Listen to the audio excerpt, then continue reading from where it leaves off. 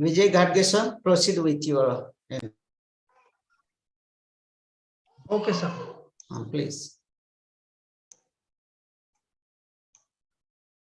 Very good morning to one and all.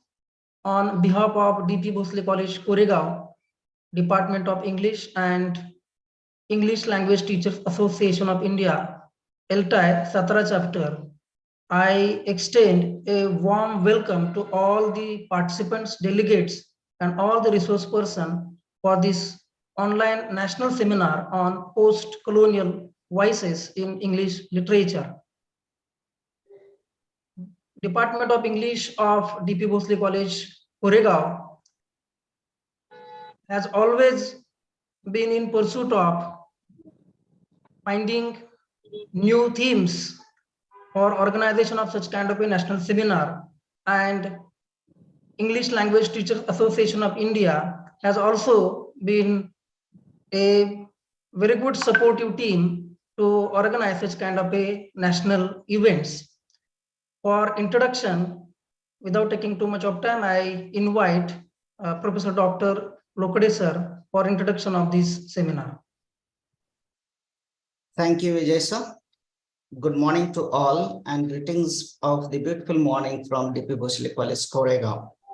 Honorable Chief Guest of this inaugural function, Professor Dr. Tripti Karekati, Professor and Head, Department of English, Shivaji University, Kolhapur.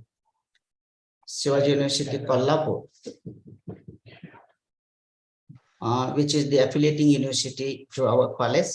The chairperson of this function is Honorable Professor Dr. Sunil Sawant, who is the President of English Language Teachers Association of India, ELTAI Satara chapter.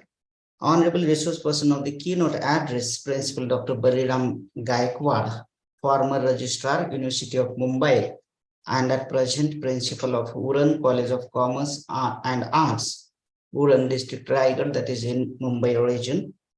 Respected resource persons and my friend mentors, Dr. Neha Arora from Central University of Rajasthan, Ajmer, Rajasthan. The second person is Dr. Deepak Chaswal, who is from Government College for Women, Puducherry, Pondicherry, that is Union Territory of Pondicherry. The third person, resource person, is Dr. Anurag Bhattacharya, who is from Department of English, Dibrugarh University, Dibrugarh, Assam. Honorable Professor Yashan Kiran from Tumkur University, Karnataka, and Honorable Principal of our college, Dr. V.S. Sawant, Vice Principal.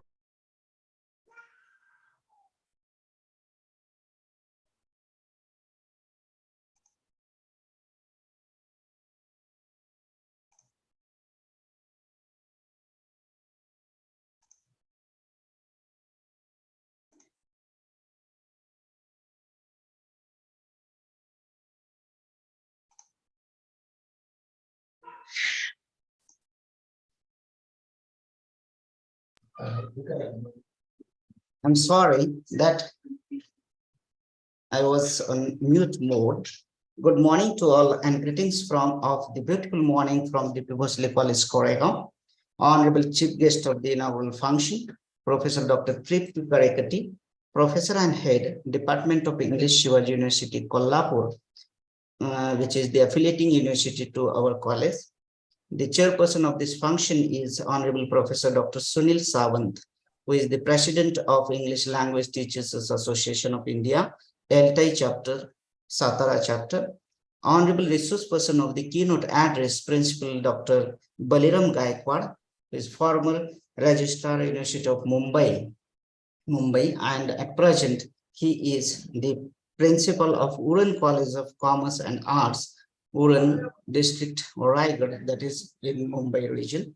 Respected resource persons, my friend mentors, Honorable Dr. Neha Arora, who is from Central University of Rajasthan, Ajmer, Rajasthan. Second person is Dr. Deepak Chaswal from Government uh, College for Women, Puducherry, Pondicherry, that comes in the Union Territory of Pondicherry. Third person is Dr. Anurag Bhattacharya, who is from Dibrugarh University, Dibrugarh, Assam. And my friend, Professor S.N. Kiran from Tumkur University, Tumkur, Karnataka. Honorable Principal Dr. V.S. Sawant, Vice Principal of our college, Professor S.N. Korekar, all respected participant teachers, researchers, students from different states of India.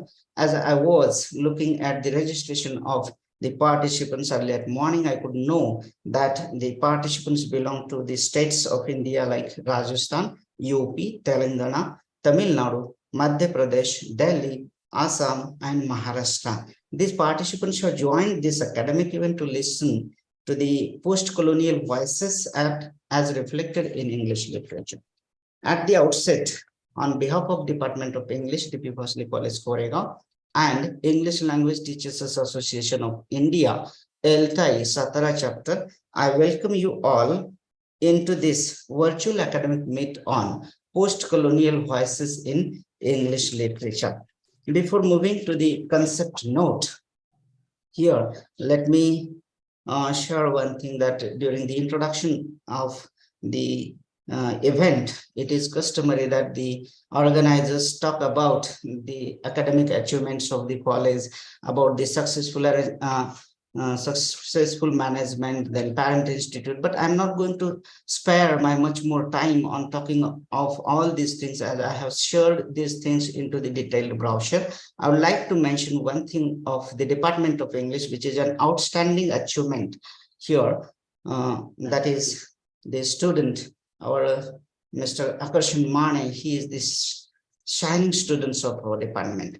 I am very much happy to let you know, all people here, that the DP Bhosle College, Koregaon has achieved outstanding performance and outstanding awards, recognitions for students in curricular, co-curricular, and extracurricular activities. But this is the fine opportunity for us to the Department of English to felicitate virtually to our Mr. Akarshan Mane, who is the student of our first batch, PG student of first batch, who completed his MA in English during the year 2020-21 and has qualified SET examination, which was organized by Savitribai Phule Pune University, Pune, in January 2022, and he also qualified national eligibility test with JRF in the last month. Therefore, I request all the dignitaries and the participants, dear participants, to put your hands together to felicitate and congratulate our dear Akarshan Mane. He is very much here into the meet here, and thank you very much. Thank you, sir. Now, turning towards the concept note, dear friends, the prime objective of this seminar was to collect critical responses on questioning to the theories related to colonialists, perceiving, understanding, and knowing the world from their point of view. As we all know, post-colonial literature opens avenues in research with the voices of the voiceless speaking out of the silenced and advocating identity of the natives through their indigenous voices, which did not get well represented due to the supremacy, or may it be called as the hegemony of the colonial mindset. Now, a question arises in the field of academics that is it needed to look at our own beauty from their spectacle or through their spectacle, as each nation has its indigenous voices? Secondly, can the Indian literature be studied from Western point of view in toto, or in turn, thirdly, shall we apply Indian literary theories to the study of literature across the globe? We wanted to dig deep with the aid of scholarly talks by eminent speakers on the post-colonial voices, and I personally requested my today's resource persons to voice the post-colonial voices through their talks and deliberations. Dear friends, this is an endeavor through which we intended to invite the stalwarts to open the discussions on the post-colonial voices as reflected in English literatures across the globe and make them available for the budding research scholars for their future reference. Before I conclude, I would like to thank and express my gratitude towards the dignitaries who accepted our invitation and who are going to enlighten the participants in the coming sessions. As well as I would like to thank the LTI office bearers of LTI chapter Satara for collaborating into this event and making this event a success. Welcome all. Thank you all. With this brief note, shall I stop here? Thank you. Thank you very much. Over to you, Vijay sir. Please unmute yourself. Okay. Yes, thank you, sir.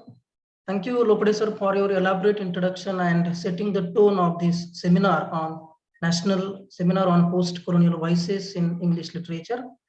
Now I'm here to introducing the inaugural speaker, Dr.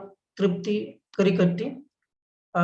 This is my proud privilege to introduce Dr. Tripti Karikatti. She is currently working as a professor in English at the Department of English, Shivaji University, Kolhapur. She, the areas of her specializations are applied linguistics, social linguistics, drama, and gender studies. As far as Google Scholar citations are concerned, she has received 88 Google Scholar citations, H Index 4 and I10 Index 2. Her teaching and research experience is more than 20 years at PG level at the Department of English, Shivaji University, Kolhapur, as well as Mekelle University, Ethiopia, from 2007 to 2009. She has undertaken 3 research projects, which she has successfully completed from 2006 to 2020, worth areas near about 15 lakh, sanctioned by, funded by UGC and ICSSR. 8 PhD research scholars have completed their PhDs under her supervision. Her research articles, 51 research articles she has published hitherto, and 6 chapters in self-instructional manual. She has also translated a book called Martha Graham Vaishishta Ras 2001. It was a research work of Russian Indologist I am Reinsar, co-translated into Marathi and published by Kirti Publications, Kolhapur. She has presented international seminars. She has, in conferences 10. She has presented 10 papers in national seminars, and she has delivered 7 lectures as a resource person. She has received an award of a translation of a radio play entitled Photo Babu. It was awarded second prize at the national level by All India Radio in 2006. There is a long list of her CV. Just I will just highlight few things. As far as research publications are concerned, she has published a research article, single author, पत्रकारिता व साहित्यातील कथन पद्धतींचा सहसंबंध. It was published in March 2020. Then intersemiotic translation, a study of appropriation and expropriation in the Marathi movie Kattyar Kaळजात Ghuchli in translation theory and practice, a first script in honor of emeritus professor. Hello, Vijay. Yes. It's okay. It's okay. No need of reading all those things. Okay, ma'am. Okay. So should I start? Just a minute, ma'am. Okay, ma'am. Okay. So this is a brief introduction of Professor Dr. Tripti Karikatti. May I invite for her to have an inaugural talk. Thank you very much, Mr. Vijay. I would like to start with a poem. This is actually a song, a rap by a in Jamaican style. So just listen to the words. We could never have known that the future, our role models would be homegrown. And now we are walking down the street with a brand new pride, a spring in the step with our heads held high, young Asian brothers and sisters moving forward side by side. Nai Zindagi, Naya Jeevan, new way, new life. This song, which is written in Jamaican style, which is actually a rap by British men of South Asian background, and this was brought out by London Records in 2000. This is not exactly British English. This is neither American English. This is neither Indian English. And so it is not an example of any of the standard new Englishes, but even then it is essentially one of the many post-colonial voices. The president of this inaugural function, Professor Sunil Sawant, the keynote speaker, Dr. Baliram Gaikwad, resource persons, principal of the college, Dr. V.S. Sawant, other dignitaries, delegates, Dr. Lokde, and the whole organizing team of this national seminar. A very good morning to you all, and I thank you for giving me this opportunity. In this short inaugural speech, I will like to make 2 points.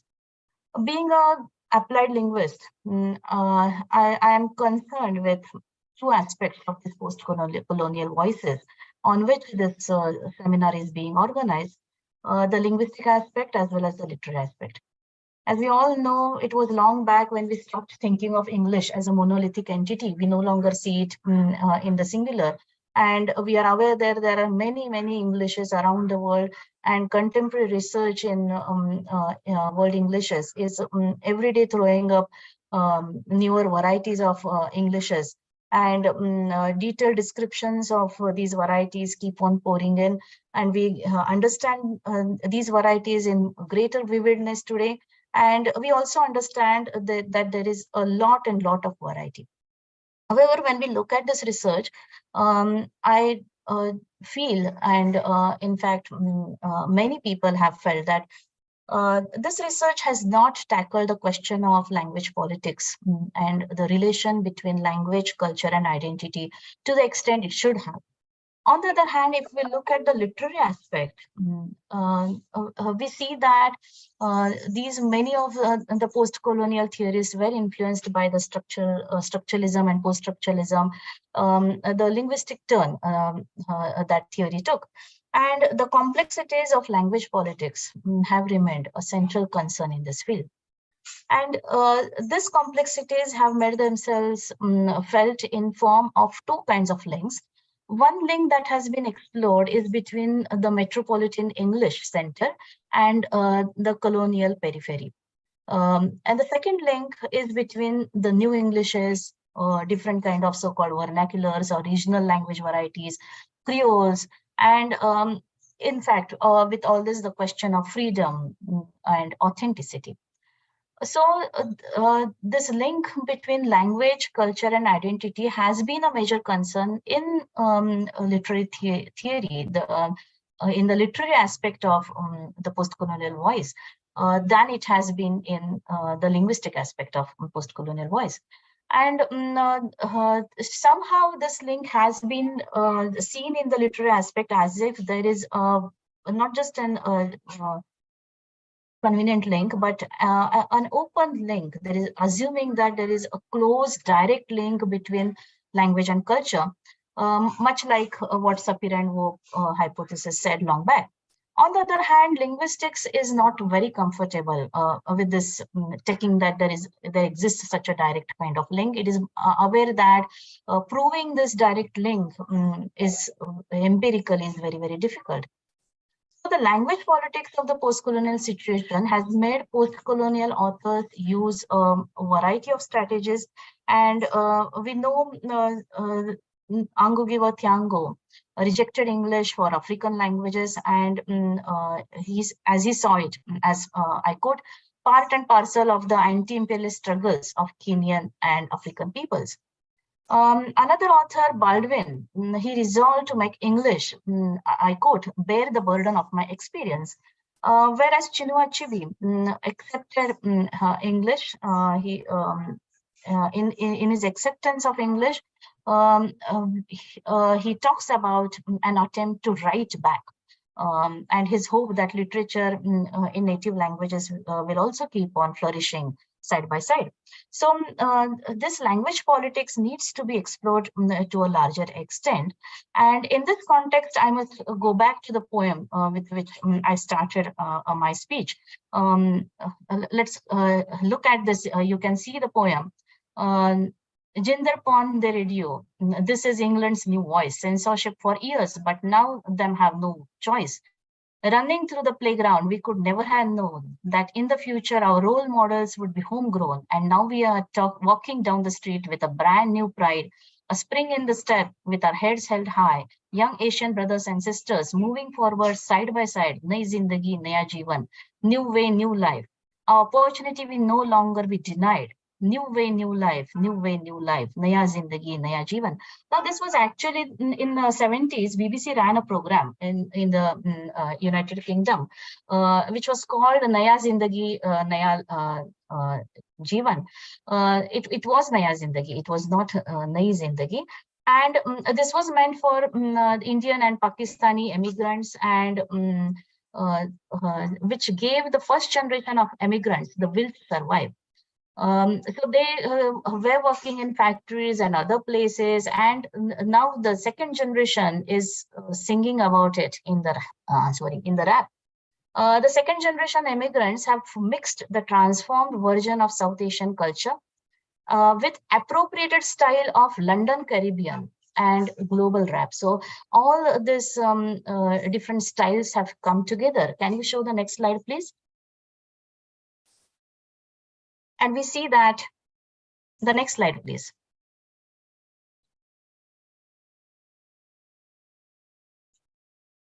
And we are supposed to be cool.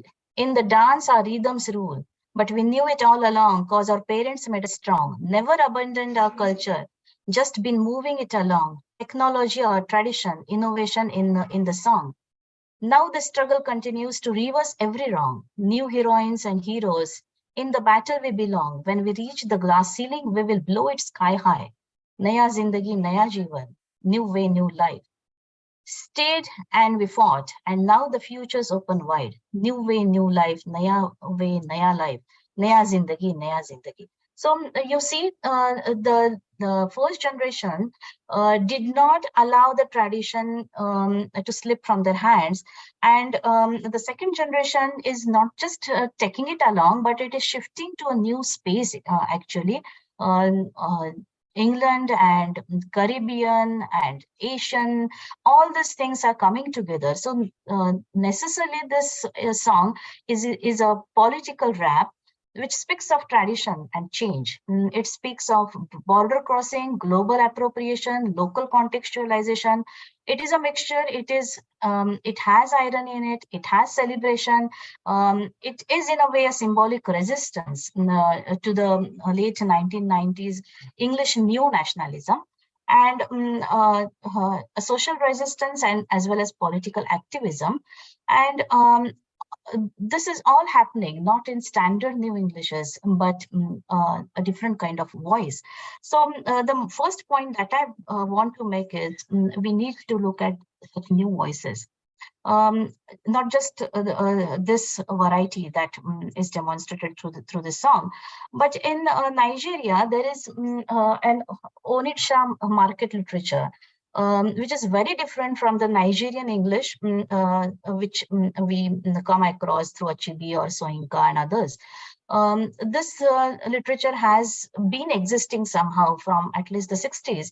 And I wonder if we also in India have some kind of this kind of a literature, which is not exactly in Indian English, which is different, which often is difficult to find publishers.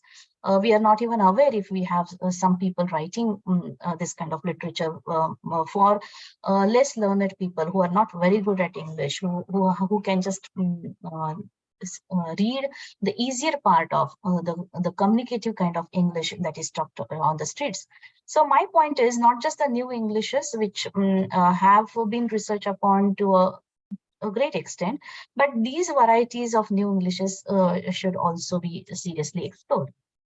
The second point is we need to be aware of the intersection, the interlocking forms of operation when we talk about post-colonialism. So the contemporary post-colonial writers, especially the diasporic writers, women writers, the minority writers, they stand on edges of two cultures. So this is not a new point that I'm making. We are all aware that they belong to two worlds and neither belong completely to the two worlds. They have recovered the past, they have revised it so that they can have a space, a cultural space from which they can speak, from which they can write. And often they have at the hands of the dominant culture. It could be the patriarchal culture, it could be colonial culture, or many other kinds of cultures. And they want change, they demand revisiting history. And the fact that they are standing on the edge of two worlds, actually we should be aware that sometimes there are some people who are not just standing on the edge of two, but more than two cultures, two worlds, two cultures. When Rishi Sunak, we had such a huge pouring on WhatsApp and on Facebook, and we all got to know of his parentage, that his parents are of Indian descent. They migrated to Britain. But they did not go directly to Britain. They went there from East Africa in the 1960s. And Rishi's father, Yashvir, and mother, Usha Sunak, they were born in Kenya and Tanzania, respectively. And this is not an isolated case. Actually, this is quite common. And we must think not just of diaspora and diasporic literature, or not just migration, but it is ripe time to think of onward migration. Now, what is this onward migration? It is also referred by terms such as stepwise migration or transit migration, and involves extended stays in two or more destination countries. So onward migration is a growing phenomenon within the overall global migration, making it essential to focus on multi-sited transnationalism. And as soon as we have multi-sited transnationalism, in our research methodology, we need to look at multi-sited ethnography techniques also. The trends show that 20 to 50% of the immigrants, and I'm talking of the time before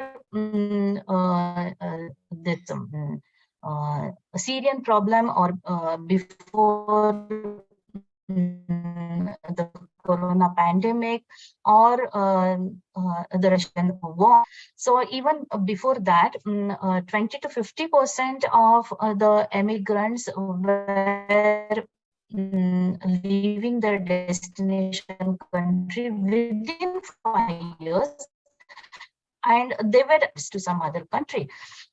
This return migration to some extent has been studied, but onward migration produced by the onward migrants, this is something which we should be looking at to explore the new voices in post-colonial literature. So to conclude, I hope that today in our deliberations, we look at these points, both the literary aspect, the linguistic aspect of the post-colonial voices. We look at the importance of intersectionality and the newer realities that we are seeing around us. We look more closely at multi-sided transnationalism. I wish you all the best for the academic deliberations. I once again thank the organizers for this warm invitation, and I declare formally that the inaugural has taken place. The seminar has been inaugurated. Thank you very much. Thank you, ma'am. Thank you very much.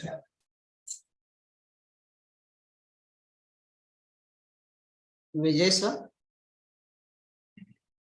over to you, Vijay sir.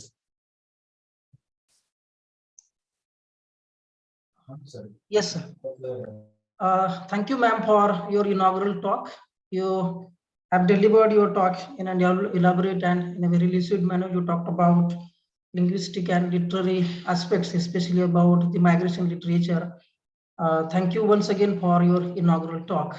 Now I am moving towards the introduction of the I'm moving towards the introduction of Professor Dr. Sunil Sawant, who is the president of LTI chapter Satara. Professor Dr. Sunil Sawant has been working as a professor and head department of English at Kishanagir Mahavidyalaya Y.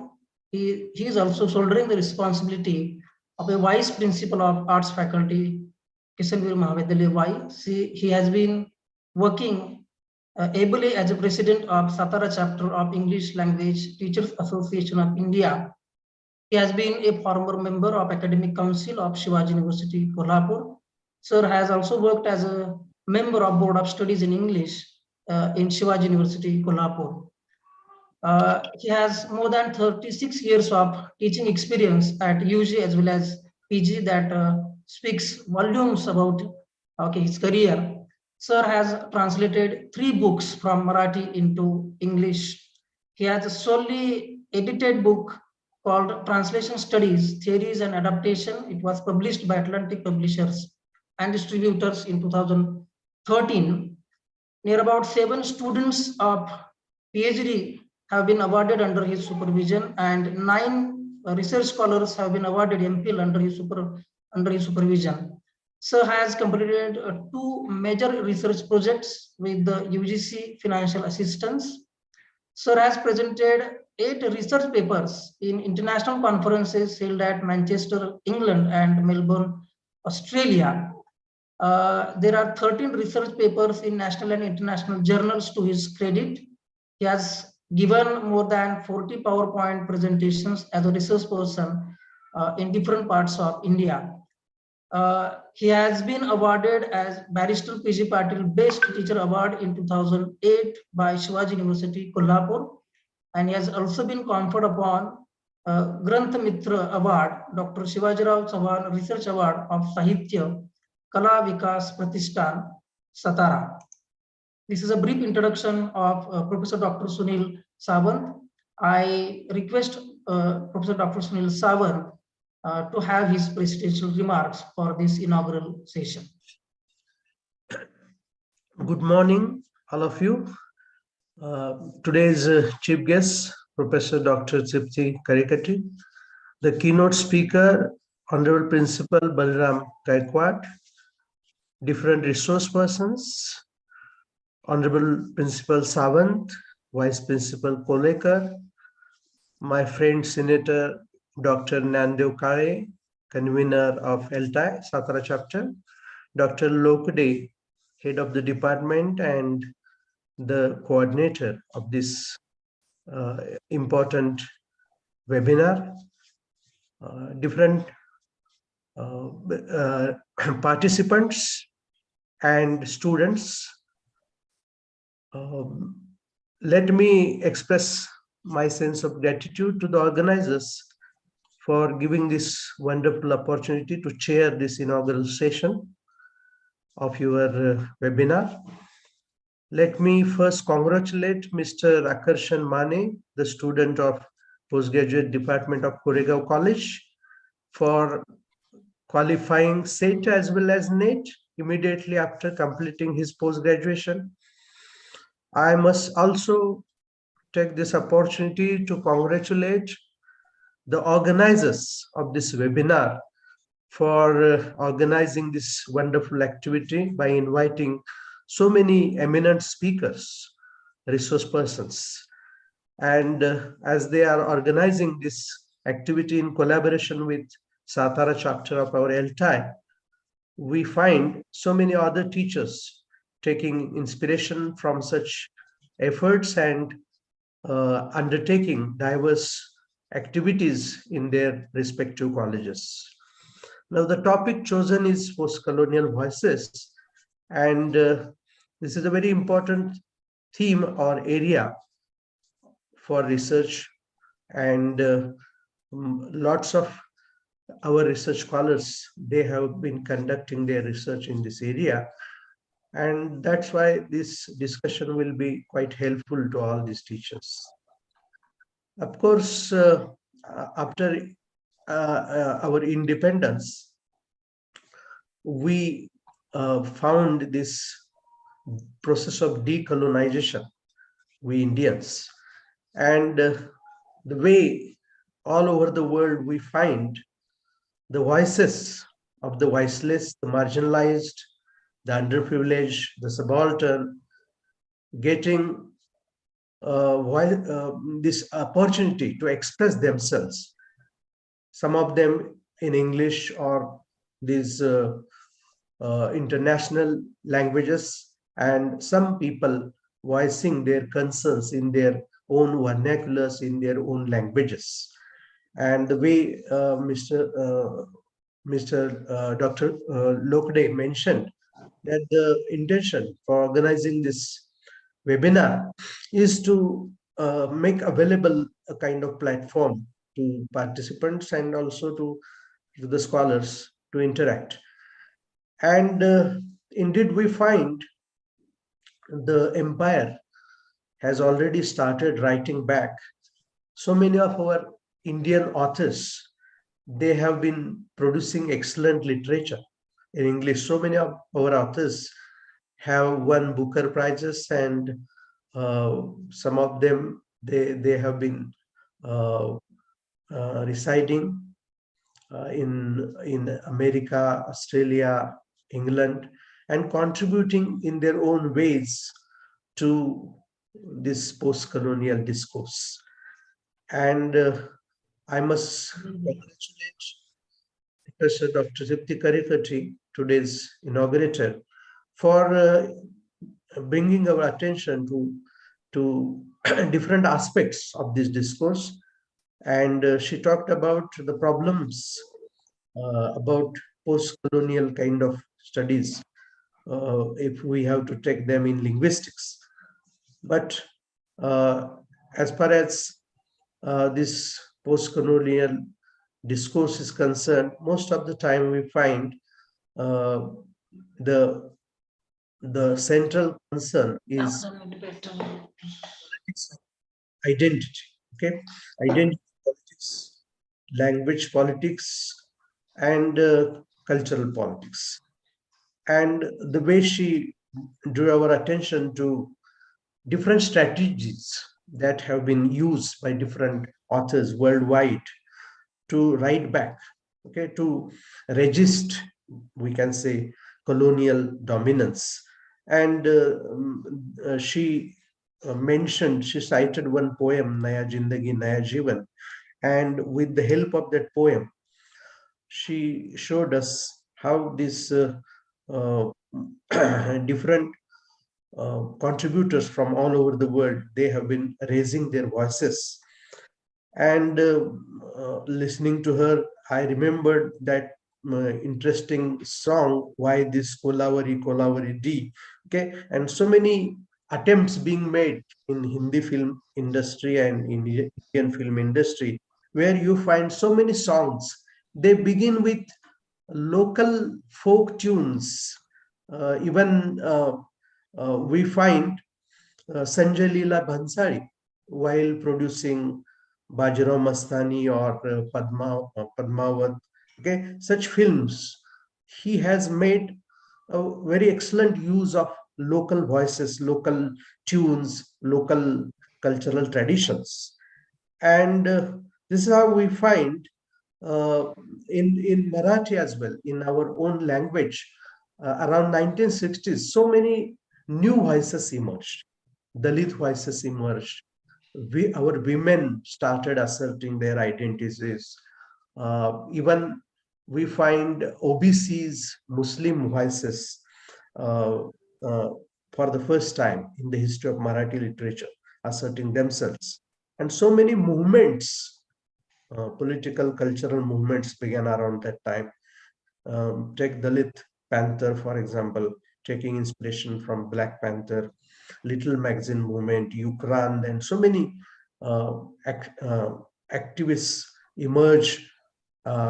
Some of our authors also, Bhalchandra Nemade and others, they started asserting native identities through this school of nativism. And so many ways we find post-colonialism took shape in diverse countries in their own respective ways. I hope so many scholars are there who might have already completed their research in post-colonial studies, and they are going to talk on different topics, which will be quite helpful to our research scholars and to different participants.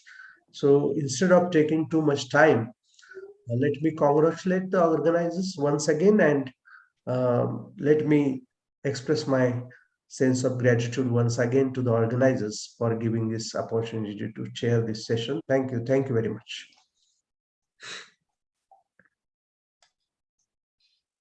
Thank you. Thank you very much, Professor Dr. Sunil Sawant, sir, for your gracious presence and delivering presidential remark. Now we are moving towards the keynote address. Today we have with us for keynote address Dr. Baliram and Gaikwad. I am introducing Dr. Baliram Gaikwad, the keynote speaker of today's national seminar. Gaikwad sir is currently working as a principal in Konkan Gyanapith Uran College of Commerce and Arts, Uran. He has been a former registrar of University of Mumbai. Sir has been a Sir has received a postdoctorate, Fulbright postdoctorate fellowship of University of Florida, USA in 2013. Sir has completed his PhD in English from Dr. Babasaheb Ambedkar Marathwada University, Maharashtra in 2009. Sir qualified his NET examination long back in 2005. He has more than 21 years of teaching experience in teaching English language literature at undergraduate and 15 years of postgraduate level teaching experience. Sir has shouldered many more responsibility as an administrative officer. He worked as a registrar of University of Mumbai. He has worked also as a vice principal of degree college from October 13 to November 20. He has been a coordinator of NUSST, that is Tata Institute of Social Sciences. He worked as the district coordinator of the 15th Youth Festival of University of Mumbai in 2017. Since 2007, he has been working as a head department of English.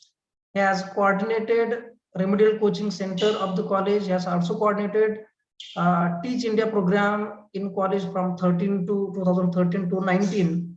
There are 3 books to his credit.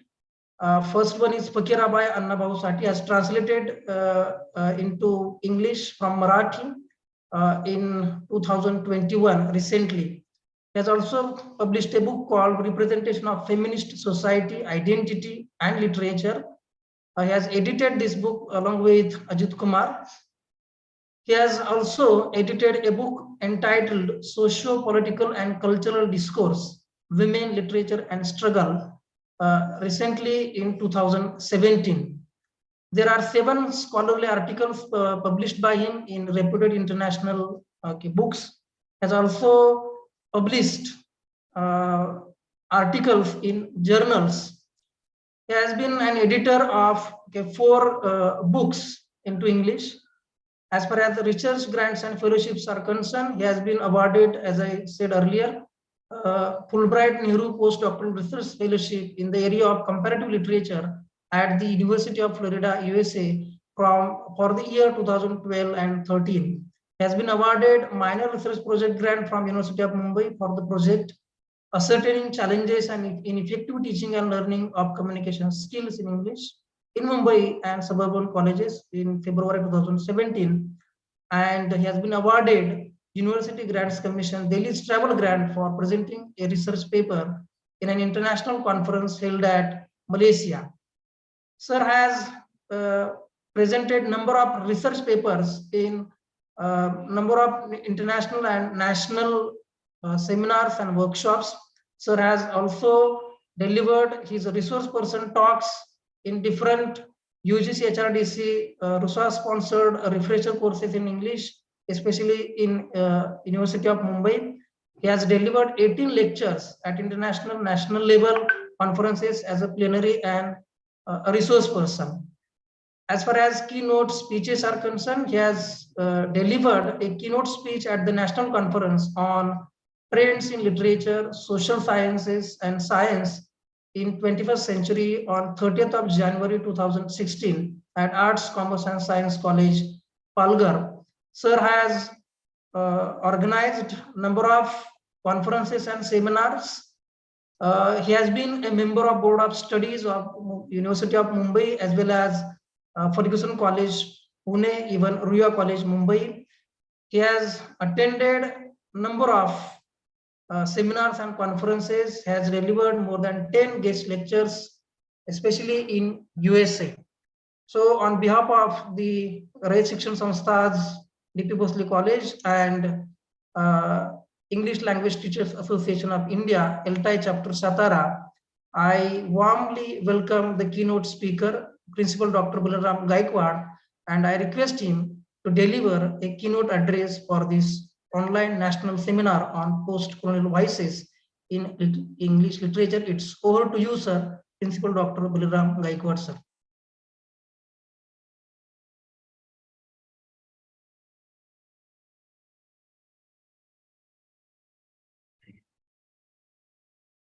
Hello. Dr. Gaikwad, sir, are you here with us? Dr. Gaikwad, sir. Please unmute yourself. Give me a moment, please. I'm just joining. Yes, please.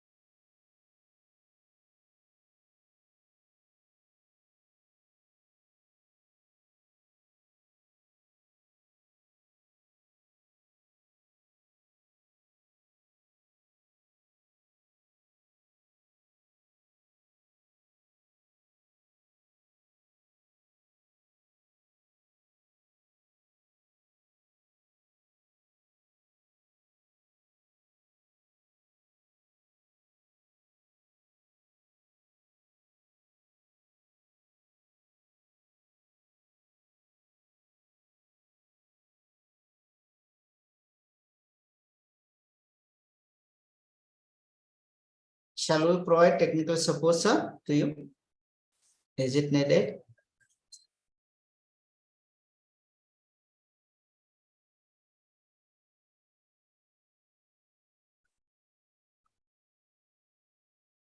Let's wait for a while, dear participants.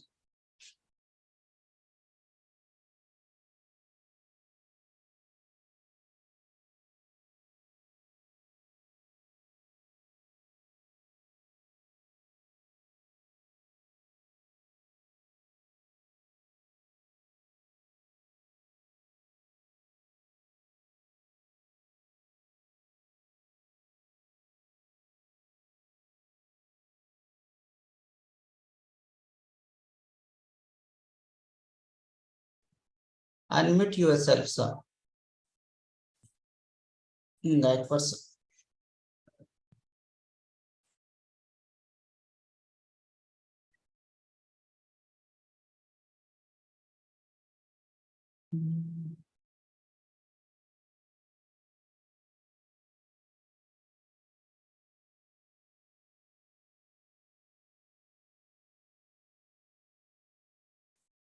We are receiving responses in the chat box.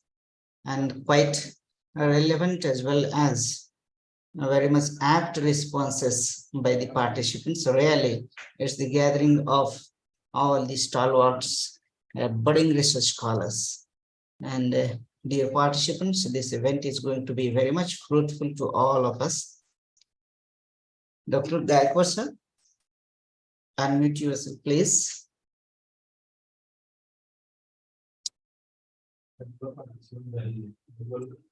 Yeah. If the 100 limit of participant process, it is alive on YouTube. You may ask your friends to switch to YouTube also. This event is going to be very much fruitful with the happy assistance of all you people. Thank you. Dear sir, Bharam Gaikwad sir, are you there? Are you able to listen to me, sir?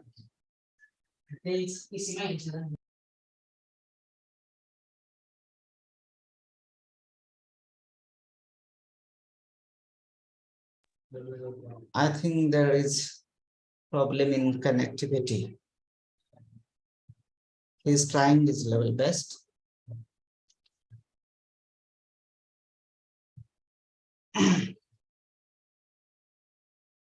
It's the only lacuna of virtual meets. Uncertainty.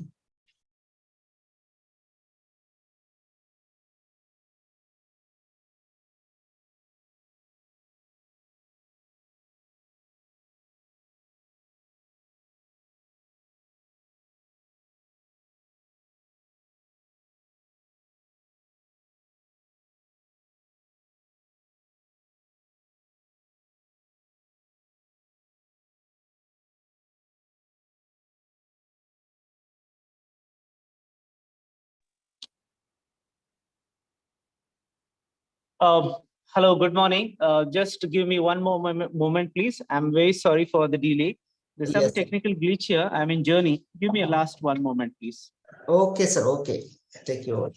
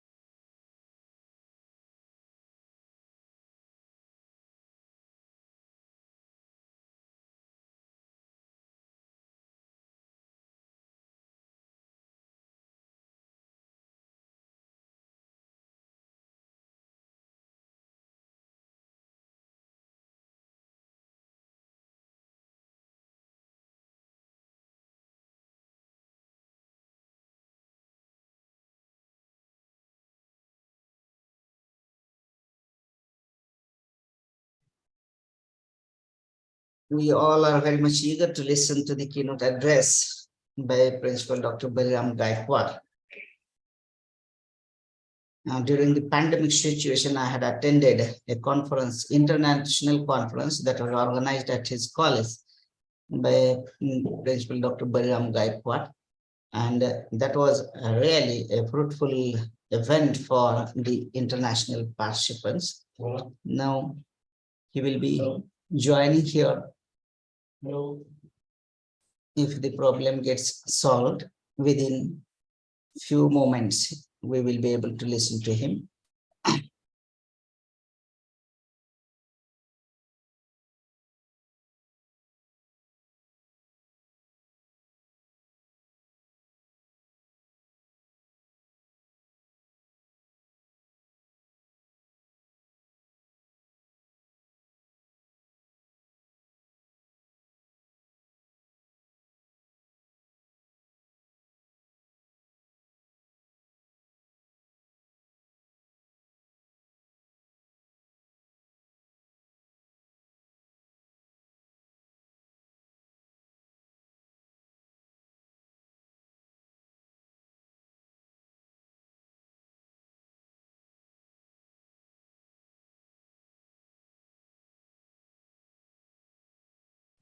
Till he unmutes, we shall have interaction.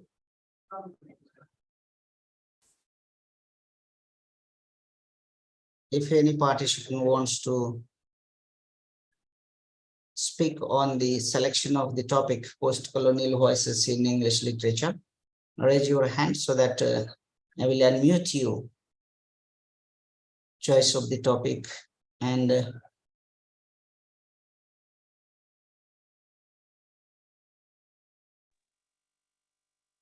okay, he is very much here. Thank you, sir. Wow. Good morning. Yeah, very good morning to all of you. My sincere apology for the technical glitches. It's okay, sir. All dear participants, the organizers for this national seminar today on post-colonial voices in English literature.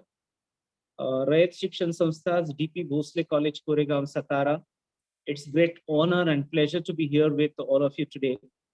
For today's this particular occasion on post-colonial voices in English literature, all English teachers, and I also understand probably there are also people of across disciplines who have joined here.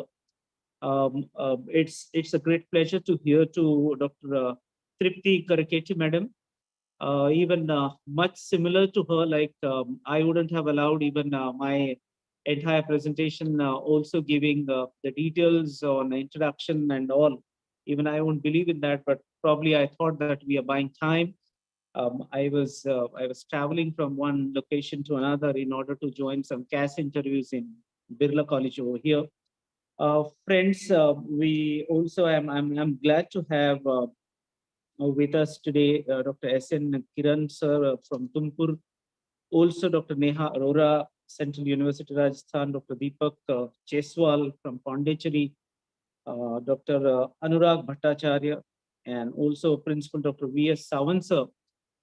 I appreciate your views, your efforts in collaborating with several people across the nation, and in real sense, your patrons and the professors and research, everyone. Dr. Lokde BS, the coordinator of today's this seminar.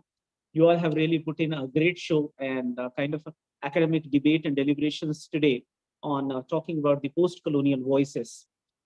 Friends, even whatever my understanding with post-colonial voices, I'm trying to present in front of you.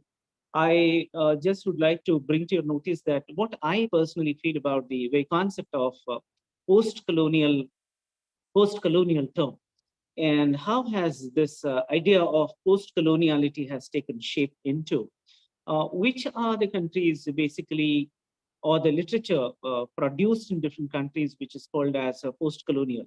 If you try to understand, then we also have concepts like third world country. Now, which are those third world countries? Who are the people whose writing can be termed as post-colonial? Those are also kind of contestable areas that all the scholars do discuss about. Here, basically, the literature produced in Africa, in Asia, South America, North America, is usually considered as the post-colonial literature. But what is it that defines post-coloniality, and what is the relevance of the post-colonial literature today? If that we try to respond to, if we try to address to this particular question, we find that the greater evil which has been done by the colonial rule in across all the countries in the globe, then we see that the greater amount of loss of cultures that our people have, the global citizens have experienced. The post-colonial literature is about it. So the loss of cultures is one of the key elements that this literature talks about. Madam Kariketi as well as Dr. Sawant sir also mentioned, and they did focus on the issue of language, indigenous languages, indigenous culture. Basically, the issue of languages has been one of the most serious issues along with the culture, which has experienced threat to the existence of the languages.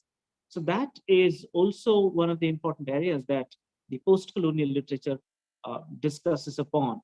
And we also see that the rapidly diminishing resources across available the globe, particularly with the colonized countries, and what is happening to their resources. Much of our literature has also focused and concentrated on this kind of these kind of issues that the people are facing, particularly after decolonization.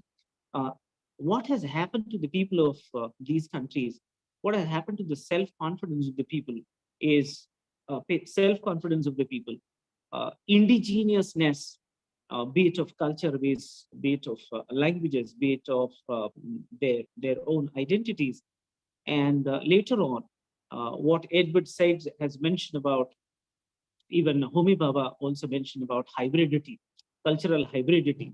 So how have these things shaped the present and the contemporary world of today's? That is entire the deliberation in post-colonial literature. We find that, for example, when after 1947, we also see a series of countries who have achieved independence from the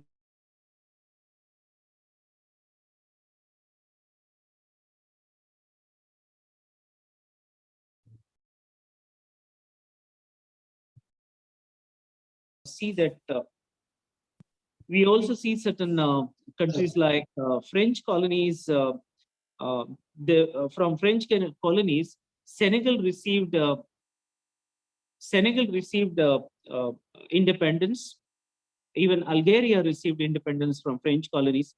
There were colonies like Saint Lucia, and Kenya received their independence from British colonies. Um, Mozambique, great literature from Mozambique is also available. So Mozambique also received independence from Portuguese colonies. So that kind of a rapid decolonization which happened after 1920s, we see roughly in 70 years span of time, several countries across the globe received independence. But simply receiving independence did not resolve the issues of the people. Rather, different kind of issues cropped up globally. And what those issues, talking about those issues together in one thread, has also two dimensions. One, these all literatures have their local concerns and some global concerns. These local and global concerns of each countries uh, which were colonized, their literature, if we try to understand, we understand that the whole process of decolonization, how that has happened, and it laid a deeper impact on the existence of these countries. That is the rumination that we find in this literature. Interestingly, how language has also been used as the weapon to prove the process of decolonization. That's interesting example that we see that, for example, in India, the British language is used to fight against the Britishers. We also see some of the luminaries in Indian independence movement having exposure, experience, education from abroad, mostly from Europe, coming back to India and giving a strong foundation to the anti-British movement, Indian independence movement. So in a way, using the cultural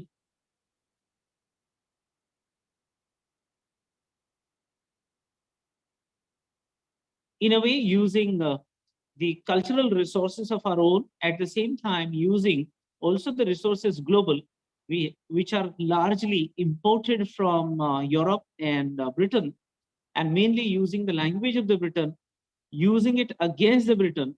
That's kind of one linguistic viability that we see in our country. Importantly, we see what has happened to the use of language globally. If we see, for example, we also have some cases uh, like the writers like Joseph Conrad in his Heart of Darkness. What does he do with the language? We see that in the Heart of Darkness also, importantly, he employs the language in such a direction, though it's written originally also in English, but then use of language is extremely important aspect of this novel. We also have, for example, Samuel Beckett, in of course, an Irishman not using Irish language initially. He is using French language. An Irishman goes to France, settle down in France, uses French language to write against the Britishers and to write in favor of the Irish independence. So see the kind of a dynamics of language which here takes place. We also have Kenyan authors also who have written in the indigenous local dialects, talking about and asserting the identity of their own people, identities, culture, as well as the freedom of the Kenya. Um, but then all these voices were expressed in Kenyan dialects also, not just the language, but the even dialects of Kenya. So I think this underscores the kind of a national and international trends wherein people have utilized different kind of resources and language to gain independence, to gain identity. And mainly talking about post-colonial literature, we also recognize that writers like Samuel Beckett, Gabriel Marquez's "100 Years of Solitude," which brilliantly talks about the what happened to African communities, particularly. Then Salman Rushdie's "Midnight Children" also comments on the hybridity of culture and multiculturalism, which has cropped up after 1920s onwards. We also see Chinua Achebe's "Things Fall Apart." All of all of these voices were very strong voices against the colonizers, and the impact even after the departure of the colonizers from those countries and colonies. How have uh, the the colonial presence in terms of language, in terms of culture, here in all these colonies have devastated the local cultures. Basically, these are interesting areas as researchers we understand and we should remember. I also would like to make some interesting observations about what are different kind of themes that these people, apart from what I mentioned, they include in this literature. I understand that largely racialism and colonialism both are the dominant themes of their writing. As Edward said, mentioned cultural imperialism in his famous work Orientalism. So, what this cultural imperialism is, this is nothing but an objection. This is nothing but resistance to the continuity of imperialism or continuity of this colonial rule in different forms in these colonies. So, this cultural imperialism is the key term that we apply in post-colonial literature. We also see that the terms like hybridity, which has been coined by Homi Bhabha, Gayatri Spivak's "Can Subaltern Speak?" I think these are the most important seminal text when we try to understand what post-colonial literature means. Apart from that, an interesting analysis of all these texts which are written in post-colonial time or as the gamut of post-colonial literature, we find the Franz Fanon's analysis, which he himself has coined the term called psychopathology of colonization. Most important term here, or that essay that he has written, psychopathology of colonization. I think being the researchers, Franz Fanon, we all should read in detail. And many of the time when we make an attempt to apply certain kind of theories to certain texts, I think this psychopathology of colonization could be one of the very powerful tool to understand and to analyze the post-colonial text. Madam Dr. Uh, uh, our resource person Tripti Madam also mentions about migration.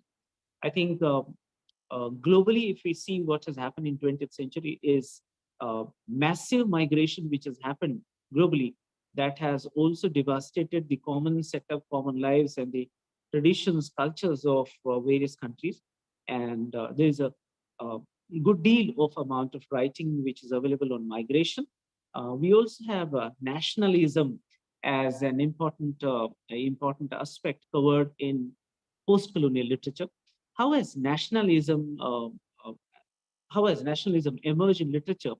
If this point we try to understand, then we understand that nationalism, the rise of feeling of nationalism or rise of feeling of rise of various movements uh, taking the very gospel truth of nationalism automatically created an awareness among the people, and simultaneously, side by side, it also gave rise to the movements which were parallelly grown and called as anti-British movements. So anti-British movement, anti-colonial movements were really given kind of a boost by the feeling and the rise of nationalistic feelings or nationalistic movements, not just in India, but all those countries which were colonized. Post-colonial feminist literature is also the recent phenomenon.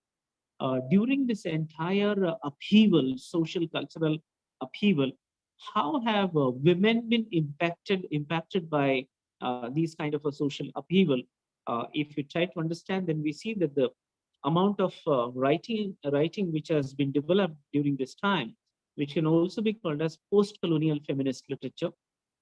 For me, it was really amusing to know that even colonial cinema has its own dimension to add in this entire discussion in post-colonial literature. So it's not just post-colonial literature, but the voices expressed through this post-colonial cinema is also a larger area to explore in terms of literary research. We find that Caribbean literature also has largely been discussed, researched, lot of reading, writings, and seminars, conferences also are conducted on Caribbean literature. But that does consist of a larger portion of this uh, uh, Caribbean literature in post-colonial literature too.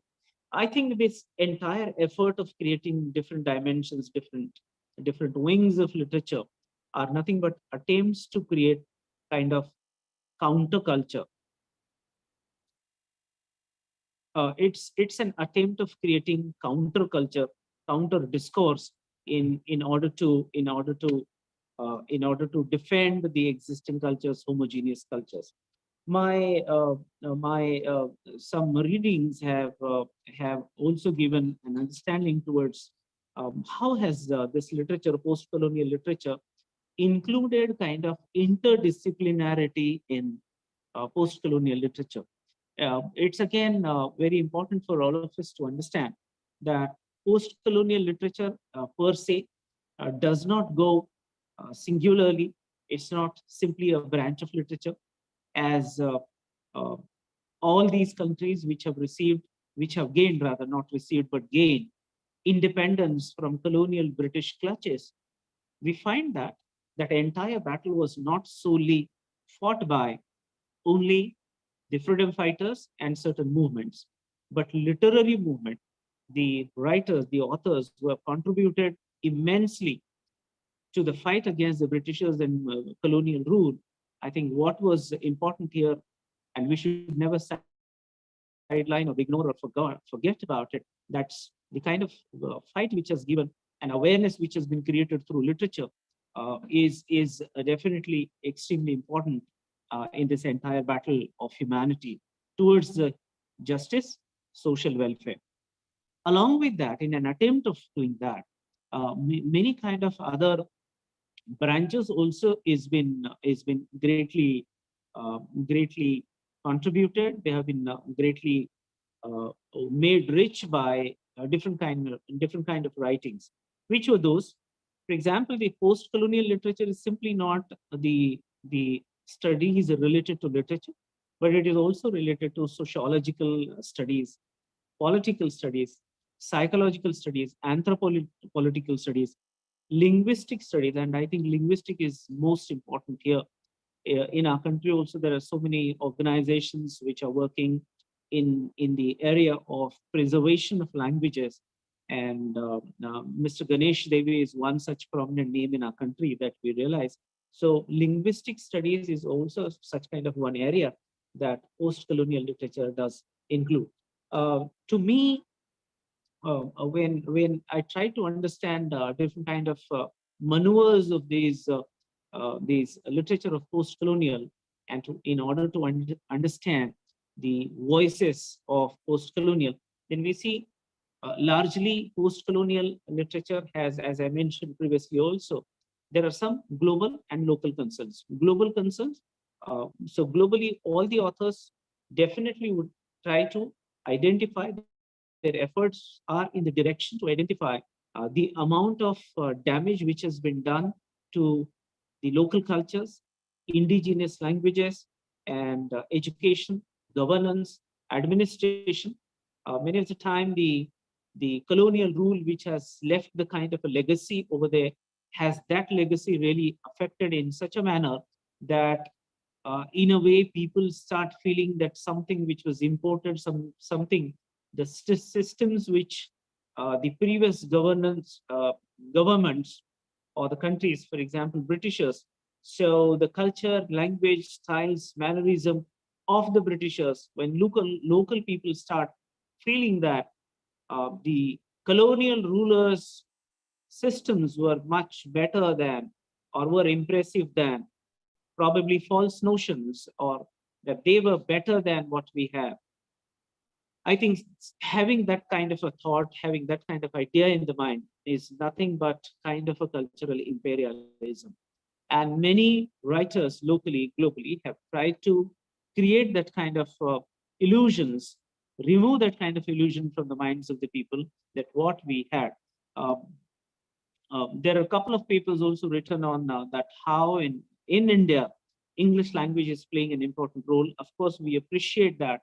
And even the partner for this particular seminar is also LT.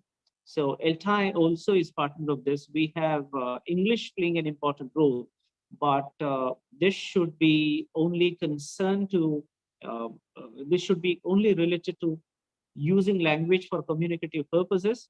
But the theoreticians have written that when the local people, when the local culture, society, they start believing that what we had given by the Britishers was much more impressive, better, then there would be death of the local cultures and systematic imposition of imperial thoughts, imperial culture, and imperial values would be established, which would be very, very dangerous. So in a way, the post-colonial literature is trying to create an awareness among the people, realization among the people that how devastating influence that the cultural imperial imperial colonial rule has created in our country.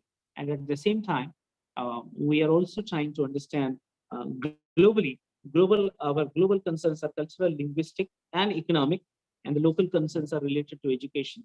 So through education, government, and citizenship, how the identity of the local people is formed and shaped, that is also one of the concerns of this literature. I also see that cultural alienation has also been given a lot of importance here. Cultural alienation talks about accepting others' culture, deleting our own, and also proving that what you have, for example, even Lord Macaulay's this famous letter, which is pretty easily available on Google also, that we all probably use whenever we talk about education policies in India. So Lord Macaulay has mentioned about once Indian people believe that English is an impressed language, it's a good language than Sanskrit, slowly then, attacking cultural values, strong cultural values in India would be much easier. And this is something exactly it talks about, this literature talks about. So post-colonial literature tends to oppose this kind of imperial forces existing through different kind of means. You see, at the same time, if we try to understand the very current scenario, what has happened last month is kind of, is it a time to fight like this, or is it time for having greater understanding between various cultures? Of course, we are trying to establish greater understanding between the cultures, but I think interdependence of the cultures is also the time that we all are looking at. When Mr. Rishi Sunak became the Prime Minister of England, UK, the kind of television debates nationally and globally, we see all over beginning of a new era between India and UK. All positive things were given, but there were also certain amount of debates which talked about why Rishi Sunak was an important person for Britain, though of Indian origin, Indian ethnicity, why he should be given, why he was deliberately given the prime ministership. Many important articles came in this, but one of the things which is very appropriate here to mention is the interdependence of cultures. Now, this interdependence of culture is also probably new positive note that globally all the cultures and countries need to be interdependent. But it would be interesting to see that how from cultural clashes to cultural mingling happens, and in next all future sessions today, you all are going to have deliberations on this kind of a cultural mingling and the tensions that we all going to face. So we researchers will have to really find out the means and also safeguard our own indigenous local cultures, languages, at the same time taking certain cues, understanding, and knowledge and experience from our past experiences, and pave the way for greater and bright future life for all of us. Dear organizers, thank you very much for inviting, and dear all participants, thank you for bearing with the technical glitches also, and thank you all of you for your patient listening. Have a nice day. Thank you, sir. Thank you very much. Please, Vijay sir.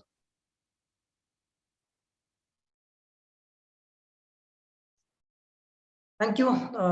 Thank you very much, sir. Principal Dr. Baliram Gaikwad, sir. You really have set the tone of this online national level seminar on post-colonial voices in English literature.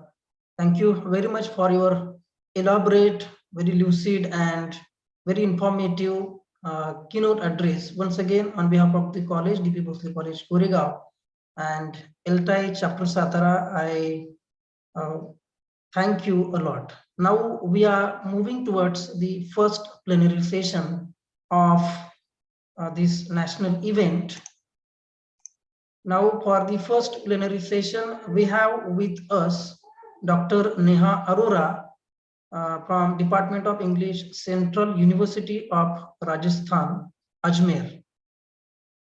May I now call upon Mr. Sudhir Kasgavde sir to introduce the invited talk, Dr. Neha Arora, to introduce Dr. Neha Arora.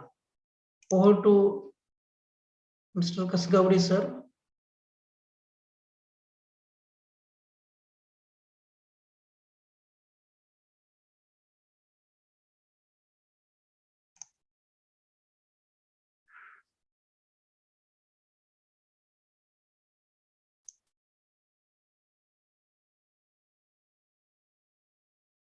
Kasgavde sir, will you please unmute yourself?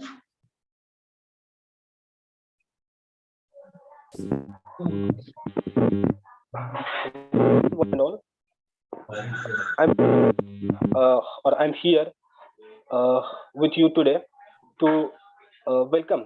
I welcome you all for the first plenary session of online national seminar on English, on post-colonial voices in English literature, organized by the Department of English, DP Bhosle College, Koregaon, in collaboration with English Language Teachers Association of India, Satara chapter.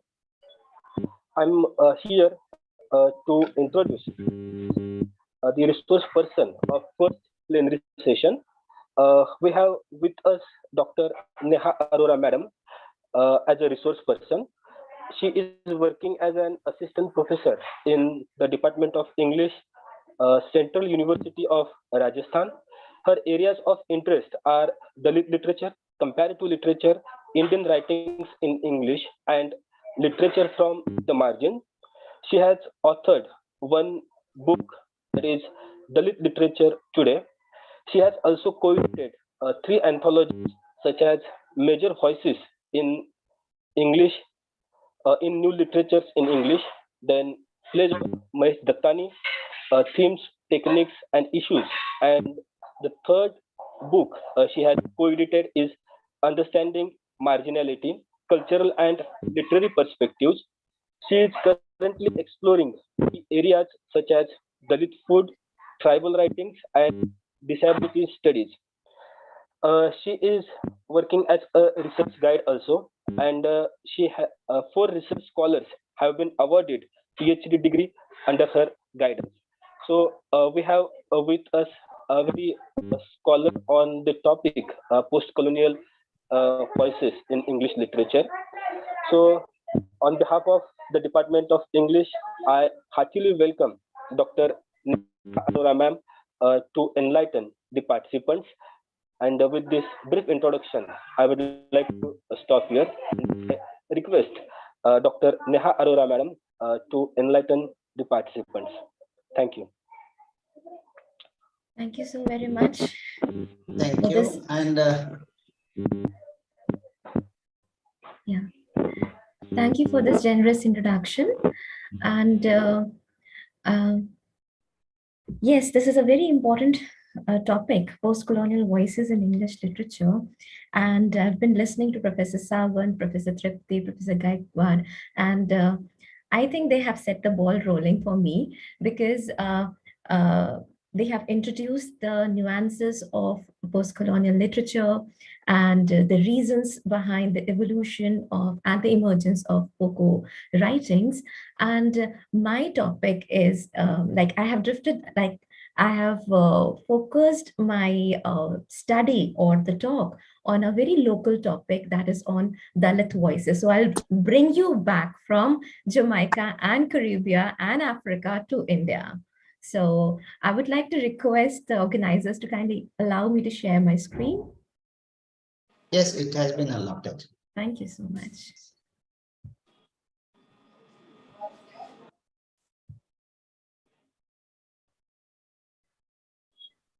Yeah, may I know if it is visible? Yes, ma'am, it's visible. Right, and I'm clearly audible as well. Yeah. Okay, so do let me know when you stop, like, because I cannot, I'm not able to see myself. And should I enlarge the screen, zoom in the screen, or will this do? Yeah, yes. Um, Make it a slideshow. okay, just give me a minute. Just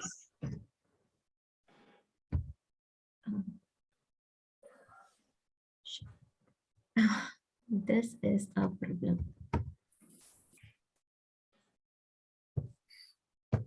Hello, ma'am. Just a minute, I'm trying to do that.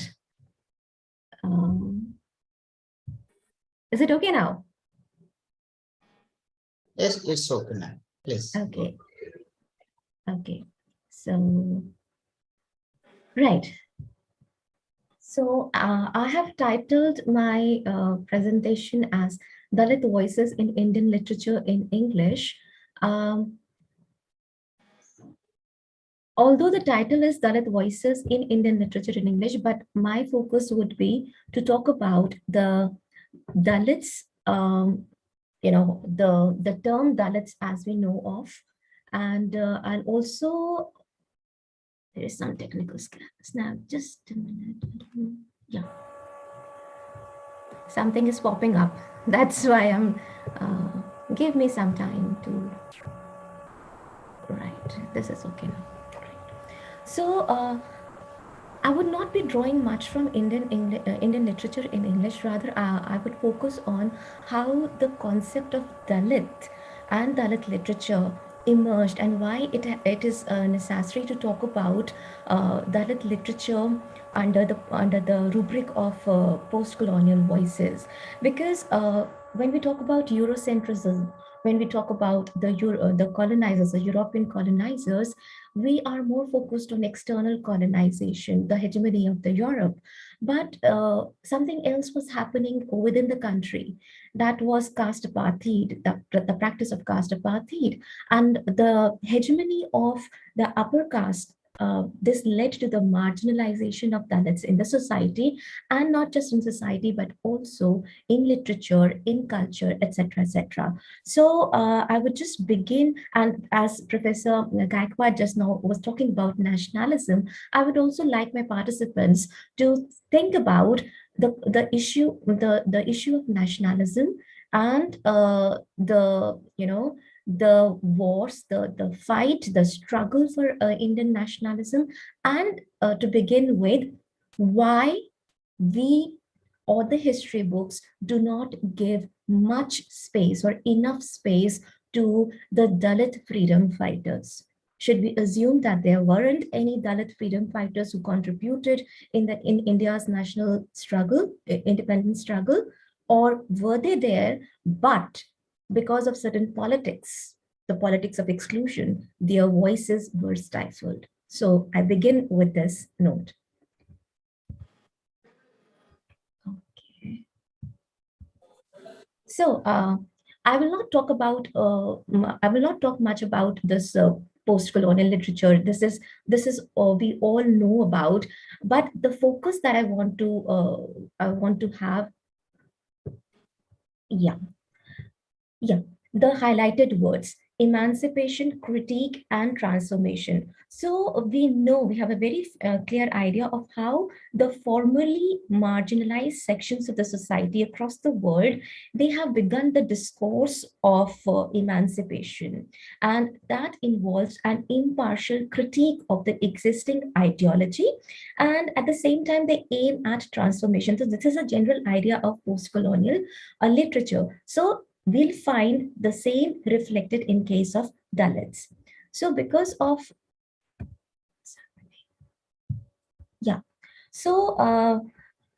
post-colonial literature, as Professor Gaikwad rightly mentioned, that these are counter-cultures, counter-narratives that are created. So this quote by Professor Kancha Ilaiah, this is not restricted to Dalits only.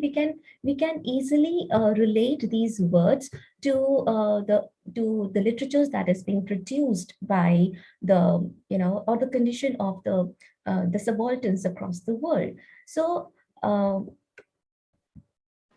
third world literature has also been talked about. I will not elaborate, but again, I want to draw your attention to the highlighted words: to break the silence, and also community. This is very important because the emphasis of writing back, the empire writing back, is to break the silence, the voices that have been stifled because of the hegemony, either it be on the basis of caste, class, gender, race, economics, politics, whatever be the reason. So the voices that were silenced, now they are writing back, and this writing back is interpreted as breaking the silence. And we should understand, and we should remember that whenever we read any memoir, any life writing of any subaltern, it is generally not the story of the individual, rather it becomes the story of the entire community.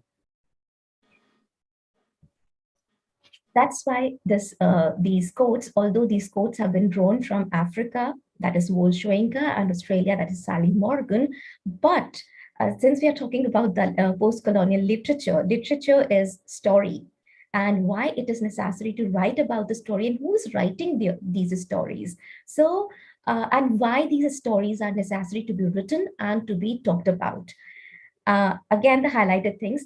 Shoenka says that for a people to develop, they must have a constant recourse to their own history. And similarly, Sally Morgan also says that I want to write the history of my family. There's almost nothing written from a personal point of view. And then further, I just want to try to tell a little bit of the other side of the story. And this is very important because until now, what was given to us about us was written by others. So it was not a complete picture. It was not the complete story, and that is why it is very necessary to know the perspectives of the subalterns, also to read a very unadulterated narrative for a comprehensive understanding. So that is why my history and my story are interconnected. Am I audible and clearly like things? The slides are visible. Can anyone confirm? You're audible, ma'am, please. Okay. Now, coming directly to this slide is deliberately left blank because I want you all to think whether caste is a thing of past. Because for me, caste still exists. Caste discrimination, this malpractice of caste apartheid still exists. And you're free to differ from, disagree with me. And I'll just give you a few instances, very recent disturbing facts. You can see that the events, the instances mentioned are from the last decade only. Then these are certain news that we all must have come across. These are, for me, these are the reasons to emphasize that caste apartheid exists. Yeah. Corona, COVID-19 and Dalits. So Corona has not just affected us physically. The cases of caste discrimination escalated even in the deadly times of Corona. And you must have come across the news where discrimination in quarantine centers, where the patients refused to consume food just because it was cooked by a Dalit cook. So such kind of instances also are occurring. So how can we say that caste is a thing of past? Social distancing, yes, the mantra of social distancing that was very popular during COVID times. Do you think that it is anything new in our country? No, I don't believe that this is new, because we have been practicing this social distancing since ages. We have demarcated the residential areas. We have, we have demarcated, we have categorized the jobs, the professions that Dalits and non-Dalits can take. We also, we have, we certain people, we have this practice of keeping the utensils of domestic helps, separately. So what is this? Social distancing? That's why this is nothing new. Then caste, after discussing all these things, I can say that caste is very much in the DNA of the Indian society. And the unfortunate part is that this is something made legitimized.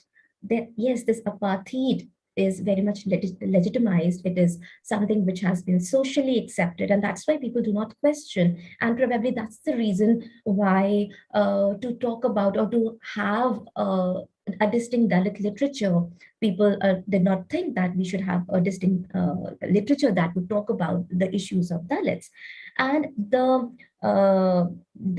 purity pollution concept that we have in our minds and that we practice, this reinforces the erasure of the Dalits, the keeping the utensils separate, not allowing the people to enter the puja area or in the kitchen area, blah blah. I don't want to talk about those things because we all know what are the practices that are prevalent in our society.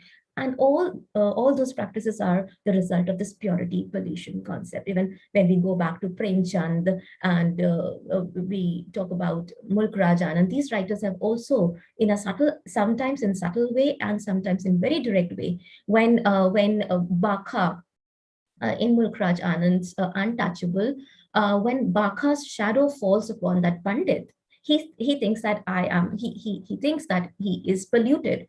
But touching or trying to molest Baka's sister in the temple, that is not pollution. So this, again, there's no need to elaborate on all these things. And the irony is, we know that they are indispensable. We know Dalits are indispensable to our society, yet they are made to be invisible. They are very much a part of the society. Why they are treated to be a part from the society, apart from the society. So Limbale, Sharan Kumar Limbale also says that subaltern status is inherited from birth and sanctioned by sacred authority. It is eternal and unalterable, although we can read the irony and sarcasm. Yeah. Okay, there's sarcasm in this line. What's in the name? Yes, everything is there in the name, because if you see these names, Asparsha, Achut, Shudra, Harijan, Untouchable Dalits, or Dalit Bahujan, we can clearly see the trajectory from the negative, the despised, Asparsha, Achut, to the very assertive Dalits. So we do not want to be treated, we do not want the tags to be given or the labels to be given by others. We are Dalits. I am Dalit. Dalit is dignified. So I'm taking pride in what I am. A glimpse, this is just a brief of, how we define Dalits in literature and in society. And I've already discussed these things, so I don't want to elaborate much.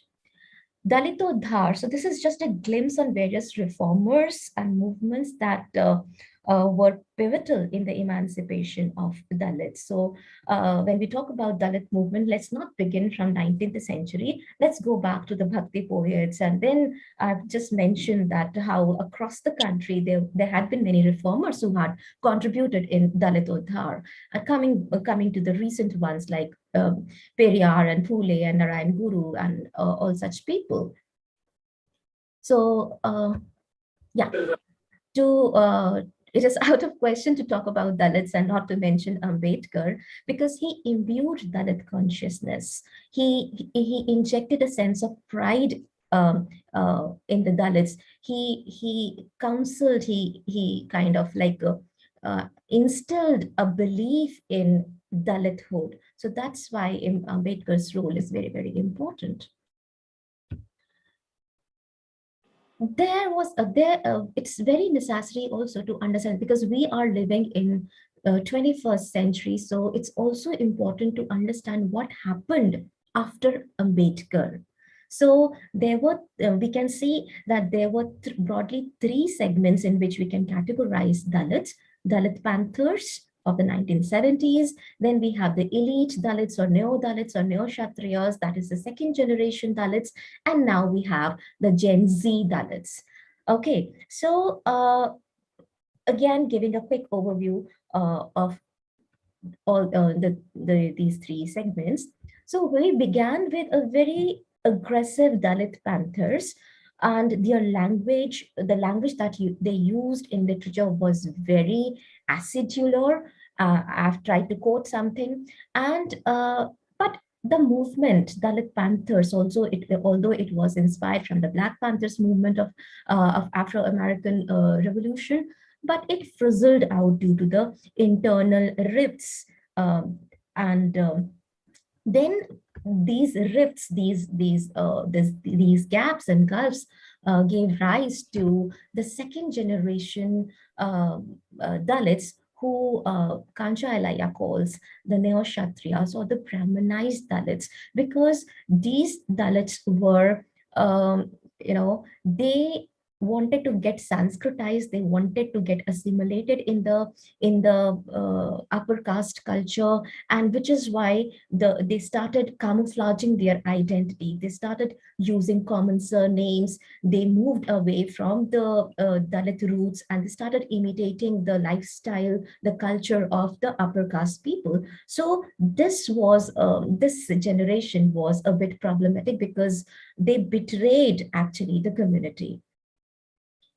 Coming to the Gen Z Dalits, that is the Dalits born in the last decade of 20th century, these are very different from their predecessors because they have exposure to the Western world. They are urbanized. They're living in urban sectors. They have access to education and technology, and they have even crossed the national borders.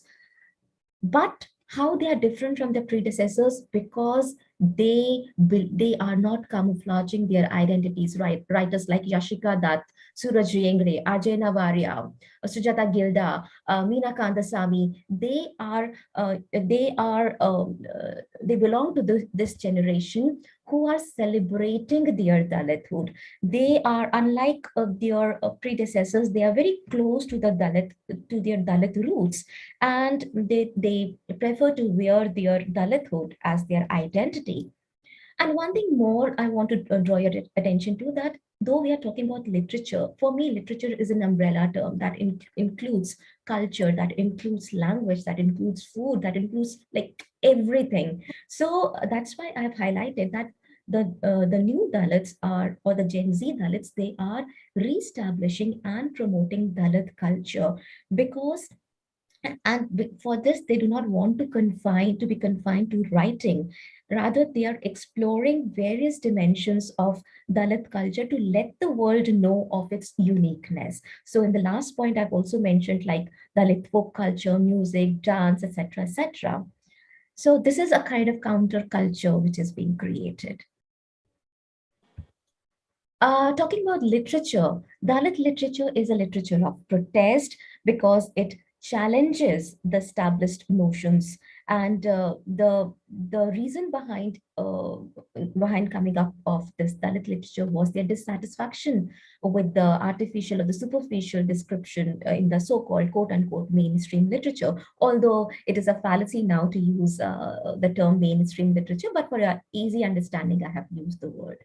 So the aesthetics of Dalit literature is also very different, and because their writings are not based on anuman or speculation, rather we get the real anubhav or experience. So now we do not have, the social and textual suppression of Dalits, and these words by Limbale that I've quoted, these words actually are very caustic, very acidular, but very clearly they mention that how the empire is writing back. So Limbale says, "How will you tear down my words, planted like a sun in the east? My rights are rising like the sun. Will you deny the sunrise?" So beautifully writing back. This is the empire, the empire who's writing back.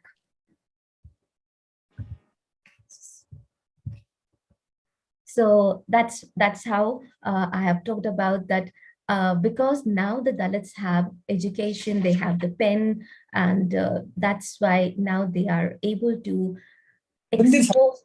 Yeah, may I request the participants to kindly mute themselves? Okay. So now we are, because of the power of pen, they are able to fight for their cause, and they are deconstructing the history. They are rather, now we have, they are questioning why Shambhuk was not rightly presented in Ramayana. Why, Eklavya, so these are the modern Eklavyas who are not ready to give away their thumb to Dronacharya. And Om Prakash Valmiki, in his autobiography Jutan, he beautifully uses this analogy of Eklavya, when his father, Om Prakash father's father, comes and confronts the headmaster that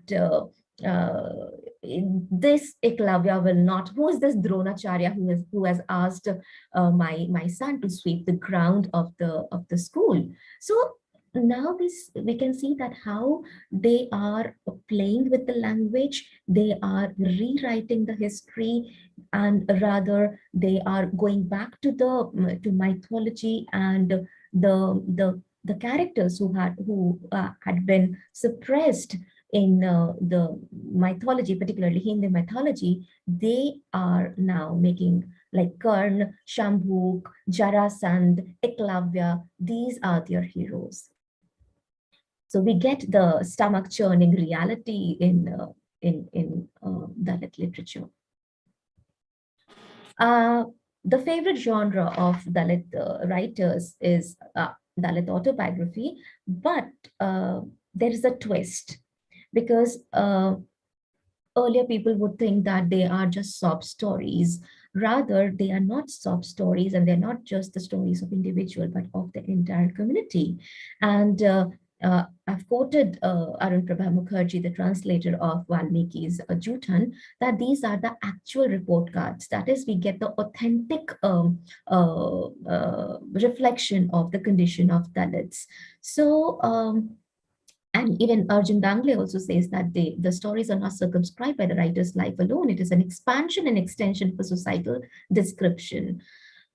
One thing that I have tried to highlight is Ambedkarite manifestos, socio-political documents, etc., etc.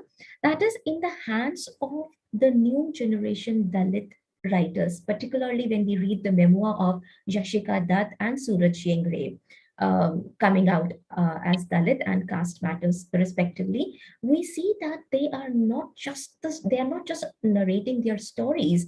Rather, the autobiographies are the socio-political documents, or rather archives of Dalit culture. Yashika Dutt's memoir coming out as Dalit, for example, it has 12 chapters, and out of 12 chapters, only 5 chapters are devoted to her own life. The rest 7 chapters, they talk about Dalit women, Ambedkar's influence, then other things. I mean, which is quite contrary to the nature of autobiographies. And this is how the new generation Dalits, they describe themselves, that they are unapologetic of their Dalithood, and the Gen Z Dalits do not want to be merely seen as vote bank, but as thought bank. So we can clearly see the transformation, the makeover of the mindset of Dalits. Definitely, their writings have changed. I'm talking about the contemporary Dalit literature. Their writings have changed the language, the theme, and also the reach. Now they can reach out, since they're writing directly in English, they can reach out to the global readers. They are also into experimentation. Why? Because their sole idea is to reinforce Dalit culture. That is why we now have Dalit graphic novels, we have writings on social media. Various genres are being explored by the new generation Dalit writers, and they do not want to be called themselves as writers, they call themselves as artists, and all artists are activists. So whatever they are producing, they produce is narrative of resistance. I have just mentioned some of the significant achievements, the incessant efforts of the Dalits have made their presence known everywhere. Now we have them active on social media. We can see how the certain university curricula is also transforming. We have Dalit Literature Festival being organized in Delhi, and I've just got to know that in 2023, again, in the month of January, they would be having the Dalit Literature Festival. So, which was something, something was not like talked about. We could not have thought about having these things. Now, a full-fledged Dalit Literature Festival. We have known of Jaipur Lit Fest and Hyderabad Lit Fest, but these things are to come up with these ideas, such programs is itself quite commendable. The idea is to declare their arrival. The subalterns who were devoiced or whose voices were stifled, now they are creating counter history. They declare to the world that we are not weak, meek, timid, invisible.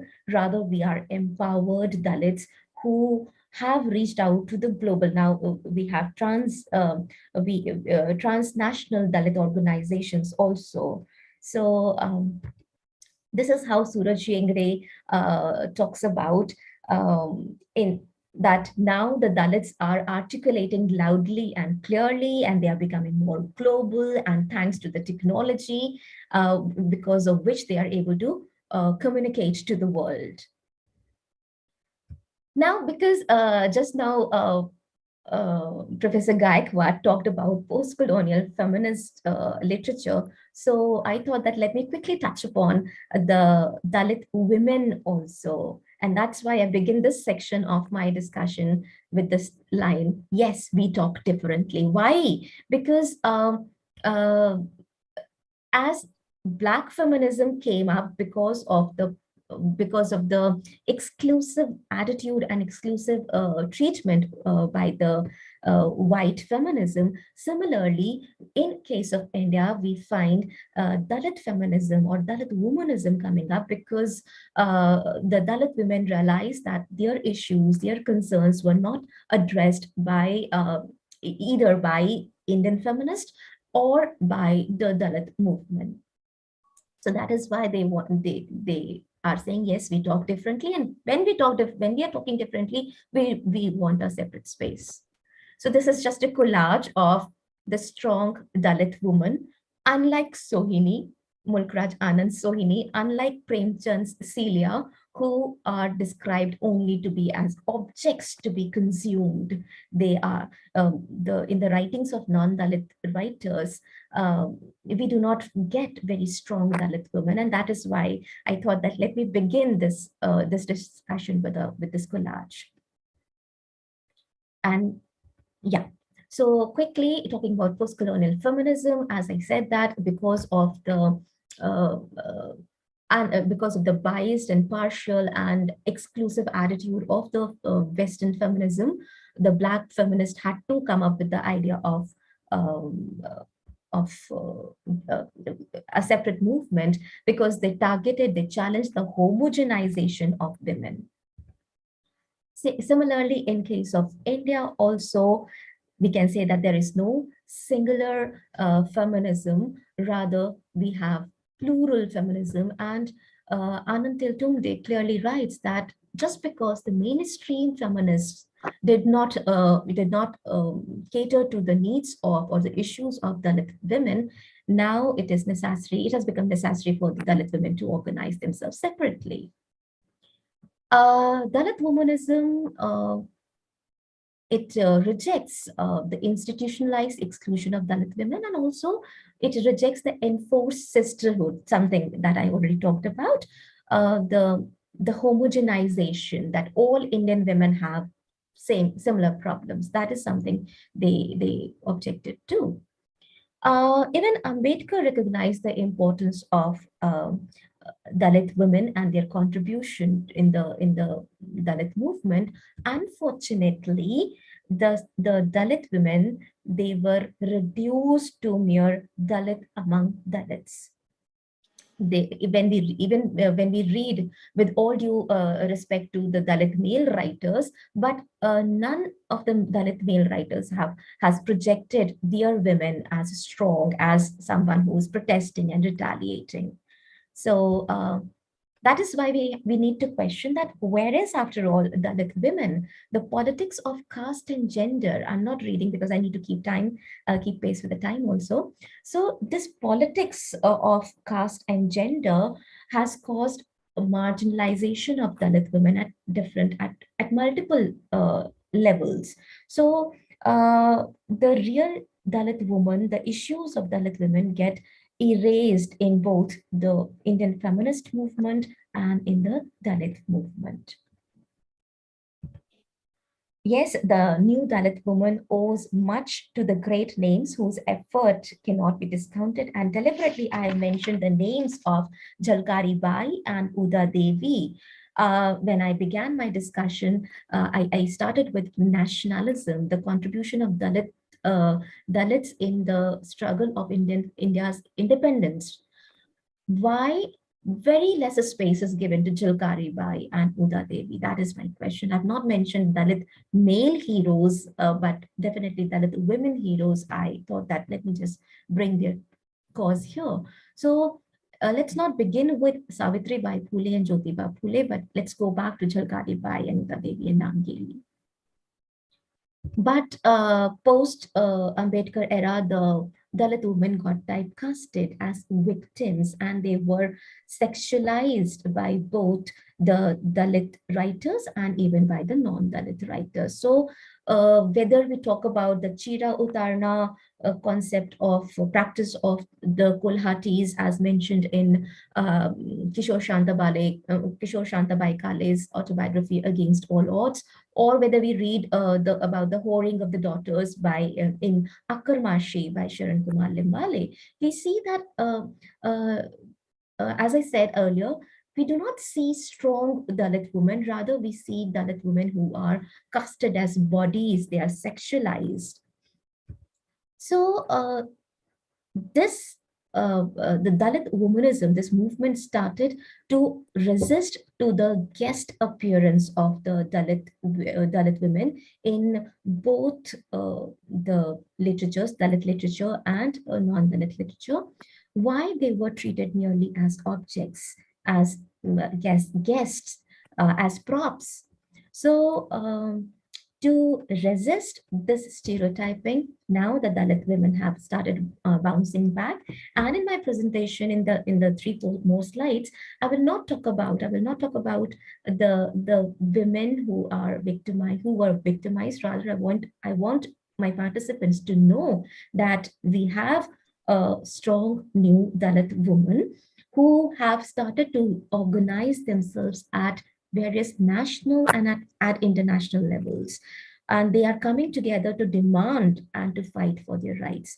The organizations like NFTW, All India Dalit Mahila Adhikar Manch, or DAWNS, all these are examples, and you can just quickly see the year. It is something that started very late in 1990s. So the issue of Dalit womanism is not very old. So quickly giving you the idea.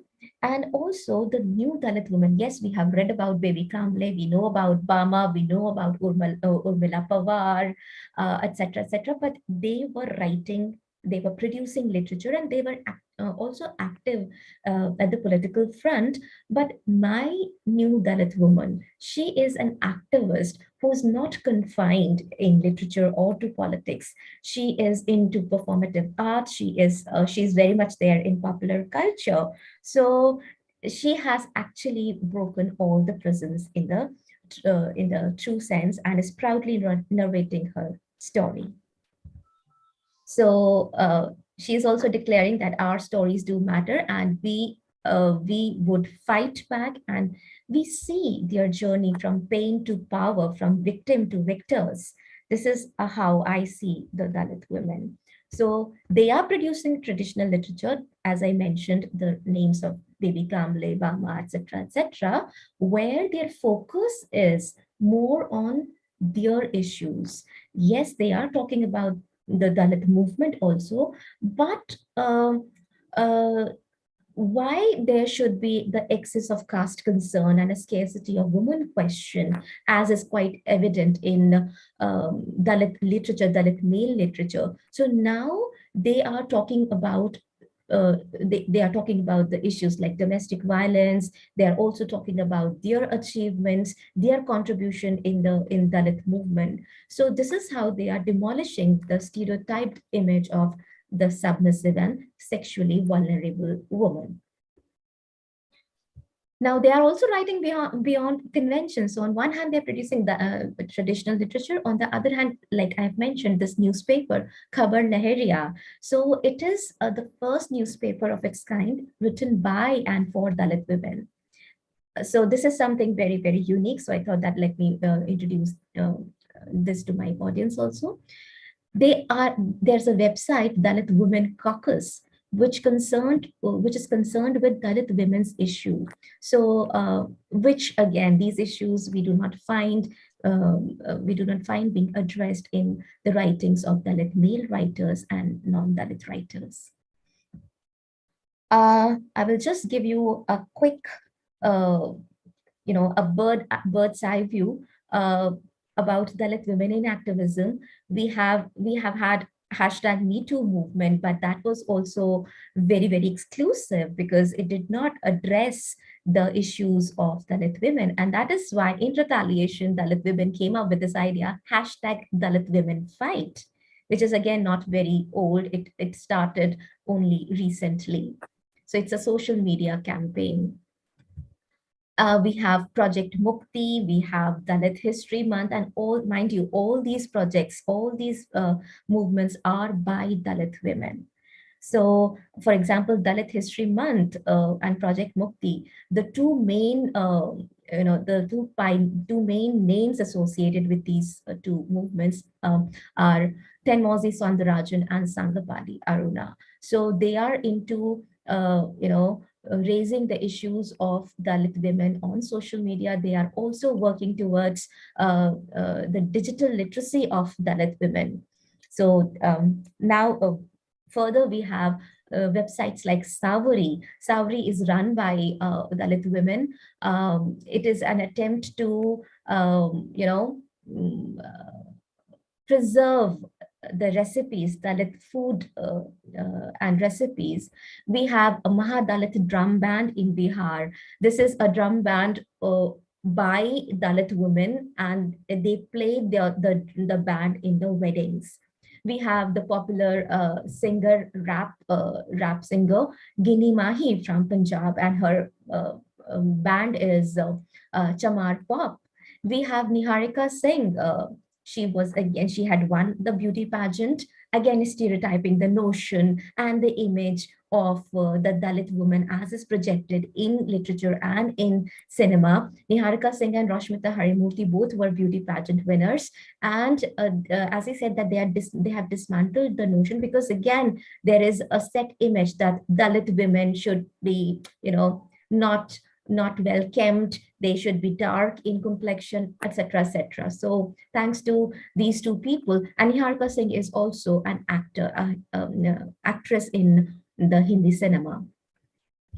So to conclude my discussion, I would just like to I want my participants to reflect on these things, that why women's studies, when we talk about women's studies curricula or women's studies in universities, why mostly we read about and we talk about the non-Dalit women. So we need to caste sensitize, we need to read those texts from the caste perspective also. And we should also, when we talk about Dalit literature, I personally, when I teach Dalit literature to my students, I make sure that I give equal, presence and equal weightage to Dalit women's contribution also. And also, it is necessary to come out of the homogenization of caste and gender. Otherwise, we won't be able to see Dalit women as individuals, and we'll always be typecasting them. With these words, I thank the organizers, and also to my participants. I think I've taken much time. So thank you so very much. Would love to hear from you all. Yeah. Thank you, Nayamara. Yeah. Hello. Yes, sir. Vijay, sir. Thank you for your deliberation now. Mr. Sudhir. Yes, sir. Please request the chairperson. Yeah. Yes, sir. Good afternoon, all. First of all, I would like to extend my sincere thanks to Dr. Neha Arora Madam for sharing her expertise on post-colonial English literature by focusing on the Dalit literature. After the invited talk of Dr. Neha Arora Ma'am, we are moving towards the presidential remark. For the today's presidential remark of first plenary session, we have with us Dr. Randhir SB sir. Dr. SB Randhir sir worked in various colleges of Red Shikshan Sanstha Satara. Currently, he is working as a professor and head Department of English, SSGM College, Kopargaon. His area of interest is in post-colonial literature. On behalf of the organizing committee, I request Dr. SB Randhir sir to express the presidential remark of first plenary session. Over to you, Dr. Randhir sir. Am I audible? Yes, sir, you are audible. Thank you, sir. Okay, sir. Over to you, sir. Honorable Dr. Neha Arora, Dr. Lokde, all the organizers, dignitaries, and dear participants. It is rather difficult for me to say a few words after Dr. Arora, who she has shared her views on this commendable topic chosen by this organizers committee and mainly Dr. Lokde. She has shown the picture, the plight that still continues to be in the country like us. Friends, Dalit literature has nowadays become very cheap commodity. Still, it needs to be discussed and defined what Dalit literature is. Dalit literature, I mean, that is the representation by those people, those who are the true sufferers. Mere description and sympathy that cannot make the true picture in literature. Dalit literature is the nice vehicle, that is the vehicle of the Dalits. They can present they can put forth their problems and the plight. They are the true sufferers for the thousands of years. In fact, Dalit literature made its view mainly after the maybe 1950s, or as far as the regional languages like Marathi are concerned, after 1960. We cannot forget that maybe exception, what Dr. Arora mentioned, it was untouchable by Mulkraj Anand, which was published in 1935. So these pieces of literature, they have been showing the picture, but as the society, that is caste, Hindu society, that has been very cruel to this large section of Indian society. Literature, not only literature, but even today, touchability, untouchability matters much.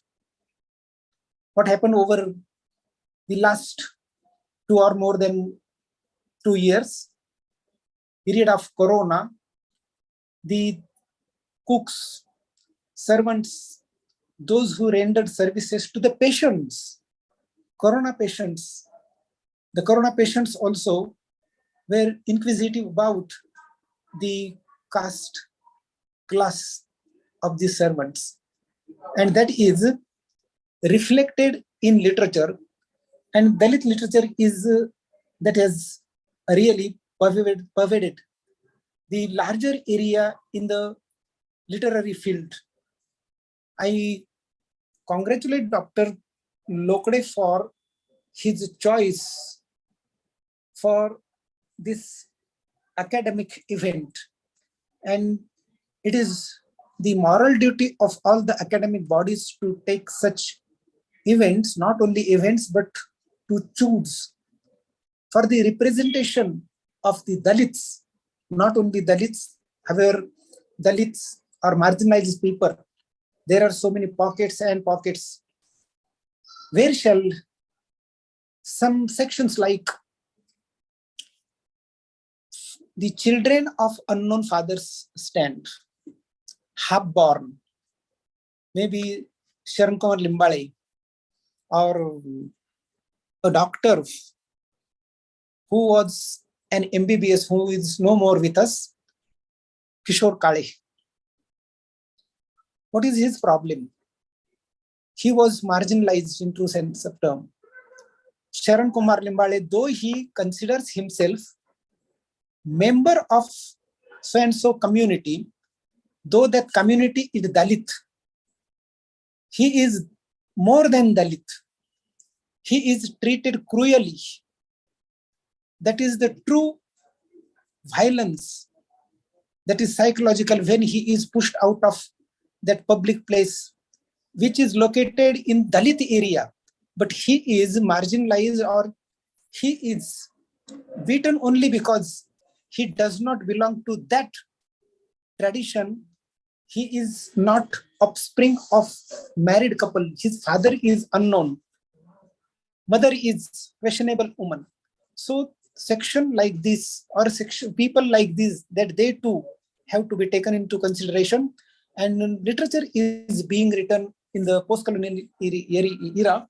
So I am very grateful to Dr. Lokde, the organizers, for they considered me worth to chair this session. And I'm very thankful to you all participants. Thank you.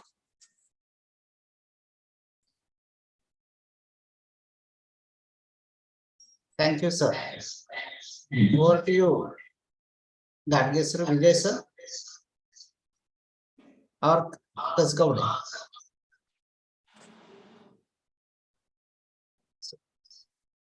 On behalf of Department of English and English Language Teachers Association of India, I extend sincere thanks towards both the dignitaries who are present virtually on the online platform of Zoom. Say the resource person, Dr. Neha Arora, who elaborated the topic on the Dalit voices of the Dalits in Indian English literature, and later on, Professor S. Birandir also made very good and introspective concluding remarks of the session. Thank you very much, sir. Now Thank we you so much. switch upon towards the second plenary session, and moderators, please be with us. If they are, Jagtap ma'am, please announce. Jagtap madam,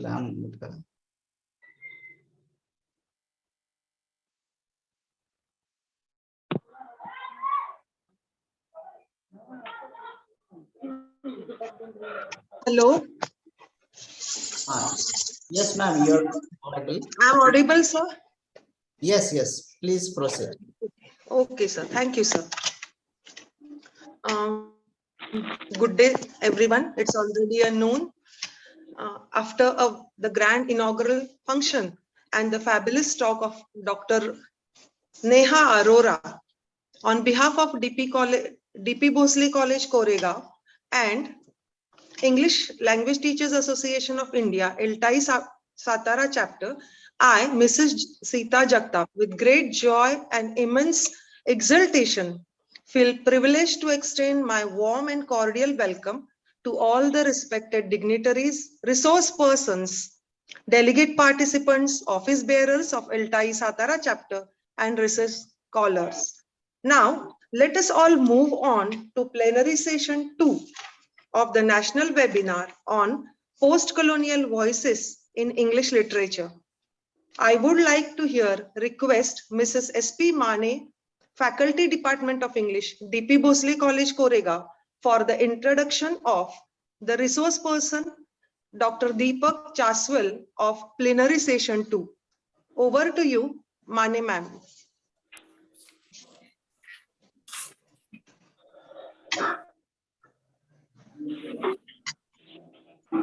Very good afternoon, all of you.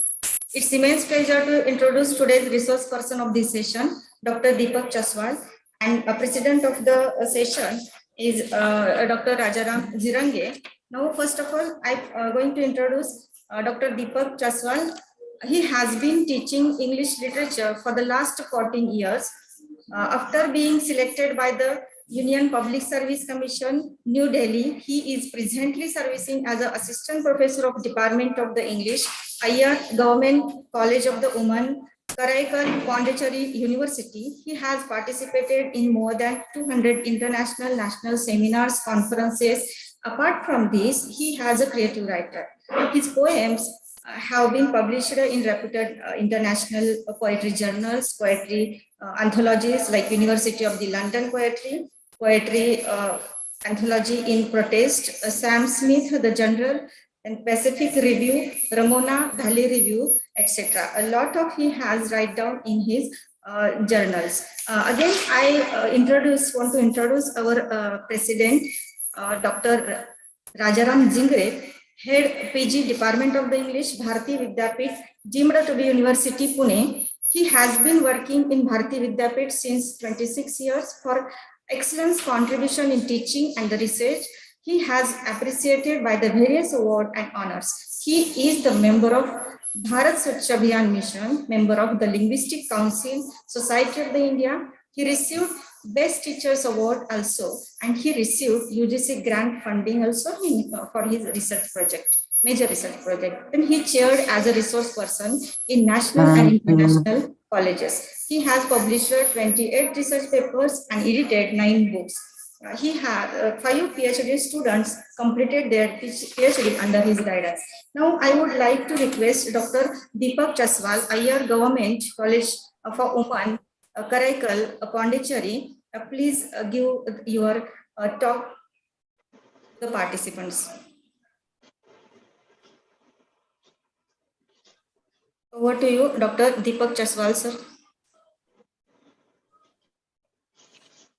Thank you very much, ma'am. Thank you very much for inviting me as a guest speaker for this plenary session. So I would like to extend. Now it is audible, sir? Yeah. Yes, yes. So Proceed, I sir. would like, I would like to express my thanks to the principal DP Bhonsle College, Koregaon, Professor Lokde,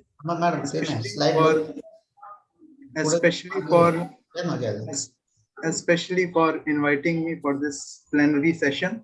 So without wasting my time, I am going to start my talk on literary theory.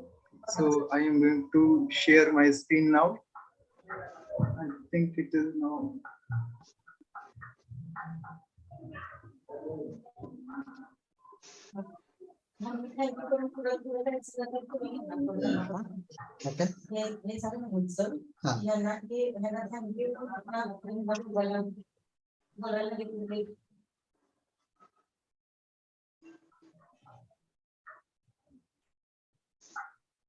So the screen is visible, sir? Yes, sir.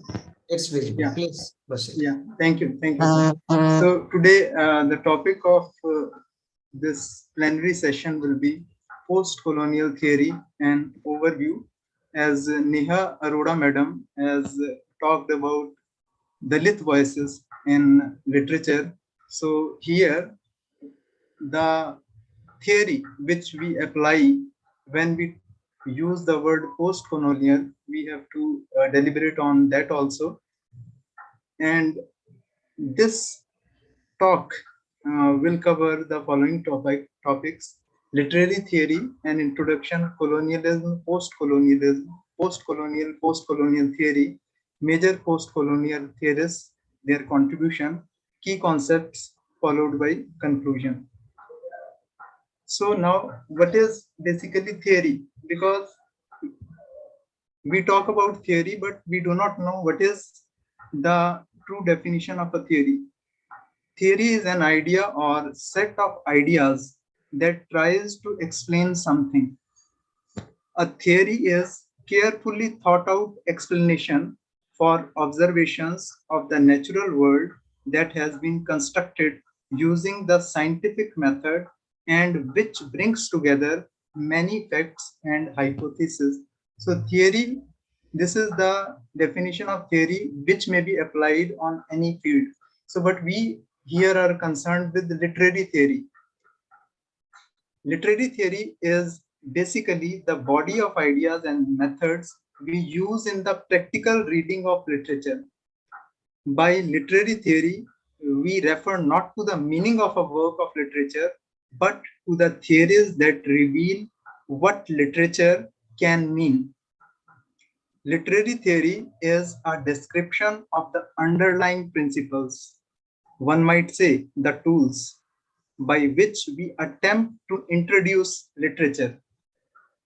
Friends, all literary interpretation draws on a basis in theory, but can serve as a justification for very different kinds of critical activity.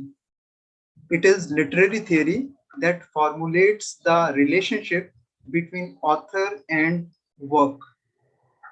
Literary theory develops the significance of race, class, gender for literary study, both from the standpoint of the author and an analysis of their thematic presence within texts.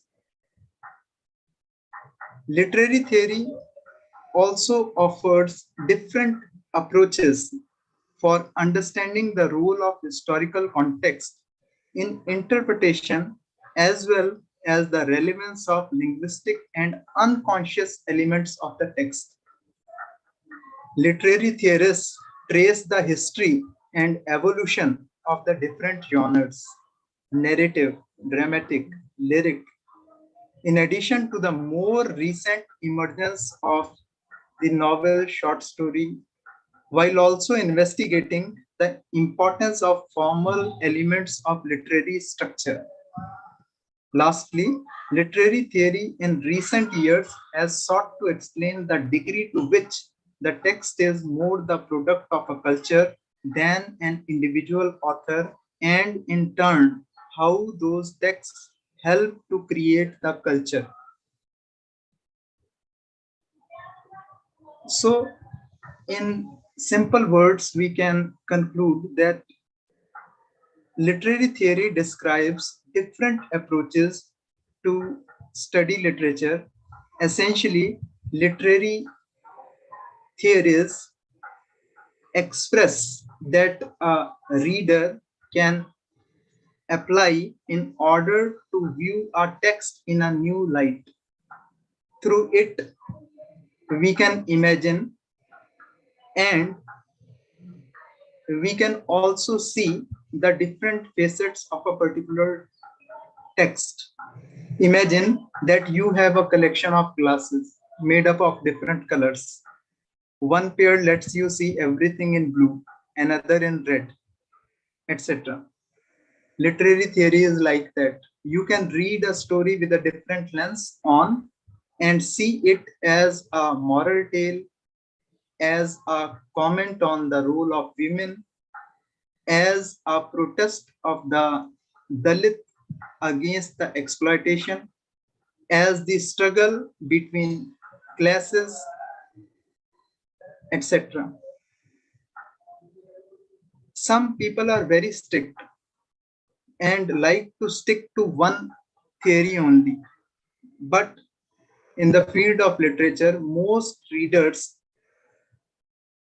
mix many of these approaches without even realizing they are doing so.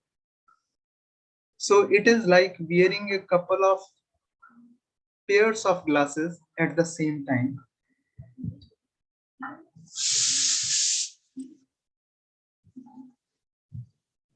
Friends, you all know that colonialism is a practice of domination, which involves the subjugation of one people to another. One of the difficulties in defining colonialism is that it is hard to distinguish it from imperialism. Frequently, the two concepts are treated as similar. Like colonialism, imperialism also involves political and economic control over a dependent territory. If we go and search the meaning of the two terms, we will find that they differ. They are not similar. The term colony comes from the Latin word colonus, meaning farmer. This root reminds us that the practice of colonialism usually involved the transfer of population to a new territory, where the arrivals lived as permanent settlers while maintaining political allegiance to their country of origin. And if we talk about the word imperialism, we find that it has been taken from the Latin term imperium, meaning to command. Thus, the term imperialism draws attention to the way that one country exercises power over another, whether through settlement, sovereignty, or indirect mechanisms of control. So now we are clear in our mind about the concept of colonialism. So moving forward, we will try to understand what is this term post-colonialism. Friends, post-colonial term not only denoted a particular historical period, for example, after colonialism, after independence, but also refers to a transformed historical situation and new cultural formations, reading practices, and values. It's an academic discipline that analyzes, explains, and responds to the cultural legacy of colonialism and imperialism. Critics, when they talk about this term, they don't have any unanimity how to interpret this term. So different critics have different opinions. Some find that post-colonialism without hyphen is a theoretical concept, and post-colonialism with hyphen means an era coming after colonialism. And post-colonial theory, we all know that it is a set of tools, the lens to view specific issues. And which specific issues post-colonial theory covers?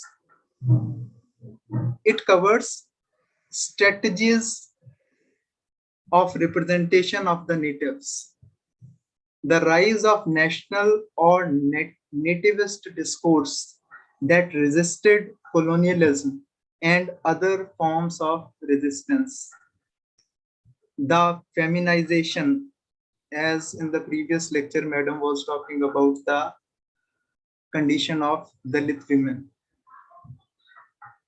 marginalization and dehumanization of the native at different levels. So we can say that it is a theoretical approach to analyze the literature produced in countries that were once colonies, especially of European powers such as Britain, France, and Spain.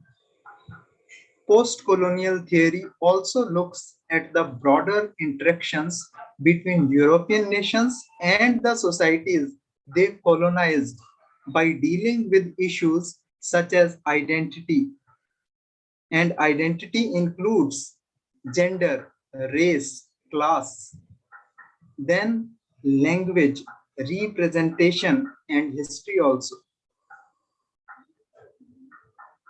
Friends, because native languages and culture were replaced or superseded by European traditions in colonial societies, part of the post-colonialist project is reclamation, acknowledging the effect of colonialism's aftermath, its language, discourse, cultural institutions has led to an emphasis on hybridity or the mingling of cultural science and practices between colonizer and colonized.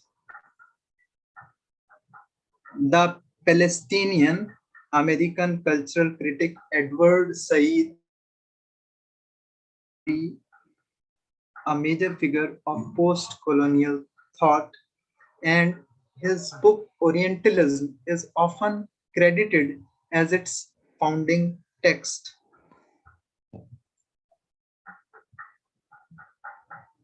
And the post-colonial theorists, when we talk about them, in this lecture, I am going to cover only the 4 highlighted ones with red ink. Franz Fanon, Albert Memmi, Edward Said, and Gayatri Chakrabarti Spivak. You all are aware about Albert Memmi. And we all know that he is the ultimate other, a Jew in a Muslim country, Tunisia, colonized by the French. We also know that he was born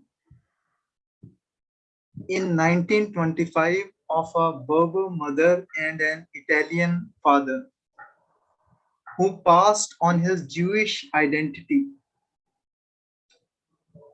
Friends, Memmi was able to observe the turbulent process of decolonization when Algeria and Tunisia became independent from the French, and we know the year 1956. Memmi's contribution to the post-colonial conversation was that he lived within colonialism, unsure of his place. As a native of Tunisia, he was colonized. As a Jew, he identified with his fellow Europeans, the French, although he certainly recognized the economic fascism of imperialism. Memmi placed colonialism in its more precise structure, racism. While it is correct that imperialism and colonialism were the results of the needs of capitalism to continually expand, the point is that only in territories of color did the Europeans take over and exploit. For example, Asia, India, Africa, and exterminate the inhabitants. The example is the Americas, and establish colonies to control their economic interests. Friends, we know that in his book, Remarkable Possessions, The Wonder of the New World, Stephen Greenblatt has said and talked about the unprecedented nature of this post-Columbian imperialism. As Memmi pointed out in his book, The Colonizer and the Colonized, in the very beginning, the imperialist adventure was a layered one.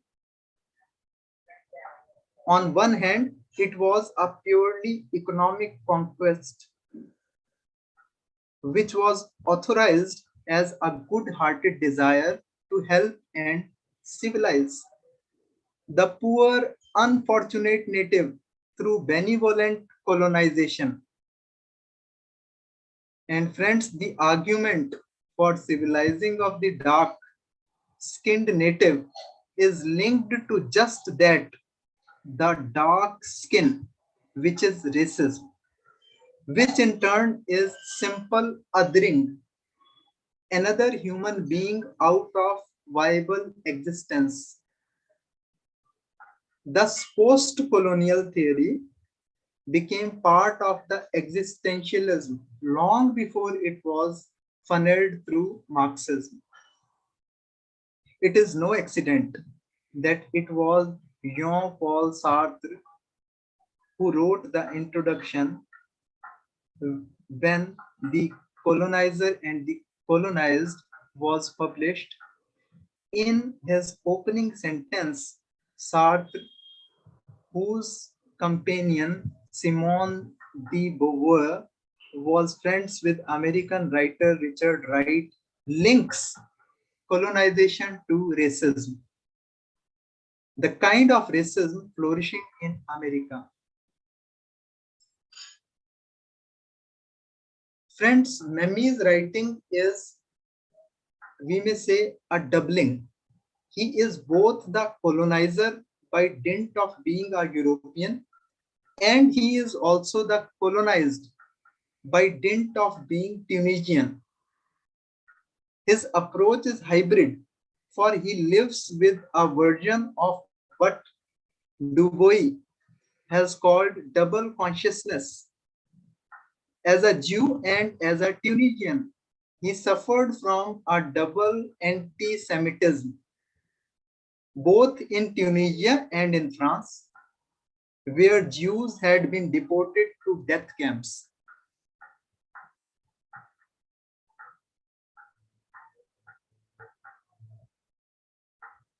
Friends,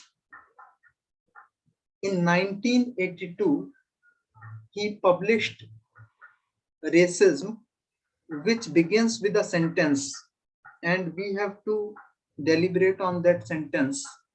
That could be written today. There is a strange kind of tragic enigma associated with the problem of racism. No one, or almost no one, wishes to see themselves as racist. Still, racism persists, real and tenacious, unquote.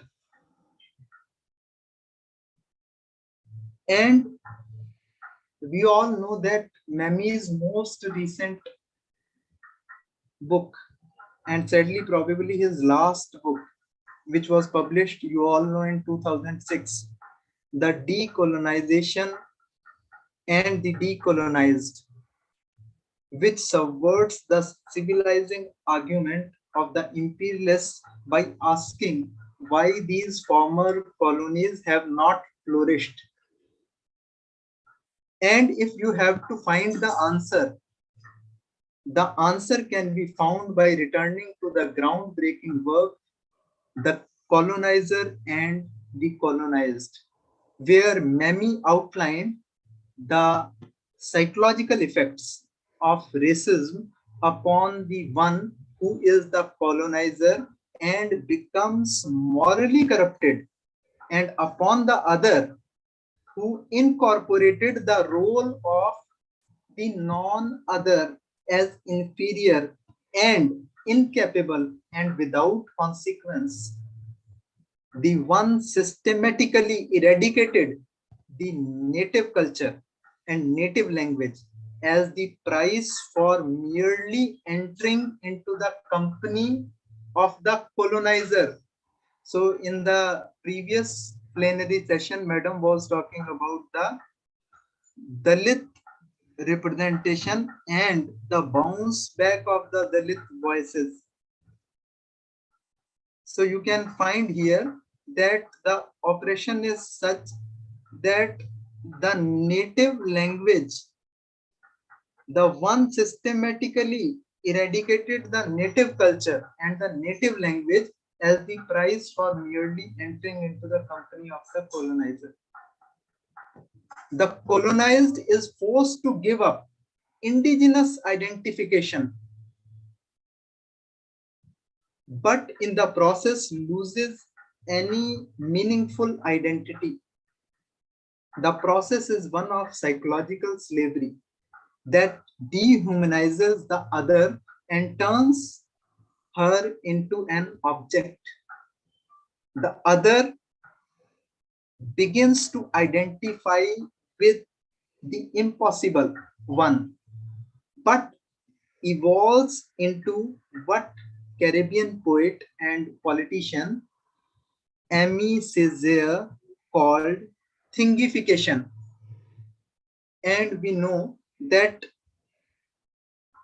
Memi described the path of the colonized into the exile of religion, the only remaining refuge, and his discussion of the trajectory of the colonized into religion and rebellion sheds light on the events unfolding today in the Middle East and North Africa.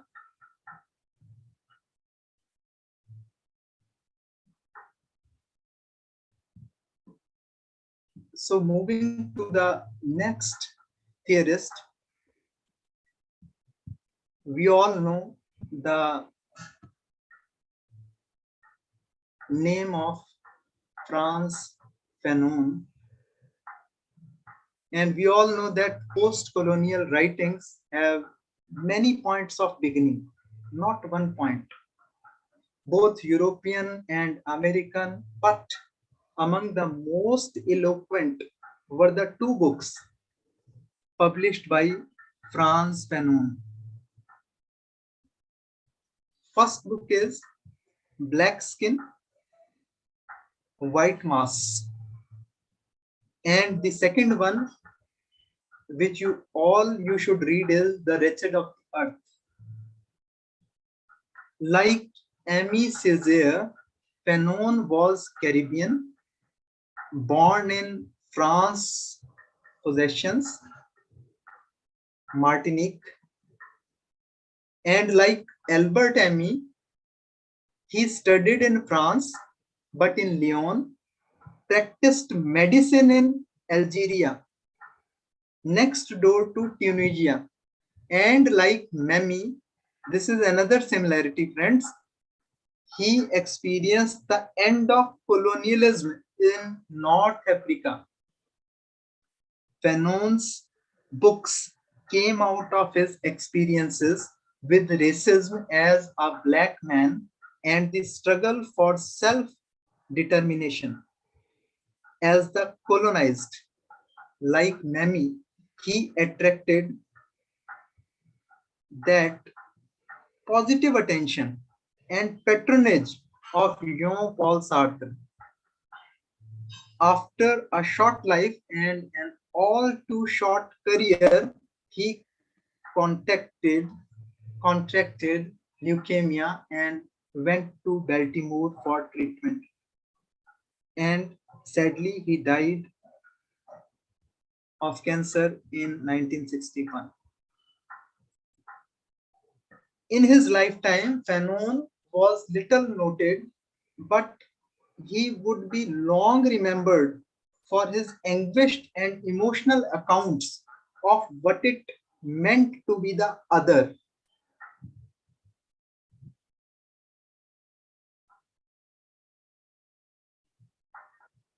Algeria was the last major French colony to be relinquished to its rightful owners after a long and bloody and repressive war.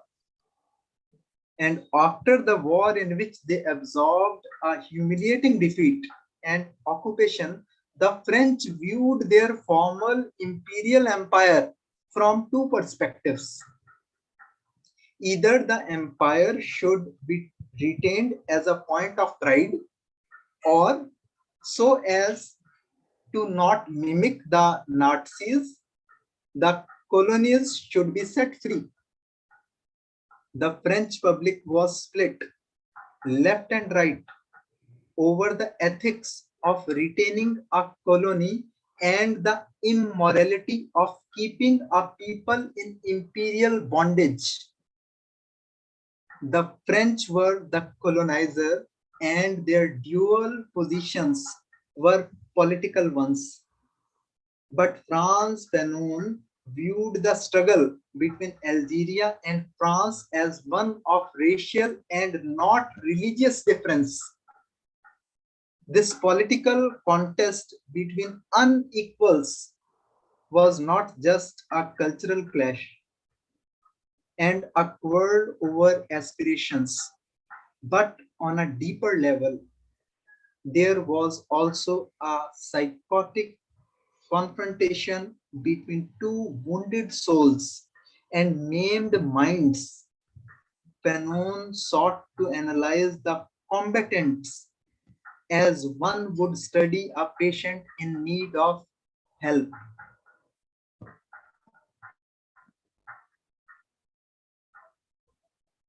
Fanon paralleled the writing of his contemporary Albert Memmi.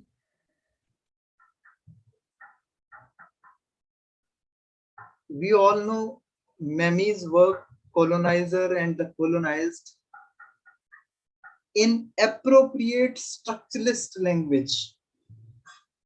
Fanon dealt with language and pointed out that when the black man speaks the language of the white man, the black man assumes the culture and the civilization of his oppressor. The conqueror has no interest in the culture of the conquered, who are considered in need of civilizing. As a result of the civilizing mission, the mask of imperialism, colonized people have been stripped of their own languages, and without their own culture, they lived with inferiority complex. The colonized individual is faced with the superior culture that dominates her and is elevated above general status, only to the extent that he adopts the mother country's standards, from language to learning.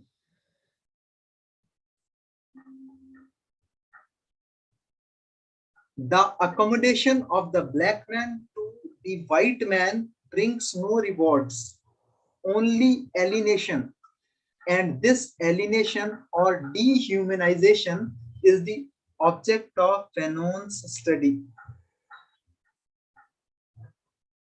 Writing in the early 50s and early 60s, Fanon could see no way out of either of the parties. The Negro is enslaved by his inferiority. The white man is enslaved by his superiority. The neurotic withdrawal of the black man is a defense mechanism, and the Negro becomes abnormal due to the trauma of his encounter with white culture. Desiring the approval of the white man, the black man becomes impaired in his development and becomes one-sided. In his deeply felt book, Fanon explains more eloquently than any Hegelian variation on one and the other what it is like to be judged negatively on the color of one's skin. Fanon combined psychoanalysis and Marxism, understanding that colonized people were traumatized and could never create their own culture unless they were truly liberated. And in the book, The Wretched of the Earth, he has described the process of decolonization, which sets out to change the order of the world, is obviously a program of complete disorder. Decolonization, as we all know, is a historical process. That is to say, that it cannot be understood, it cannot become intelligible nor clear to itself, except in the exact measure that we can discern the movements which give it historical form and content.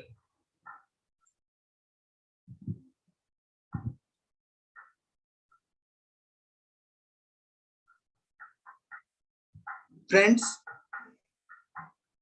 perhaps the most influential and widely read post-colonial critic, we all know Edward Said, a Palestinian intellectual who was born in Jerusalem and he died in exile in America.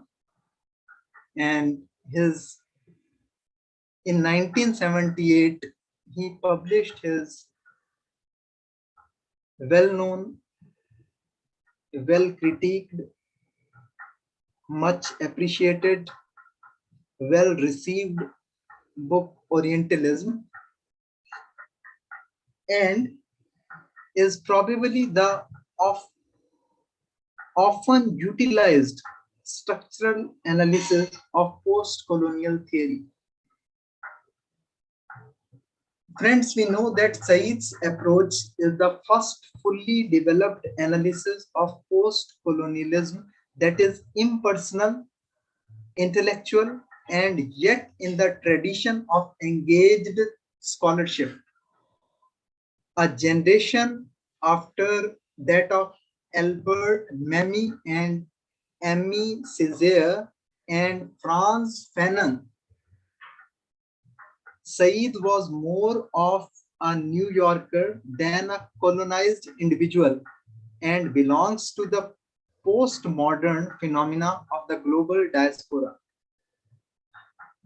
Friends, in the privileged precincts of Columbia University, Said joined the cultural turn, in which literary theory and Foucauldian discourse became methodological tools through which to view culture. And friends, you all know it is obvious that culture is neither nature or natural, but how is culture made and for what purposes? By the 70s, Marxism had been folded into a postmodern theory of representation, which is where Orientalism can be located. With the now expected antecedents of Hegelian logic embedded in critical theory, it is possible for Said to build on the foundation of previous scholars. In contrast to Memmi and Césaire and Fanon, who viewed colonialism as a psychological sickness created by the twisted, intertwined master-slave dialectic, Said took a post-structuralist turn. He read the discourse of Orientalism, consisting of texts of 18th and 19th century European scholars and antiquarians who constructed a representation of an idea of an East that was not the West, and conversely of a West that was not the East. Friends, the basic assumption that underlie the book include the historical fact of European colonial domination and imperialist exploitations that put European scholars in the position to gaze upon the exotic other and to study this alien otherness for European purposes. As was noted in an earlier lecture by Said, the European concern with the East can be traced back as far as the religious clash between Christianity and Islam that began in the 7th century and continues even today. For centuries, a parity was reached when the demarcation between religions, territories was sealed by the Austro-Hungarian Empire. But friends, after 2 world wars, we know what is happening. In 20th century, the wound was reopened, laid bare, when the Ottoman Empire in the Middle East began to weaken the Europeans, led by the French under Napoleon, began to encroach upon the northern Africa. Under the scientific gaze of Europeans, Egypt and by extension of the Holy Land became an object of study and a place of imaginative explorations.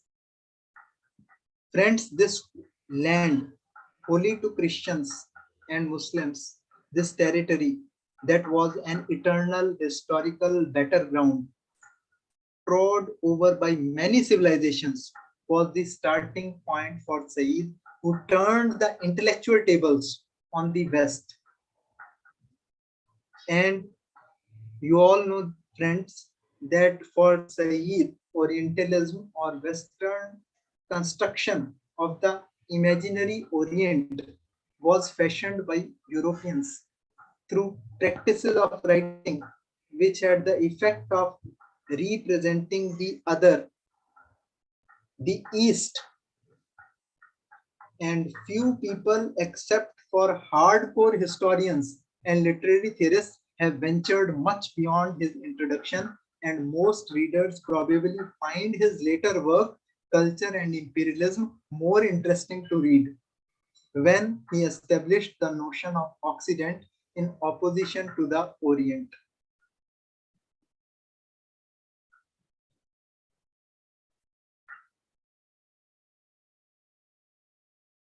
Gayatri Chakravarti Spivak. You all know, friends, asked a very good question in her groundbreaking essay, which she wrote, I believe, in 1988. Can the subaltern speak? The term subaltern comes out of the empire itself, for it is a British term for a military designation. A subaltern is a lieutenant, an officer whose rank is one notch higher than the non-commissioned soldiers and below the high-ranking officers. The term was carried over from the military to connote the natives who were designated as mid-level bureaucrats, figures in the service of empire.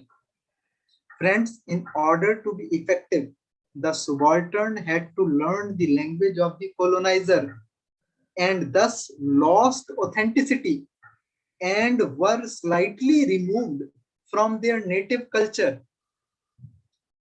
By speaking the language of the dominator or the ruler, the subaltern validated or recognized the master. Friends, the trap for the colonized was certainly recognized by the early post-colonial writers, but it was a problem that has yet to be resolved. When one writes or speaks in what one hopes is an authentic voice, then one is not always heard and impact is limited to one's own community. When post-colonial critics use the theories of European philosophers, thinkers, and apply these Eurocentric ideas to the post-colonial condition, these same writers who question the appropriateness of Europeans speaking of and about the same colonial condition are speaking in the language of the master. Friends, like the work of Edward Said, Spivak is also very vocal. Like Said, Spivak lived in exile, living on the faculty of Columbia University. It is a stunning fact that when she was appointed professor in 2007, she was the first woman of color to be elevated to the rank in the entire history of university. This one fact explains why her question is important, but the fact that she is able to speak is due to her privileged position in academia. Spivak, you all know, is a native of India, a former colonial possession, completed her graduation at Cornell, big renowned university, wrote her dissertation, a white male writer,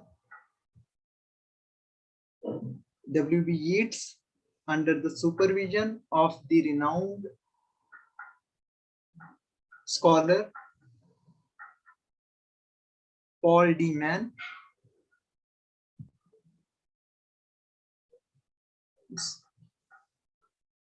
So friends, when Spivak says that the third world woman is a monolithic construction, that is an imperialist subject, a project, in the words of Spivak, to quote, the ferocious standardizing benevolence of human scientific radicalism, recognition by assimilation, unquote.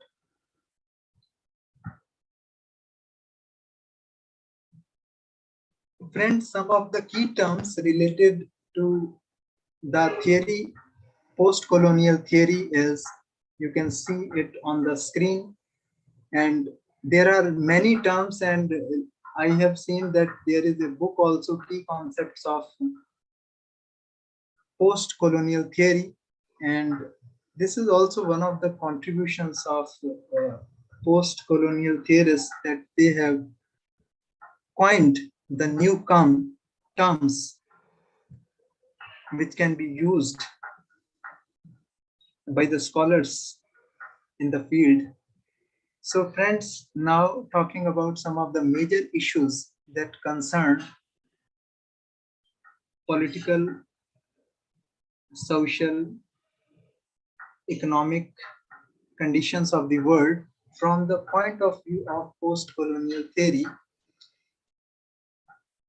The most important question here is, how were the colonial powers able to gain control over so large a portion of non-Western world? How do these traces affect decisions about the development and modernization in post-colonies? How did Western science, technology, and medicine change existing knowledge system?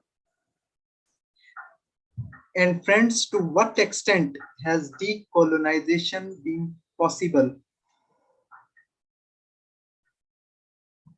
Should the writer use a colonial language to reach a wider audience, or return to a native language more relevant to groups in the post-colony? So to conclude, I would like to say that just as race is essentially an American phenomenon, post-colonial theory is essentially a European phenomenon. While it is necessary to make a distinction between the very different experiences of people of color under European and American rule, it is also possible to make a more general theoretical point. Friends, colonialism and racism are both outcome of the concept of the other. The idea of the one and the other stems from European philosophical thinking that both predated the system of European model of imperialism, which included conquest, slavery, colonialism, exploitation of non-Europeans, and justified a set of practices based on difference. For hundreds of years, friends, colonialism, a manifestation of imperialism, was the means whereby Europeans controlled people of other continents, until two world wars gradually eroded a rule that included over 90% of the globe. The post of colonialism is both the after time of a historical period and the critique of the episteme or mindset that led one small part of the world to dominate the other. And before saying thank you to all of you, I would just like to say that post-colonial theory also needs reconsideration. It needs to reconsider its view of post-colonialism to include the contemporary forms of occupational colonialism that Edward Said in Orientalism calls the new colonialism and neo-imperialism of globalizing agents such as International Monetary Fund and the World Bank. What is their impact right now? This will require post-colonial theory to address the contemporaneity of racial and social justice movements like Black Lives Matter, which we witnessed a few months ago, and to reconsider what Lazarus says, the struggle-based model of politics. So with these words, I would like to conclude my discussion lecture. Thank you very much, sir, for inviting me for this wonderful seminar. Okay, thank you, sir. Thank you very much.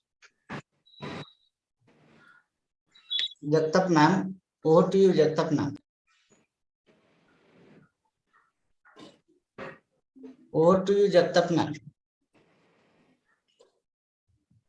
If she is not there, thank you, sir. Thank you for your deliberation. Now may I request Professor Dr. Zirenge, who is Head Department of English at Yes, sir. David deemed to be University, Pune, Yes, sir. to give his concluding remarks as the presidential talk. I welcome you into this session, sir. Please proceed. Thank you. Thank you. Thank you. Thank you.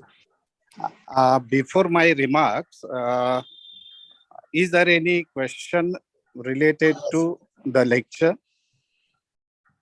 Dr.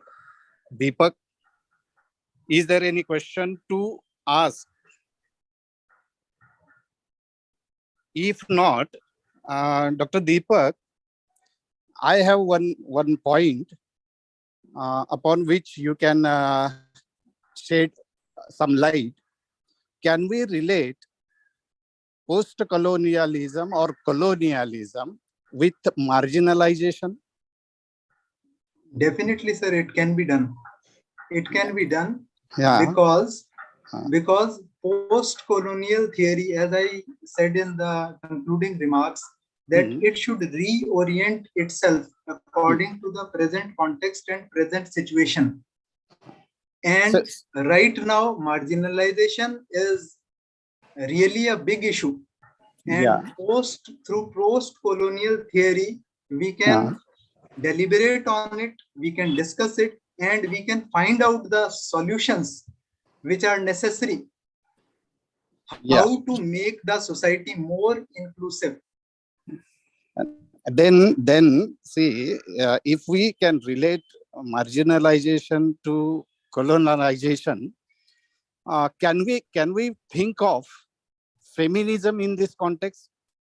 Yes, definitely. And in the previous plenary session, Madam Neha was saying, I had also a question on that, which was coming in my mind when she said that the identity of the Dalit woman. So Dalit woman is double suppressed. Yes, double colonized, double marginalized. Double marginalized, actually, because from the patriarchal structure, she is being marginalized, and also in the Dalit context also, she is not getting the opportunity to raise her voice. Yes. Actually, due to see, my inability, I am traveling. Yes, sir. So I cannot concentrate more on that. But see, for the participants, this can be the new avenue to Yes. explore. That how marginalization can be related to colonialization. All these things are yet to be explored, and so such lectures should be organized by the organizers. And I thank Dr. D.P. Bhosle College and the organizers for inviting Dr. Deepak, who has given very sincerely studied lecture on post-colonialization. And he has shed light on different theorists also. And even see, point of view, the things can be explored differently. And if we combine the approaches of all together, that will be the fine mixture of exploration of any area. So due to my inability to continue little more as I am traveling, I thank the organizers for giving me chance to chair, and I thank Dr. Deepak for a wonderful session on theory. Thank you.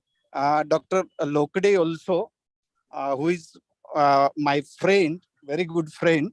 Dr. Lokde, over to you now. Yes, sir. Thank you. Thank you very much, sir. Thank you for your concluding remarks. Yeah. In spite of being in a travel, you give justice to our session and to the resourceful talk given by Professor Dr. Deepak Chaswal. And thank you, Dr. R. Jirenge, sir. Thank you, Dr. Deepak, sir, for elaborating the topics on the post-colonial voices in English literature. And now it's time to move towards the another plenary session. I hand over this session to the moderators of this seminar. Please. All the best, Dr. Lokde. Thank you, sir. Thank you very much. Vijay, sir, are you there? Ma'am, Jagtap ma'am, please proceed. Hello. Unmute yourself, Jagtap ma'am.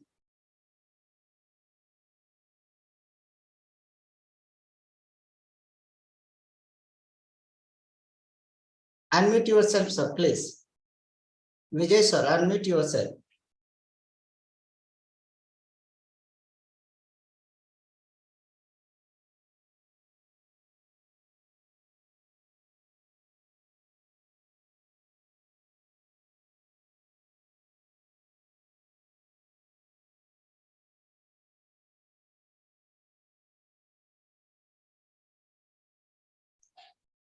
Okay, thank you, sir. Am I audible, sir? Yes, you are audible. Yeah. Please. Thank you, sir. Good afternoon, all of you. Once again, I extend a warm welcome to all the participants for the third plenary session of this national seminar on post-colonial voices in English literature. For this third plenary session, we have with us a renowned scholar of post-colonial studies, Dr. Anurag Bhattacharya, an associate professor of English, Dibrugarh University, Assam, as a resource person. This session is chaired by Dr. Satish Saikar, a vice president of Satara chapter, English Language Teachers Association of India. May I now request Mr. R.V. Gaikwad, sir, to introduce a faculty from Department of English, D.P. Bhosle College, Koregaon, to introduce today's resource person, Dr. Bhattacharya and Dr. Satish Saikar, a chairperson respectively. It's over to Mr. R.V. Gaikwad, sir. Good afternoon, all of you. Today, the chief guest of the third plenary session is Dr. Anurag Bhattacharya. I would like to welcome sir. I am here to introduce Dr. Anurag Bhattacharya, sir. He is an associate professor in the Department of English, Dibrugarh University, Assam. He obtained his PhD degree from Indian Institute of Technology, Guwahati, in the area of eco-criticism. His area of research includes post-colonial literature, environmental literature, Indian writing in English, comparative literature, and cultural studies. He has been closely associated with the development in the field of eco-criticism and regularly publishes his research article in the international journals like Web of Science and Scopes. In 2011, he has been invited in Germany on a fellowship to deliver his lecture on Gao Xinjiang, Chinese Nobel laureate in literature, where he got the opportunity to meet and interact with Nobel laureate person. In 2015, he is also attended an Ashley UKI conference held in the University of Cambridge, United Kingdom. In June 2016, he has been invited to participate in the first Animal Summer Institute in Chinese Studies and Global Humanities on Grasping Water, organized by the Institute for Advanced Study, University of Minnesota, United States. In 2016, his paper on eco-criticism has been published in the book by Routledge, New York. In 2019, his book got published titled Places and Landscapes, an eco-critical reading of Geo Xinjiang. He has been awarded the Associateship of the UGC Inter-University Center for Humanities and Social Sciences at the Indian Institute of Advanced Studies, Shimla, in 2021. So this is all about Anurag Bhattacharya, and our today's president is Dr. Satish Saikar sir. Satish Saikar sir is Associate Professor, Department of English, Radhabai Kale Mahila Mahavidyalaya, Ahmednagar. Dr. Saikar sir have 17 years teaching experience. His area of specialization is Indian literature, minority literature. So he also published a book based on his experience of Corona pandemic. Now I would like to request on the behalf of organizing committee to Dr. Anurag Bhattacharya to enlighten the participant. Thank you very much, Dr. Gaikwad, for introducing me, and I'm really grateful, and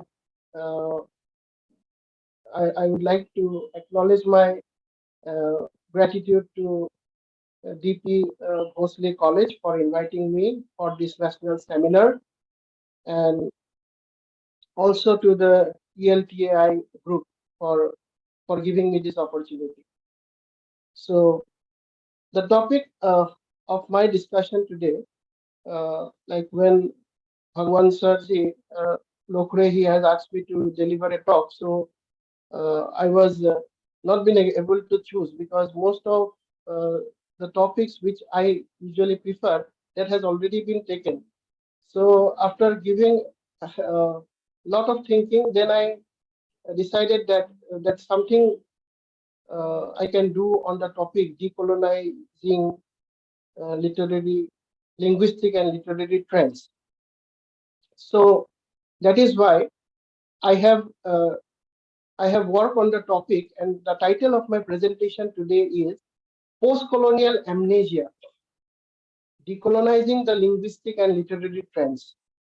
So this is going to be the topic on which I'm going to say something on how colonialism is not just confined to physical slavery, but it is something which is to do with the minds. So the important thing that comes to our mind when we talk about colonialism is let me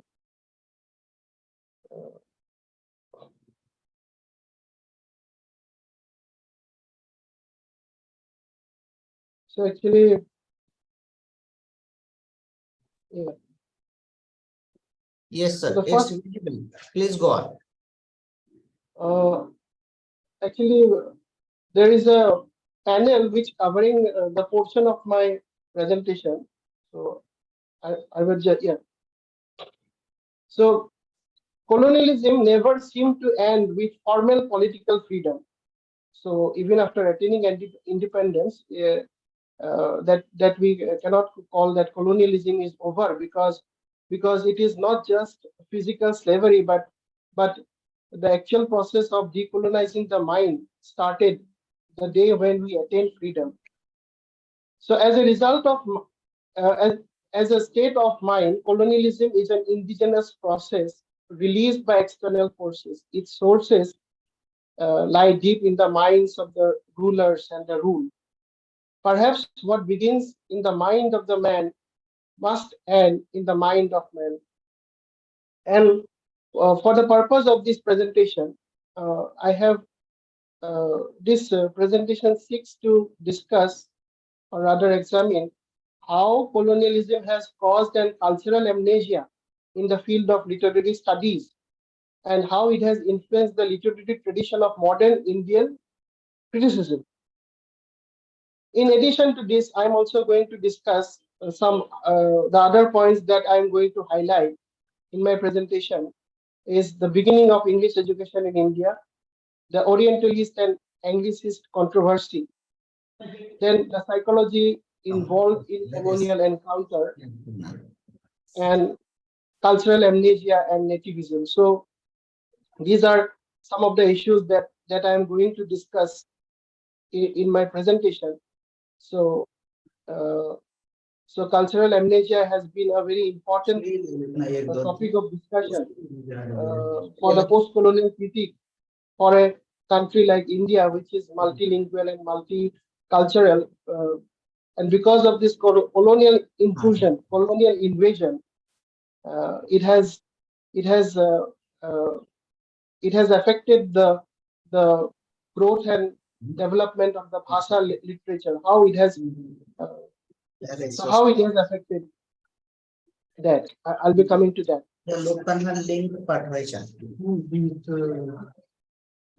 So colonialism is not merely political control, but it is the context in and through which non-European culture and knowledge were destroyed, modified, or disciplined by colonial rulers.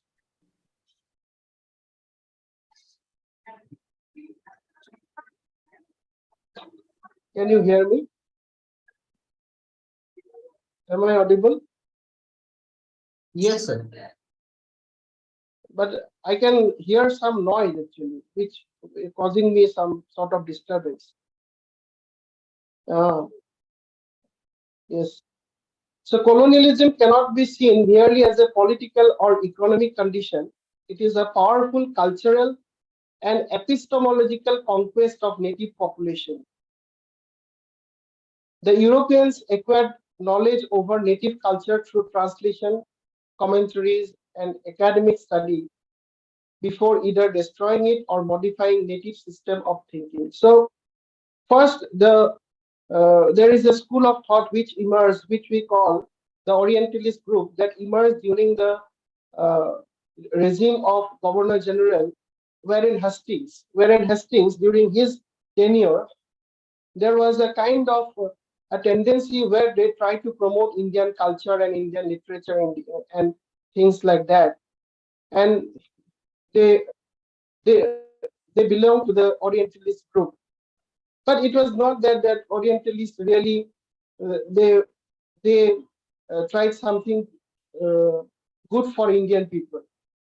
They came and they translated most of the Indian text in a very poor quality translation. And later, these translations were used by the Anglicists, which could emerge during the Governor tenure of Governor General Lord Cornwallis, during his tenure, this Anglicist group emerged who based their criticism of Indian knowledge and Indian literature on the basis of the translation done by Orientalists, and they said that Indian literature is very poor and it is inferior, and so we cannot impart modern knowledge on about science and about science to these people through their language. So a good example of the cultural dimension of colonialism would be the role of the English education in India. So we know that this introduction of English education by Lord Macaulay in 1835 has played a significant role determining the future of India. So England's initial involvement. So it is really surprising that that they tried to introduce English education in India, not because they tried to civilize the Indians, but the first and foremost thing that that came to their mind is that the British officials and the merchants who have come to India and who are residing in India, they have become corrupt, coming in contact with the Indian people. So this is why they believe that we must make the Indians aware that they are not at par with the English people, and that can be done only through the introduction of English education. So this is why the Parliament, the British Parliament, they were showing their concern that the parliamentary involvement with Indian education had a rather uncommon origin in that it began with the excesses of their own countrymen in India. So most of the English officials or like bureaucrats, they were leading a demoralized life. And in order to reform them, they have introduced English education. Because as Ashish Nandi says in his book, The Intimate Enemy, that most Britons in India lived like Indians at home and in the office, wore Indian dress, because it is not the Indians who got influenced by Western culture then. It was the Britishers who was drawn towards Indian culture and Indian way of life.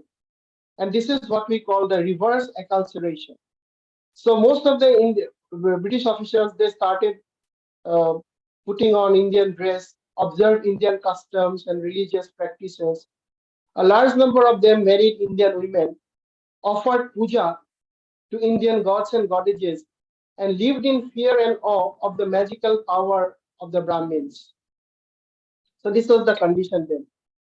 As a result of which, this Orientalist and Anglicist debate started, and this Orientalism started with a motive to revitalize Indian culture and learning and to protect it from the oblivion, because they believed that India had passed through a dark phase, and it is their responsibility to revive Indian culture and Indian literature and Indian people.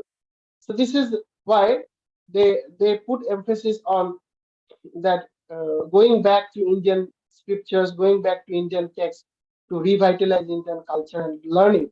And that phase we call Orientalism, and that was adopted as an official policy out of an emergent political sense that an efficient administration rested on an understanding of Indian culture. So they believed that they cannot run a vast country like India by use of military force, by use of martial laws.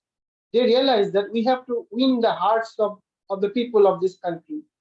And that can be done only if they are inclined towards our culture. And how we can propagate our culture? We can propagate not by spreading Christianity, because that will be again aggravate a certain section of people. So they believe that we must introduce English literature. So that is the irony, that the Britishers introduced English literature as a discipline in India even before it became a discipline in the University of Oxford or Cambridge. So Warren Hastings, the Governor General, showed his concern that British administrators and merchants in India were not sufficiently responsive to Indian languages and Indian traditions. The distance between ruler and ruled was perceived to be so vast, and he expressed his concern by saying that we rule over them and traffic with them, but they do not understand our characters and we do not penetrate theirs. The consequence is that we have no hold on their sympathies, no seat in their affections. So this is what we may call a kind of reverse acculturation, whose goal was to train British administrators and civil servants to fit into the culture of the rule and to assimilate them thoroughly into the native way of life. So we come to Macaulay's minutes on education, 1835, which was advocating a kind of which advocates a kind of Western literary influence on Indian sensibility, with an intention of colonial coercion. And in the minutes, he states, I have never found one among them who could deny a very narrow-mindedness of his attitude towards India is going to be revealed now when he says that a single shelf of a good European library was worth the whole native literature of India and Arabia. I believe no exaggeration to say that all the historical information which has been collected from all books written in the Sanskrit language is less valuable than what may be found in the most paltry abridgment used at preparatory school in England. So this is the kind of the biasness. So he committed biasness when he was invited to chair the session. He was determined that he is not going to listen to anybody, but he is going to implement English as the only medium of education in India. So the attitude towards Indian literature and culture explicit in these statements has been responsible for shaping the British policy of education in India. It also shaped the Western view of Indian literature. So now we come to the psychology that is involved in the colonial encounter. And Ashish Nandi, in his book, The Intimate Enemy, he discusses or he remarks that in a colonial situation, the colonized culture is always represented as female, and the colonizing culture is always represented as male. So as as colonized people, when they try to imitate the colonial culture, they turn into neither male nor female, but they turn into an androgynous state. This is what he said, and end up becoming neither. And so this is a very ambiguous state, because we know that they turn into a kind of a mimic man. They try to look down upon their own culture, and they try to get higher position in the Western culture, but again they are not allowed to sit together. So Nandi metaphor explains to some extent the intellectual impotency of the modern intellectual, partly in the area of literary criticism. So what is happening in the political and economic sector of the society, literature is also getting exploited, and it is drained out of its essence. Like so, it was deprived of the richness of Indianness because they are not competent now, neither in Sanskrit nor in their regional Bhasa literature. So Nandi's discussion brings out the non-productive native of the colonial cultural relationship.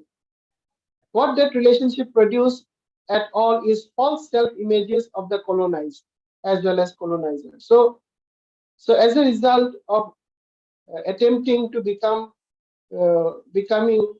the colonizer, we make certain changes in our literary creations, in our public life. And one such example is he has given from literary history that this noted Bengali writer Michael Madhusudan Dutt, who also was one of the pioneers of Indian English writing, Michael Madhusudan Dutt has uh, has uh, has sought to redefine popular mythology to fit the changing values under colonialism.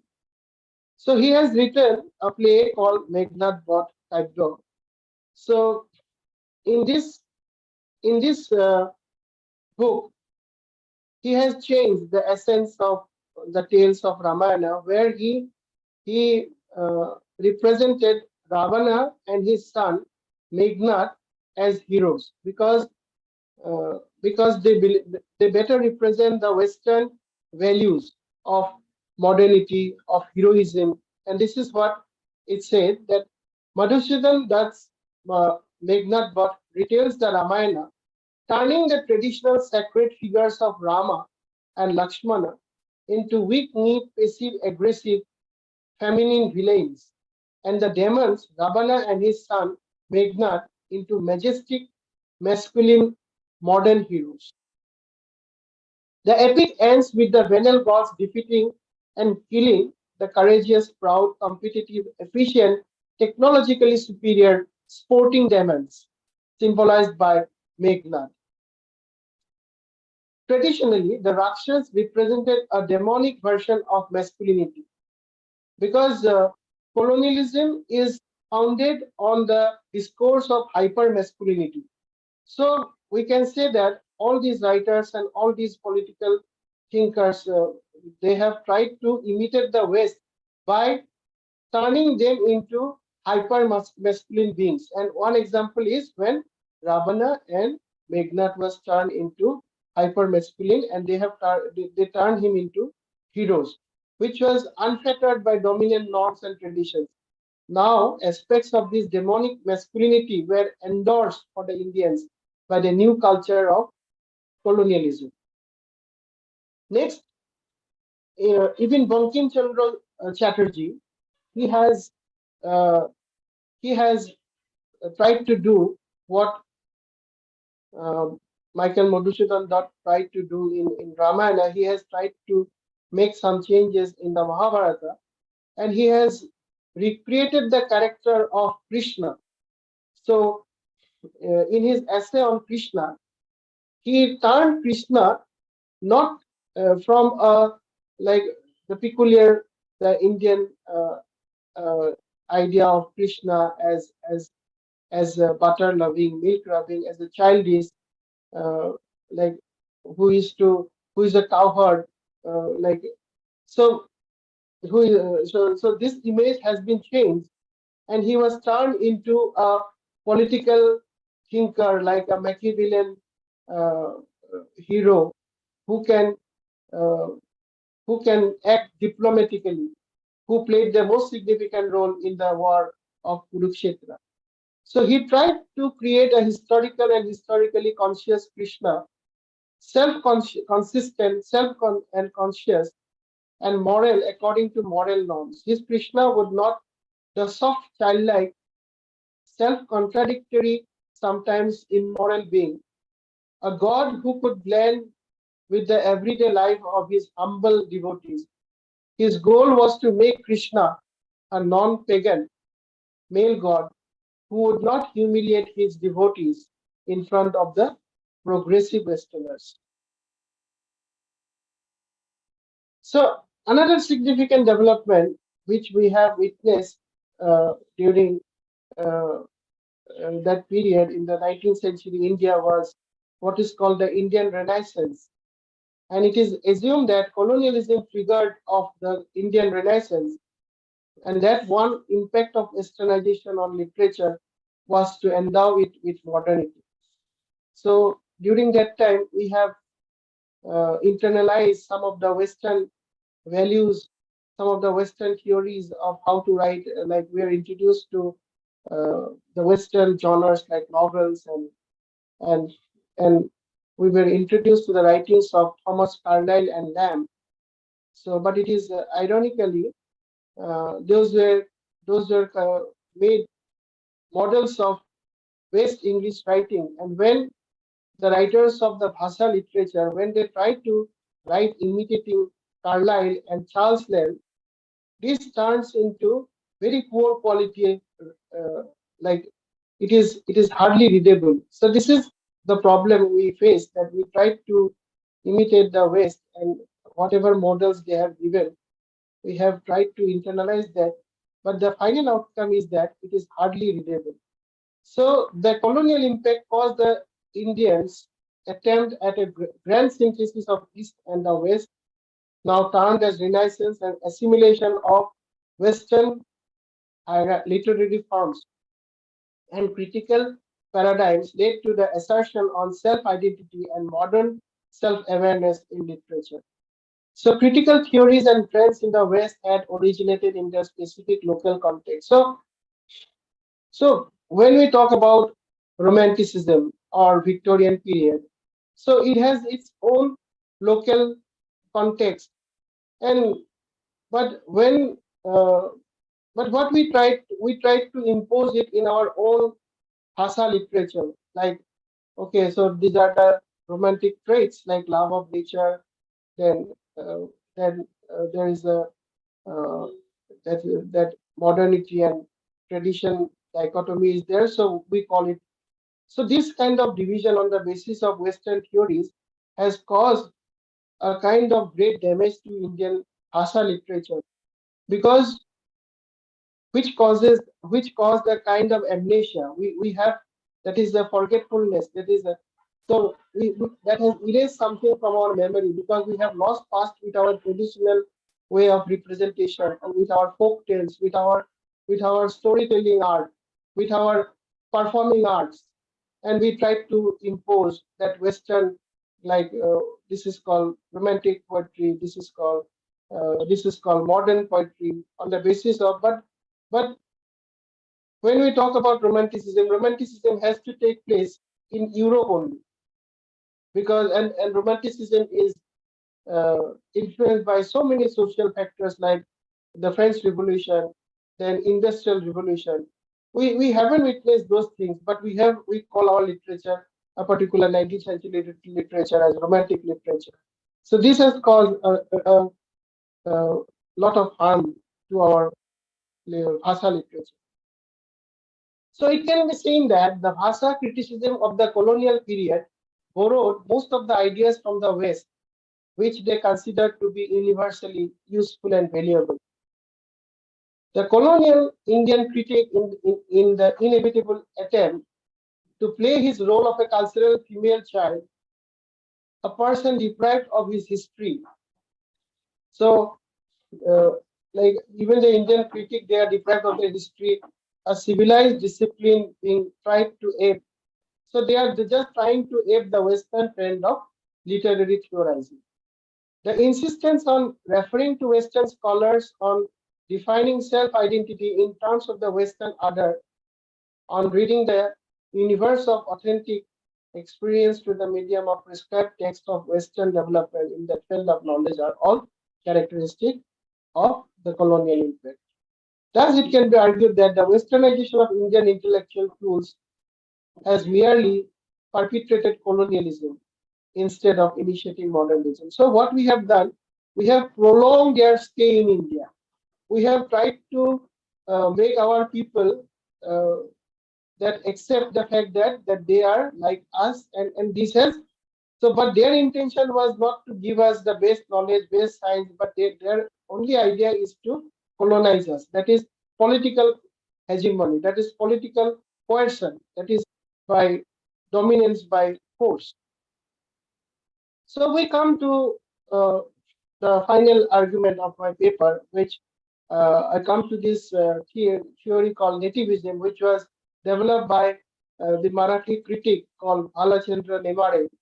So, and nativism, we talk about nativism, which is a recent critical trend in Marathi developed by Bhalachandra Nemare, is an attempt to free Marathi literary sensibility and criticism from the cultural amnesia and the fragmented discourse.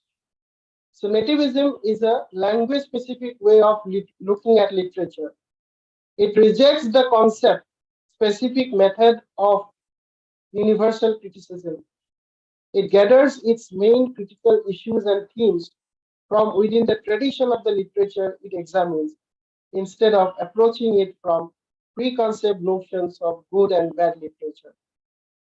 So the idea is we have to assess our literature on the basis of the concepts and the theories which are available in the Bhasa literature, rather than borrowing some Western concepts like magic realism or something historiographic metafiction, which happen in the West, which we may not have experienced with.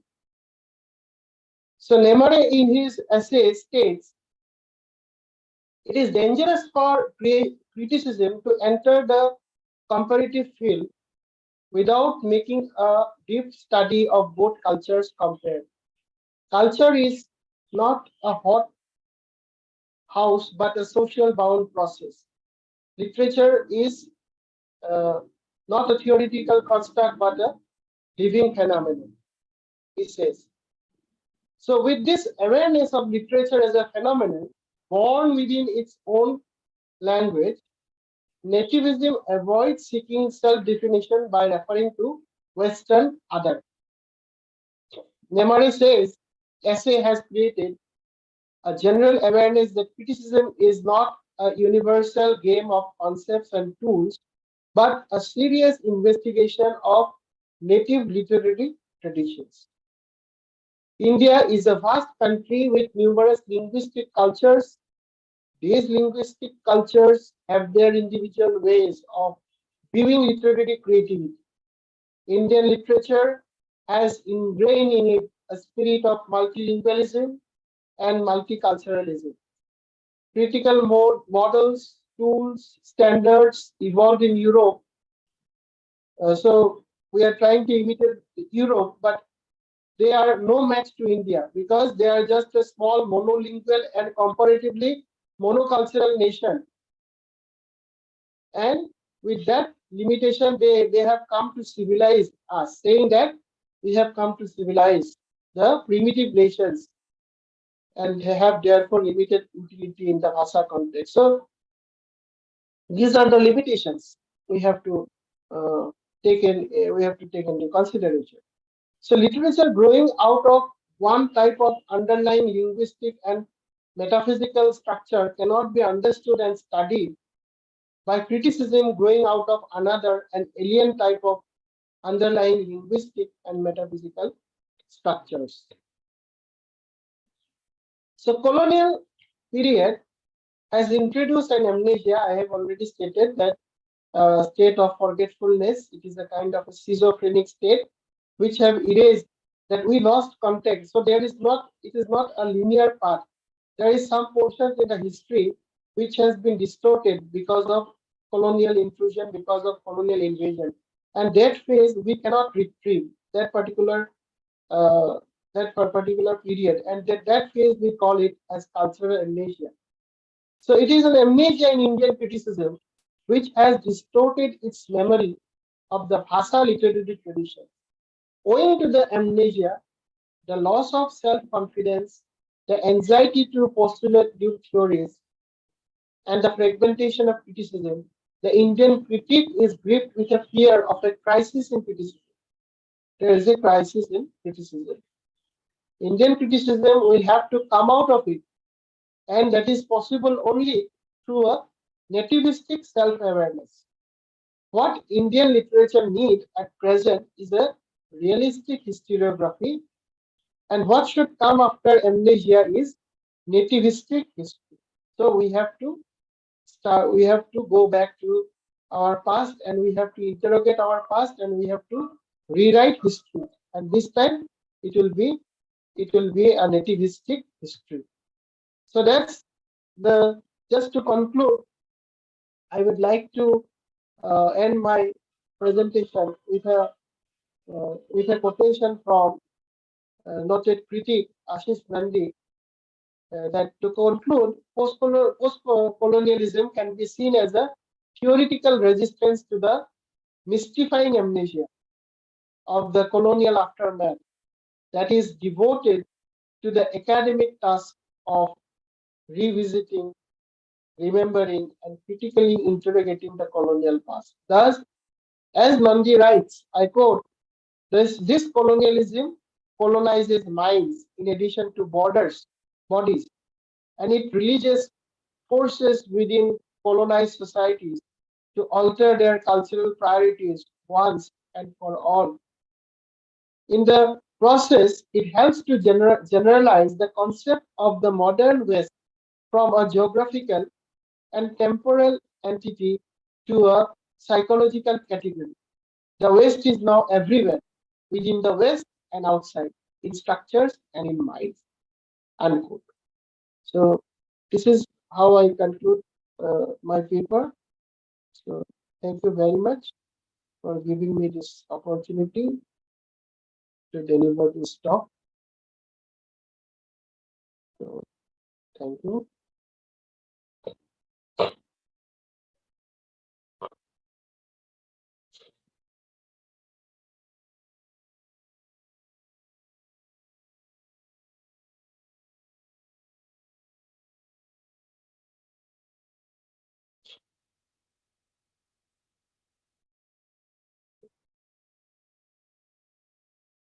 Yes. Yes, sir. I have concluded my presentation. Okay. Dr. Saika, sir.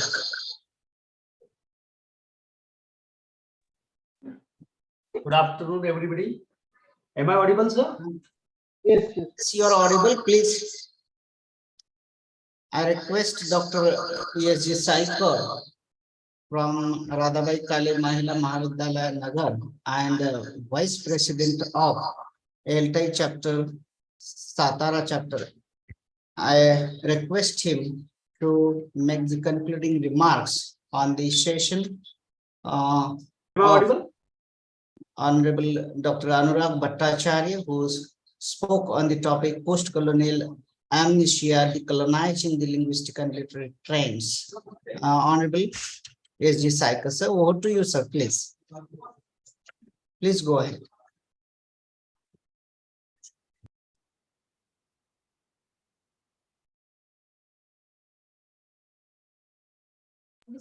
Saika, sir, please unmute yourself.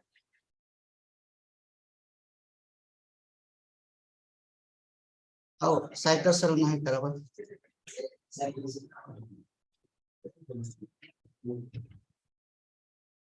Yes.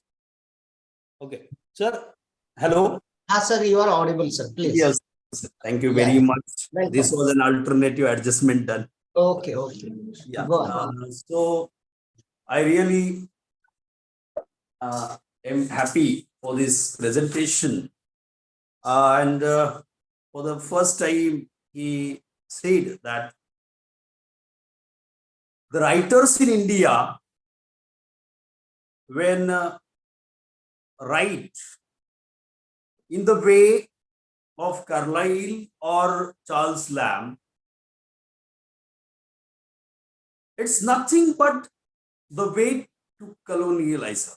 The writing in India must be Indian, both in color and the text, and the text or color must belong to the land which belong to us, that is India. So colonizer and the colonized cannot be one. Never it is possible. In this connection, M.A. Sesir, in his book, Discourse on Colonialism says, between colonizer and colonized, there is room only for forced labor, intimidation, pressure, the police, taxation, theft, rape, compulsory crops, contempt, mistrust, arrogance, self-complacency, swingishness, brainless cities, degraded masses. On the other hand, no human contact is here. No human contact, but relations of domination and submission, which turn the colonizing man into a classroom monitor, an army sergeant, a prison guard, a slave driver, and the indigenous man into an instrument of production. So there is always the master and servant relationship is here. Colonizer and colonized, dominant and suppressed. So what we need is to decolonize our minds, because Dr. Bhattacharya very brightly pointed out that it's not the physical slavery only. It's not physical slavery only, but it's the psychological phenomenon. So we have to come out of this colonialism, and that's why we have to assert our identity. We must feel proud of our history, proud of our culture, proud of what we are. We have seen many examples of Can the Subaltern Speaks or Edward Said Orientalism. Even there is one Kafka towards a minor literature, Deleuze and Guattari. They say in this connection that black must become black, woman must become woman, Jews must become Jewish. It means we have to assert our identity, we have to take it in a positive way and decolonize our minds and think that we are the masters. We are everybody. Anurag Bhattacharya in the end, while concluding, said that post-colonialism can be a theoretical resistance to the mystifying amnesia of the colonial aftermath. So we have to come out of the things which have slaved our mind, our body, and our psyche. So we have to free ourselves from the burden of westernization. We are not, by imitating the Westerns, we do not become original. What we originally are, the Eastern thoughts. For colonialism, can't we think of Mahatma Phule's book, The Slavery? Can't we think of Ambedkar's books, Who Were the Shudras? Caste seed Indias, their mechanism, genesis and development, and so on. So these things can definitely decolonize in the upcoming years, and many people are taking these new issues for literature and even criticism for research. We have a good future. With this positive note, I stop here. Before stopping, let me thank Dr. V.S. Sawant, Principal, D.P. Bhosle College, Koregaon, Dr. B.S. Logde, Professor and Head, Department of English, D.P. Bhosle College, Koregaon, and all the members of organizing committee for giving me this opportunity to chair this session. Thank you. Thank you very much. Thank you, Dr. Satish Saikar, for your presidential remark. Once again, on behalf of DP Bhosle College and LTI chapter Satara, I extend my deep sense of gratitude towards the resource person for this third plenary session, Dr. Anurag Bhattacharya, and the presidential remark or the president of this plenary session, Dr. Satish Saikar, for your gracious presence. Thank you once again. Now we are moving towards the fourth session, that is for paper presentation session. It will be run. There will be 4 parallel paper presentation sessions simultaneously. It will be going on, and it will be followed by the validatory function. May I now request Professor Lokade sir to have some announcement regarding paper presentations. So over to Lokade sir. Thank you, Vijay sir. Now plenary sessions are over, and now it's the time to move towards the paper presentations by the research fellows and participant teachers.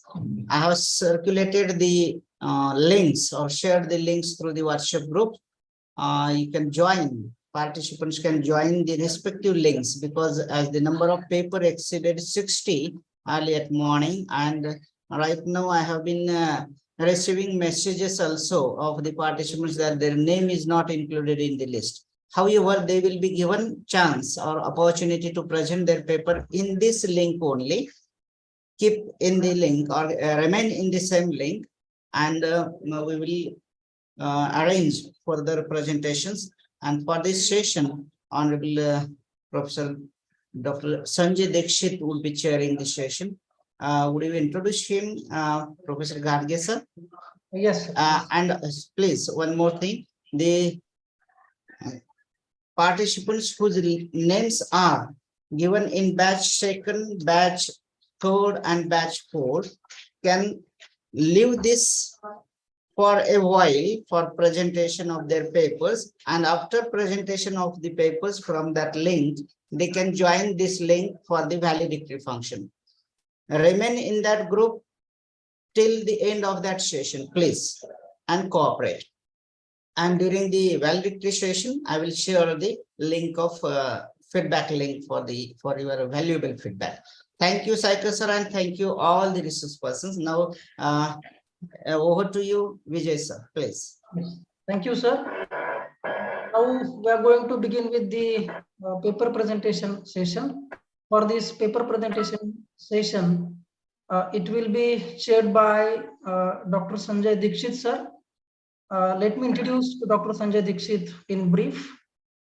Dr. Dikshit has been working as an associate professor in English at Mudhochi College, Fulton. He has more than 20 years teaching experience at UG as well as PG level. With your kind permission, Dr. Dikshit, shall we start with the paper presentations? Yes, sir, surely. Surely. Am I audible, sir? Yeah, you're audible, sir. Oh. Okay, sir. Okay. Good afternoon to all. And in this grand national seminar, it's my pleasure to be the chairperson of a paper reading session. I have been allotted 50 candidates, 50 teachers who have submitted their paper. I request those who are from the first list, please be ready. And taking into account the time constraint, we have to limit ourselves to reading the abstract only, because we will be able to give 2 to 3 minutes to each delegate for presenting his views in that particular paper. So please be brief, so that we will be able to accommodate all those who have given their names later on after the beginning of the seminar. So once again, thank you.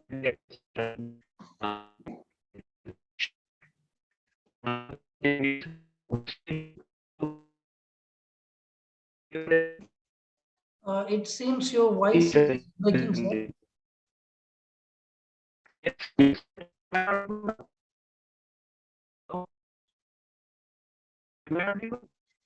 No, sir, your voice is breaking. Okay. Your voice is breaking, sir.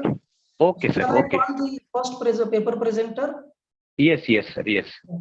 I think the name is Bhosle Shankar Vithoba from the first batch. Yeah. So may I now request Bhosle Shankar Vithoba to have his paper presentation. Whether Thank you for Mr. this. Bhosle has been unmuted? Have you muted him? Over to Bhosle Shankar Vithoba.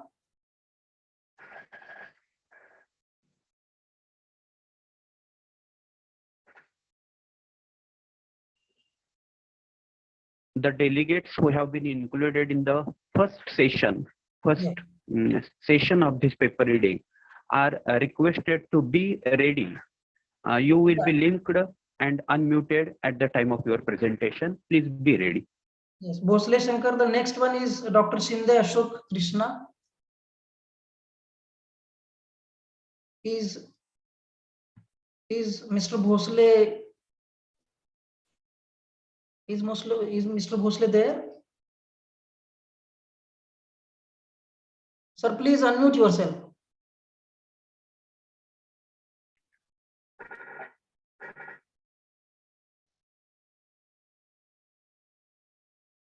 I request the host to unmute Mr. Bhosle.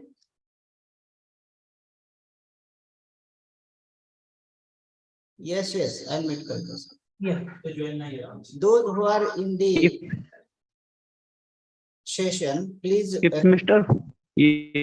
please raise your hands. Yeah. If Mr. Bhosle is not available, please take the second delegate, Dr. Shinde Ashok Krishna. You may be ready.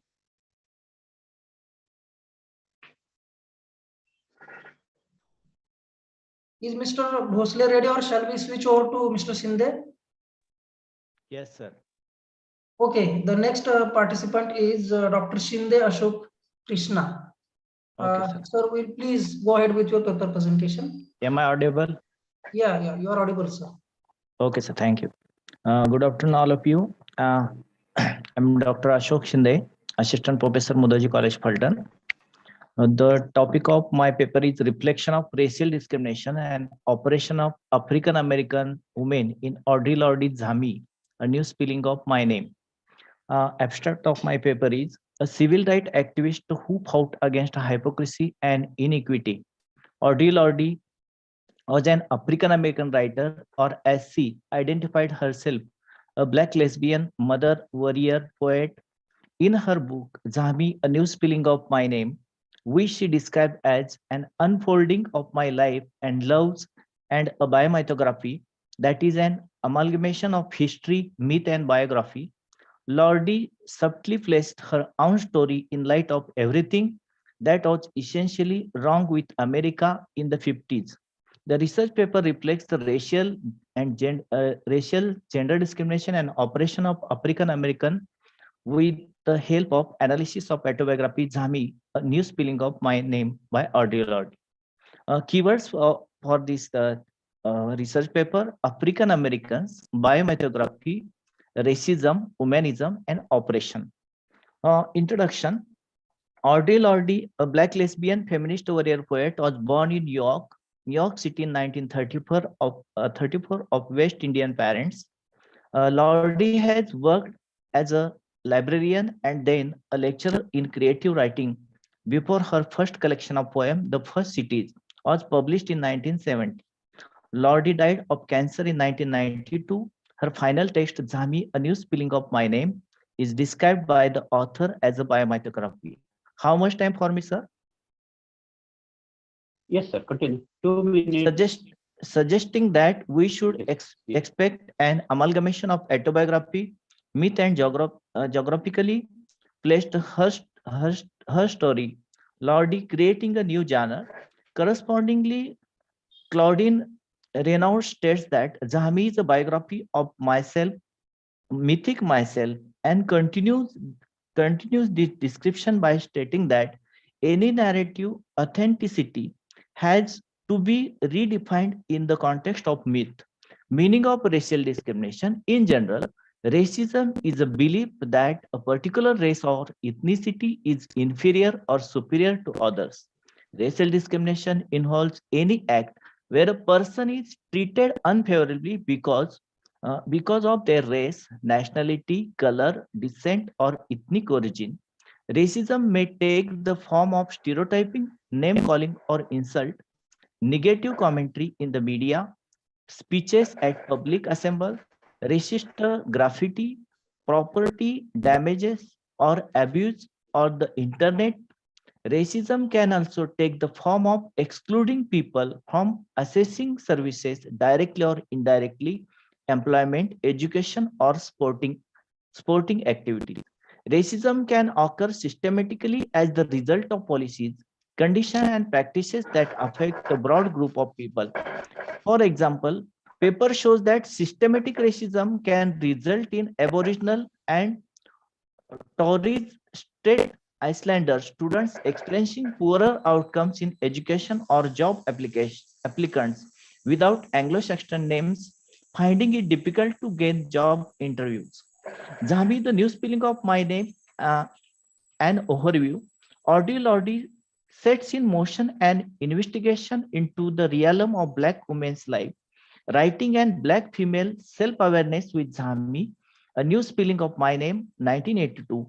This biomythography incorporates elements of racism and deprivation and dehumanization like quest for Black identity and sexuality amid the racial segregation and social political paranoia of the 1950s. It is also called Jim Crow era and introduces the important concept of how the personal and the political are essentially indissociate. This paper's main purpose is to juxtapose the negative socio-political position of Black women and men. Thus, Lordi recreates an innovative lesbian narrative that purposefully blurs the boundaries between history, politics, ethnicity, and sexuality. Lordi parallels the personal with the socio-political. Thus, researcher argues she illustrates her journey as equally important to ongoing socio-historical events of the American nation. Most critical work of Lordi predominantly considered the racial, textual, and gendered nature of Jami. Okay. The Jami. Okay. Please come to the conclusion. Yes, sir. Okay, sir. Thank you. In this way, the paper focuses on how the theme of racial discrimination is portrayed in the select text, the various forms of dehumanization like dehumanization on the basis of race, dehumanization on the basis of gender, and physical and emotional isolation, ethnicity, Black identity, role playing and difference, gender discrimination, class discrimination, human right violation, and their various manifestations are identified to show how Lordi has handled them. This, with the help of this paper, we can see reflection of racial discrimination and oppression of African Americans in Audre Lordi's Jami, a new spelling of my name. Thank you. Thank you, sir. Very nice.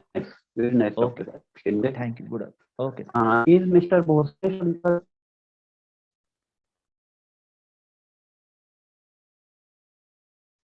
Are you available? Yeah. If he is not, please take the third one, Mr. Kulkarni Digambar Shamrao. If he is available. Is Mr. Kulkarni available? Dr. Dixit, sir. Yes, sir. Here are 3 hands raised, I could see. Okay. Dr. Ganesh Shankar, Supriya. I will allow them, and Yes, later on we will announce the names of the remaining participants. Okay. Can you do, sir? Yes. With your kind permission. Yes, Okay. yes. Supriya, who is Sure. Supriya? Please unmute yourself. Good afternoon, sir. Am I audible? Yes, yes. Yes. Go on. Good afternoon to all present here. I am Supriya, full-time research scholar from St. Joseph's College, Trichy. My topic of this paper is A Painful Search of Individuality, a study on women protagonists in Sudha Murthy's novel, Gently Falls Dracula and House of Cards. As we all know, Sudha Murthy, a prominent writer, is a person who followed a vision, not a path. She is a short story writer, novelist, and a multifaceted personality.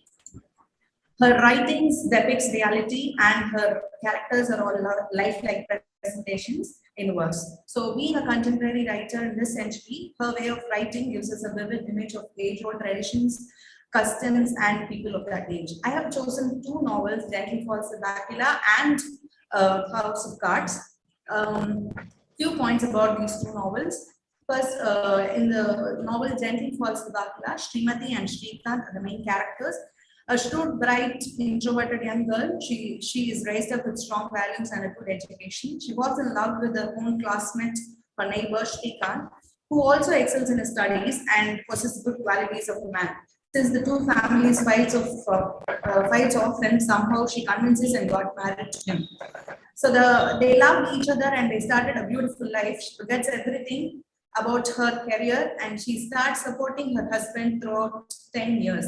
So so more than 8 years, her works is to take care of his household chores, treating the guest of Shrikant and so on. This is always her daily routine.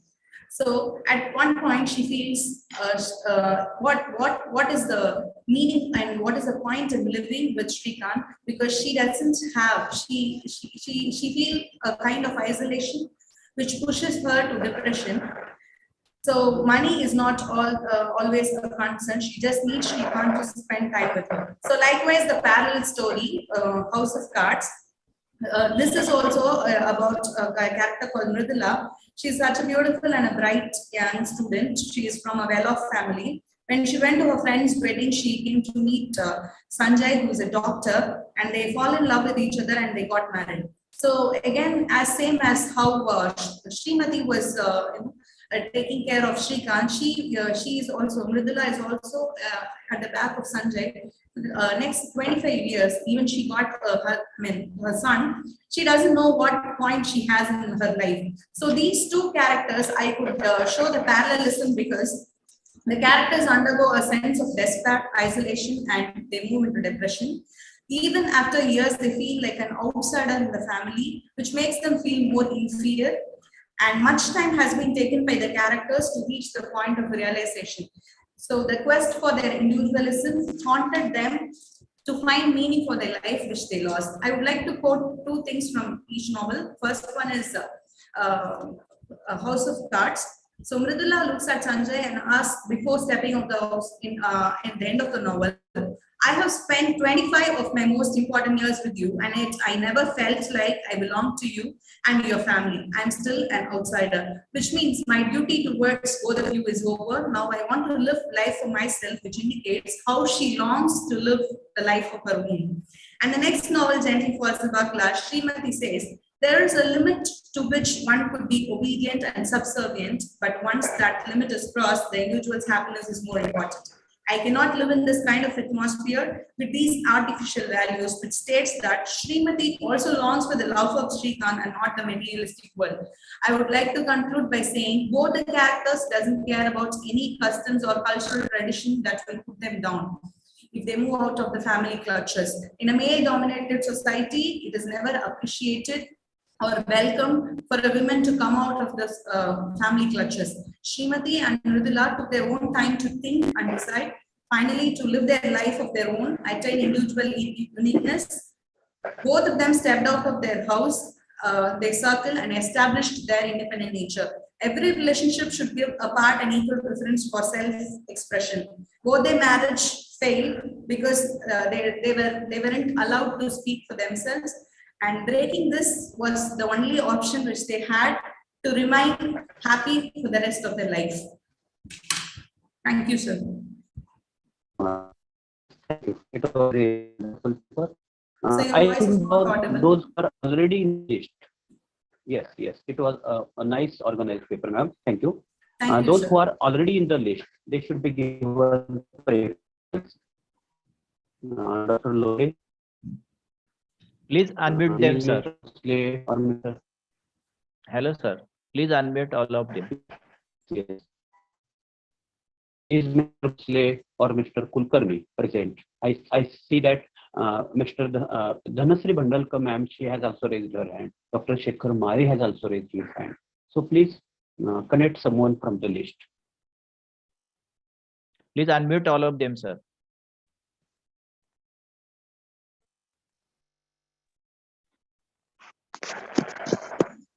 Hello, Lokde sir. Yes, yes, sir. I'm going to unmute Dr. Ganesh Shankar. Okay, okay. Dr. Ganesh Shankar, come with your Hello, paper. sir. Okay. Hello, sir. Yes, sir. Am Am I audible, sir? Yes, sir. Yes. Please continue. Yes. And good afternoon, all the dignitaries of the dais, of the online dais. Sir, I am Dr. Ganesh Kanpal, Department of English, Punyashlok, Alidev Holkar, Solapur University. I am going to present my paper, and the title of paper, my paper is Critical Study of the Voices, Language, and the Social Status of Women in the Selected Indian Women novelists. I have selected 3 Indian women novelists: Arundhati Roy, a Booker Prize winner, then Anita Desai, and Manju Kapoor. So these 3 novelists, and some selected novels of these novelists. I would like to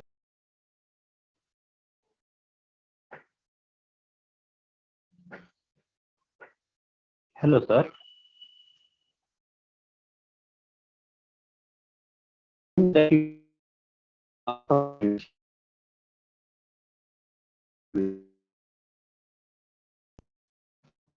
Dr. Sankpa, sir.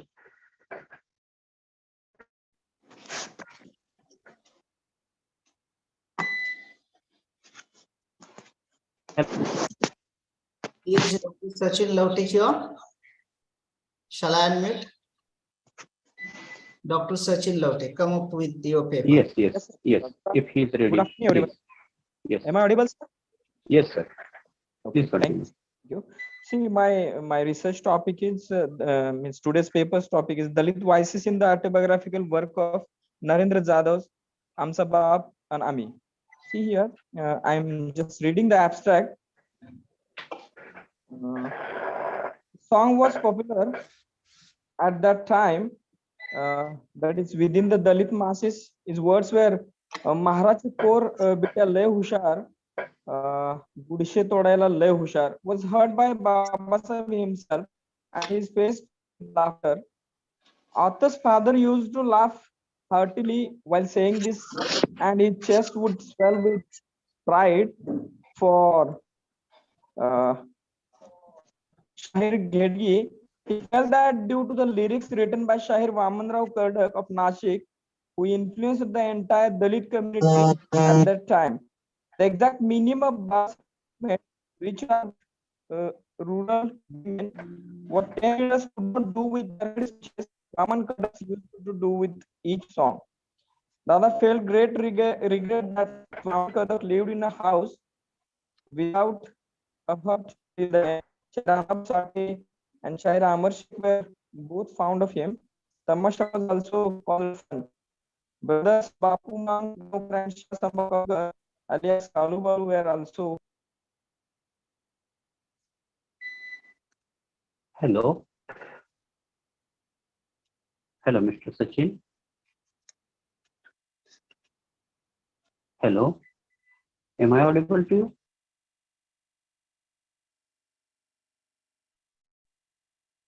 Mr. Sachin Lote, it seems that you are out of connectivity. Mr. Shankar, please come up with your paper. Hello, sir. Hello, Hi. can you hear me, sir? Yes, sir. Yes. No, yes. Because of some technical glitches. Okay. Please continue. Okay, sir. Okay, the title of my paper is that Imagining the Post-Colonial Sound and the Soundscapes, a reading of Richard Flanagan's Sound of One Hand Clapping. I will read just the abstract and then I will discuss. The core of this article is that to examine the post-colonial nature of Australian literature. The post-colonial studies emphasize on the study of settler societies such as Australia, India, and to a lesser extent, South Africa. Clearly, many works of Australian literature are post-colonial in terms of subject matter and the techniques. However, many Australian texts are not belonging to the post-colonial issues at all. Hence, the noted post-colonial critic Gayatri Spivak has considered that Australia is a part of post-colonial world, and the Australia's post-coloniality is a very complex one. However, the Australian literature deserves the equal status compared to the other post-colonial nations. But I want to explore somewhat outrageous ideas of Australia as well as the ultra-modern society. imperialism is the fundamental feature of modernity, and that is premeditated in the post-colonial discourse. The history of colonial nations particularly engrossed on the cartographical discourse of the West. The narrative imperial history organizes the national memory in a well-intentional process. In this case, the Dipesh Chakravarti's opinion I would like to cite here that regarding the post-colonial histories, whether it may be the Indian, whether it may be the Chinese, whether it may be the Kenyan, became the variation on the master narrative, and that would be called the history of the Europe. In this respect, any history of post-colonial nation is the imperial history of the Europe. Indeed, the formation of the Australian literature is the imperial history. We cannot individually deal Australian history without considering the European history. The European history, their ruling became the part of any nation's national history. The post-colonial ideas deeply reflected on the subalternity, hegemony, arbitrariness, and the otherness, and these ideas are dominantly imposed in the marginalized nations like by the British. The Australian imperial history comes directly from the colonial marginalization. As the same way, I would like to focus on the post-colonial sound, which is the purpose of my study. Here, the sound traces the marginalized experiences of the depressed nations. Their sound is not a physical sound, but an imagined sound. And that is what I'm going to focus in this paper. Through the concept of sound, Richard Flanagan's novel, The Sound of One Hand Clapping, explores the various tonalities of the sound of the marginalized people. The sound which is created is the sound of Australian Ireland. And how does this sound represent in this nation? What kind of sound features? These are the conceptual forces are discussed in this paper. As far as concerning the Australian literature, it is very multicultural, and it is related with the hybridity, national identity, immigration, racism. All these things are very rigorously discussed. The major, whether my time completed, sir? Hello? Yes. Yes, sir. Please Am I come to audible? conclusion. Yes, sir. Yes, Coming yes, to the you are audible. yes. Please come to conclusion. Yes. Coming to the conclusion, I would like to focus here. It is the novel about the Slovenian immigrants, those who settled in Australia. But in Australia, they did not get what I can call a better future, a better life. Their expectations were not fulfilled in the Australia, and that's why their national identity was destructed, devastated. In the host country, they did not get anything else. Their self and their sound was silenced by the testifying migrant families. And coming to the conclusion, I would like to conclude my the abstract here. One second, sir. Coming to the conclusion, this novel deals with distinctively the Tasmanian people's plight and their realism. The sound of migrant laborers, their problems, their memories, and their inner reality is exquisitely dealt in this novel. Thank you, sir, giving me the opportunity. Okay. It was a very nice and wonderful paper, Dr. Ganesh Shankar. I request the next participant, Dhanasri Bandalkar, has raised her hand. Mrs. Shita Jagtap has raised her hand. Please unmute someone.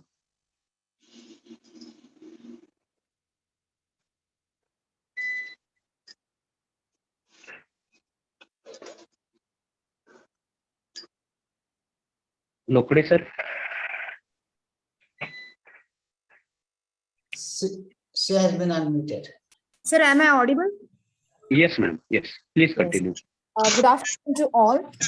Respected Chairman, Dr. Sanjay Dikshit, and all research scholars. I am Dhanashree Bhadarkar from YCM Patsword. I would like to thank organizers giving me an opportunity to present paper here. The title of my research paper is Struggle for Survival in Alex Laguma's A Walk in the Night. Alex Laguma was a South African novelist, leader of South African Colored People's Organization. Alex Laguma's A Walk in the Night is about characters' struggle for survival.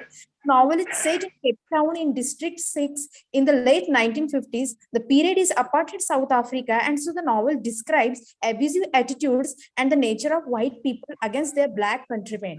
In fact, it is about the harsh attitudes and actions of the sort apartheid system which black and colored people tolerate, and the other side, the few chances given to black to lead normal lives. For example, of Michael Adonis, who is the protagonist of this novel, and Billy Boy are standing as the crux of the unlucky black youth, unemployed, uncivilized, and exposed at any time to the tortures of the police. Michael Adonis and Billy Boy and several other young black men in Cape Town District 6 have no choice but turn to crime. Billy Boy does minor crimes and violent actions in order to survive, while Michael Adonis enters Fox's gang, which connects robbery and theft. The black community was fighting only for survival. Alex Lagumas give the instance of two white policemen who brutally killed became the reason the death of innocent colored man Billy Boy for the perceived murder of Dottie, who is an old white man, inhabits District 6. The duty of policemen is to save people and their aspects, but the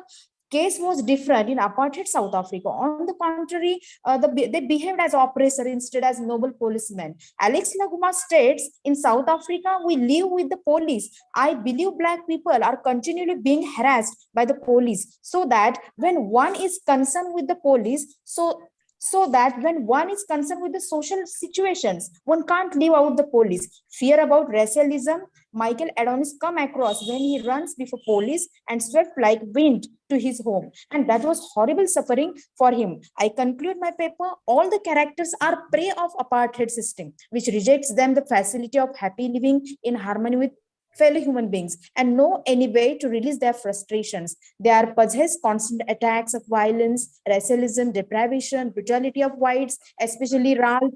Michael Adonis is such a character that is rejected by the society, and he is nihilistic character. Alex Laguma has shown the material deprivation, constant depravity of moral values, all his characters through every horrible incident through this the novel. Thank you very much, sir. Thank you very much. Thank you, ma'am. Very well planned presentation. Thank you, sir. Congratulations. Thank you. Okay. Next delegate, please. Who is present?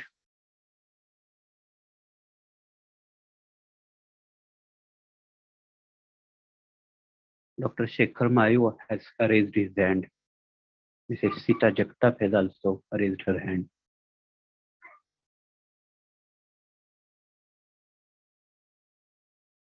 Please unmute someone.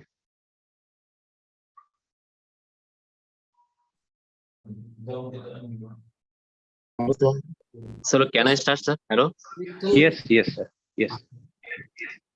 Good afternoon, Chairperson, sir. Also good afternoon to one and all, the research scholar. I am Vittal Sinde, a research scholar, Department of English, Shivaji University. So my research paper title is A Study of Dalit Voice in Narendra Jadhav Outcast, a Memoir. I'm just to read the abstract. The present paper is an attempt to study of the Dalit voice with the specific autobiographical reference of Narendra Jadhav. Dalit literature first appeared in the Marathi language in the 20th century. It has established its own groups for talking with them about the oppression and injustice in society.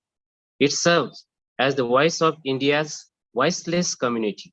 The same in the outcome of Narendra Jadhav's memoir Outcast, one of the well-known Dalit autobiographies in this translation.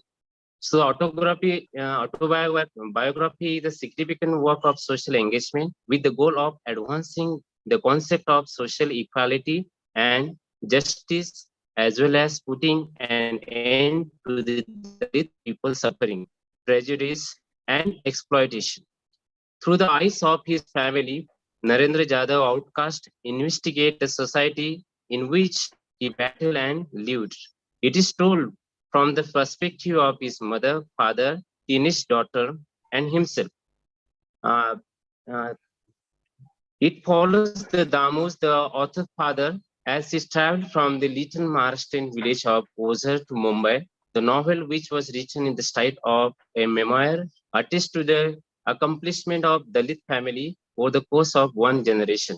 Damu's self-reflexive analytical viewpoints are presented in Jadhav's Outcast against backdrop of severe exploitation. It traces the development of the family over the 3 generations.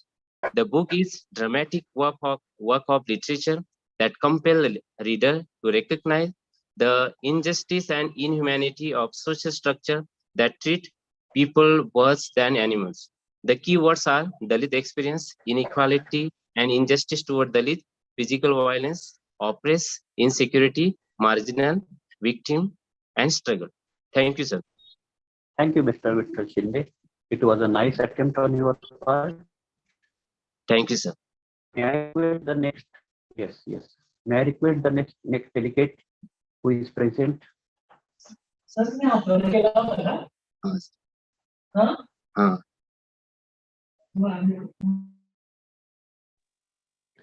Hello, good afternoon, sir.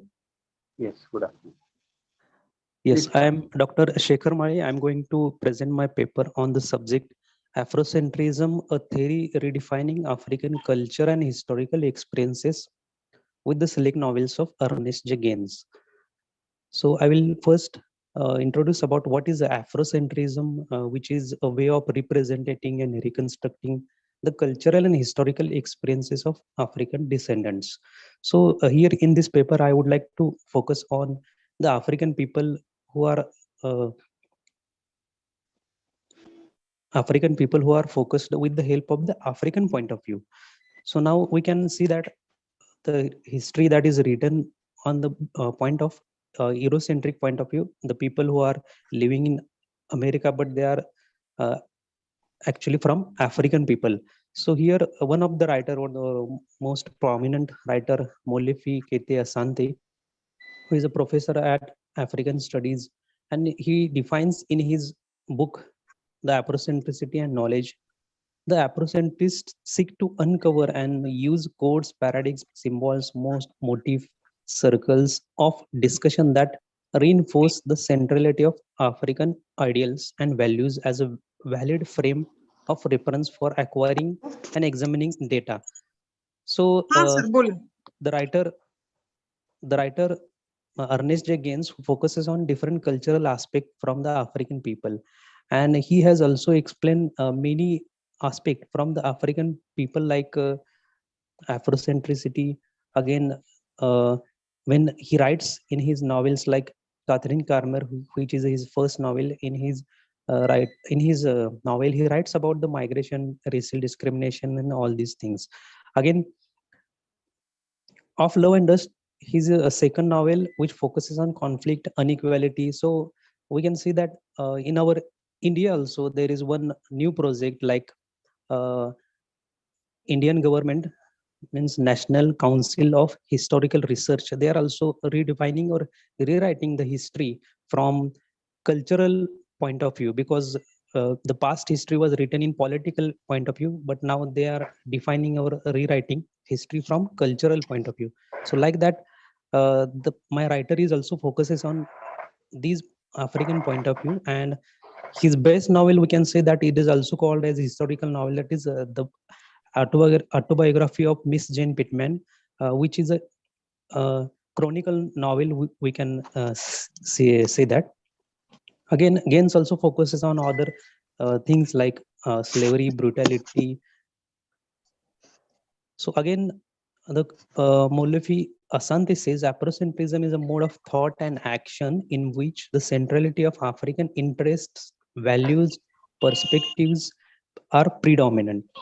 In regards to the theory, it is a placing of African people at the center of African explanation.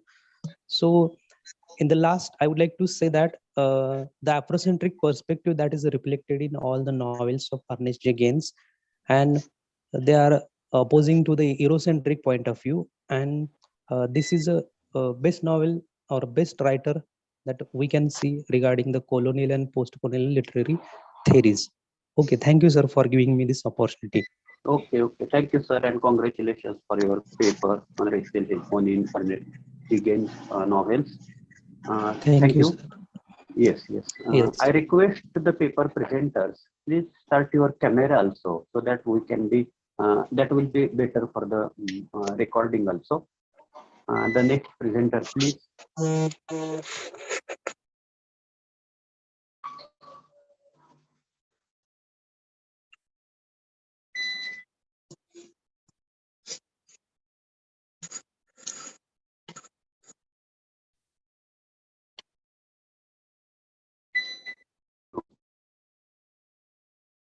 that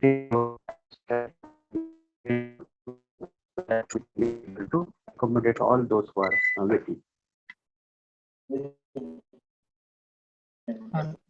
Hello, am I audible? Yes, ma'am. Yes.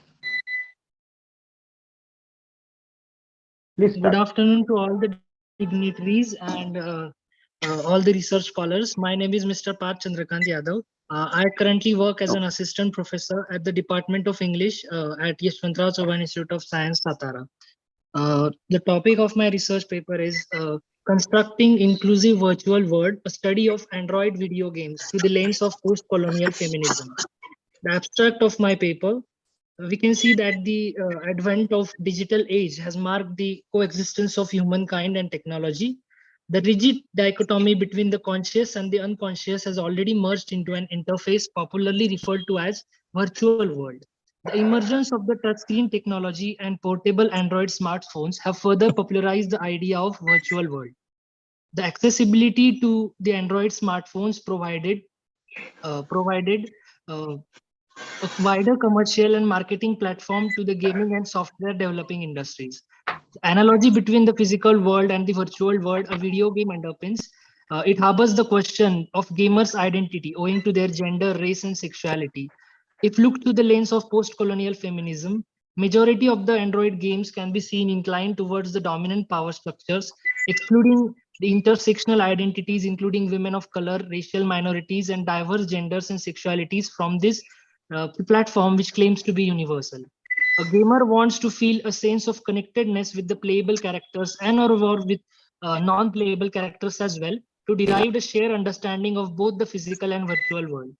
This connectedness is directly related to the gamer's intersectional identity, gender, race, sexuality, which must be represented in video games to pave the way towards an inclusive gaming platform. Thus, the present research paper aims to study the narrative aspects of Android video games from the standpoint of post-colonial feminist theory. The keywords of my research paper are video games, Android video games, post-colonial feminism, intersectional feminism, gender, race, sexuality, minority identity, representation, virtual world, inclusive. Thank you. Okay. It was a very nice paper, Mr. Parth Yadav. It was really an out-of-box paper that we generally do not find in literary circles. Congratulations. Okay. Next delegate, please.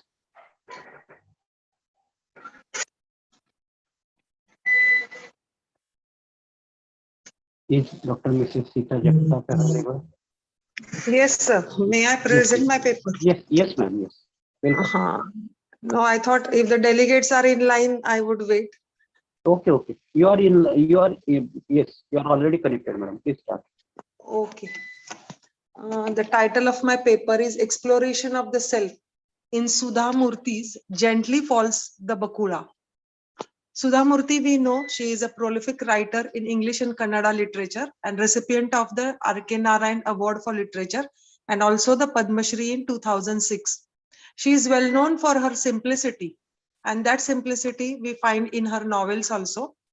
A writer with an international reputation, in most of the works, she has tried to give in-depth depiction of the characters, particularly the female protagonists. In Gently Falls the Bakula, Sudha Murthy has portrayed Srimati, the female protagonist, as a typical Indian woman, docile, submissive, ready to sacrifice everything for the sake of her husband and the family. In fact, she is a very bright student, but still she intentionally studies history out of her love and passion for history, historical monuments. She gets married to her classmate Shrikant, who is also a very bright student, but an overambitious man. He goes to Bombay to study IT, and after becoming an successful engineer, he is obsessed by the goal of achieving higher positions in the corporate world, and that makes him.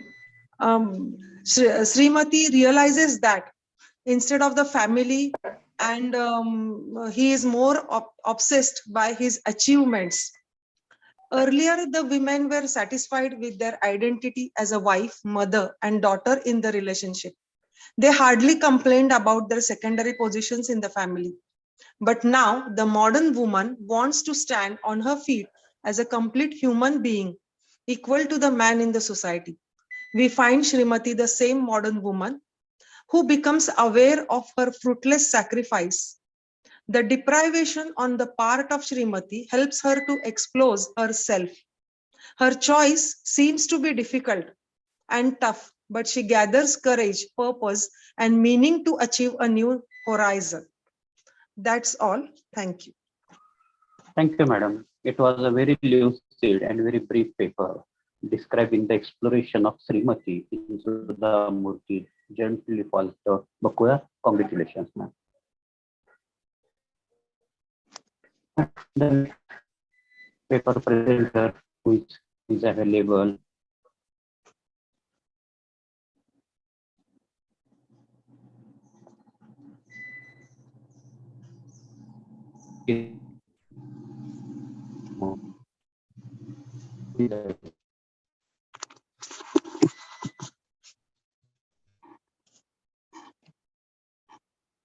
Radhike sir, please connect sir. someone. Yes. Who is remaining from the list now? Wagmare Shamrao has not presented. The first one, Bhosle Shankar. The third one, Kulkarni Digambar. They have not presented. Dr. Sachin Kamble has also not presented. Dr. Mrs. Mane is remaining. If someone is available. Is there anybody 11, whose names have been announced here?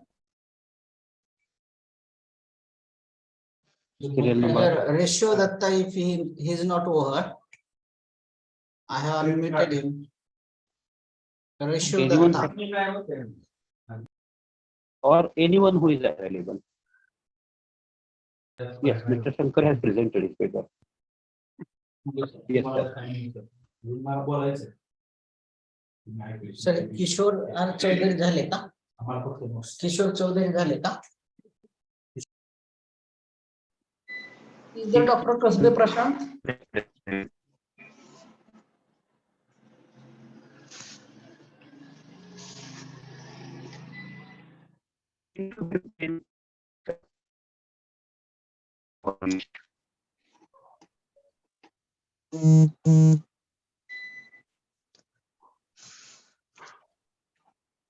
Anyone who is not in the list but is present, please give him the opportunity.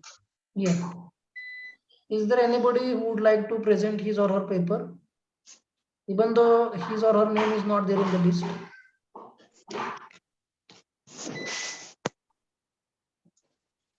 Please unmute Mr. Ajit Jadhav. Hello. Yeah. Am I audible, sir? Yes. Yes. Yes, sir. Yes. Ramesh Chaudhary. Hello. Yeah. Yes, sir. Yes. Yeah. So, shall I present? Yes, sir. Yes. Please Yeah. start. Okay. Thank you.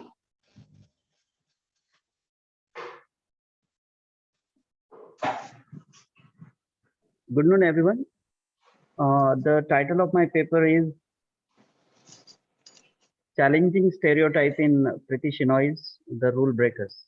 And I'm presenting this paper with my guide, Dr. S.P. Zanke, who is the professor and the head of the Department of Bhusawal Art Science and Pionata Commerce College, Bhusawal. As far as the abstract of my paper is concerned, as we know that the theme of this very wonderful seminar is about the post-colonial voices in literature. So thinking about the post-colonial voices in literatures, we know that it has proved the predominant role in all the genres of literature. And many of the writers from the British colonial countries, as we know very well, that they have shown that very aspects clearly through their every kind of writing.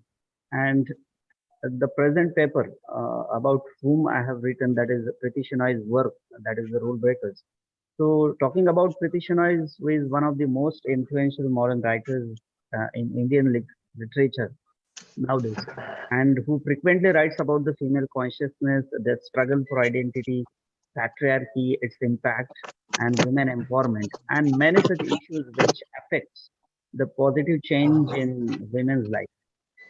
So when we think about the Shinoy, she is being a modern in her outlook and about the women characters and their role. Therefore, she always highlights and wants to prove their genuine identity, which very often is denied by the so-called conventional setup of the Indian society.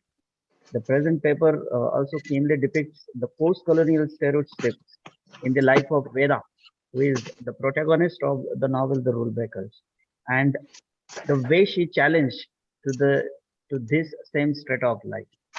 So that exactly is the abstract of my paper. And when this paper is divided into different topics under an introduction, the vision of life of Vedas, her struggle for identity, and the way she challenged her stereotype, and in the eventually how she become an empowered woman.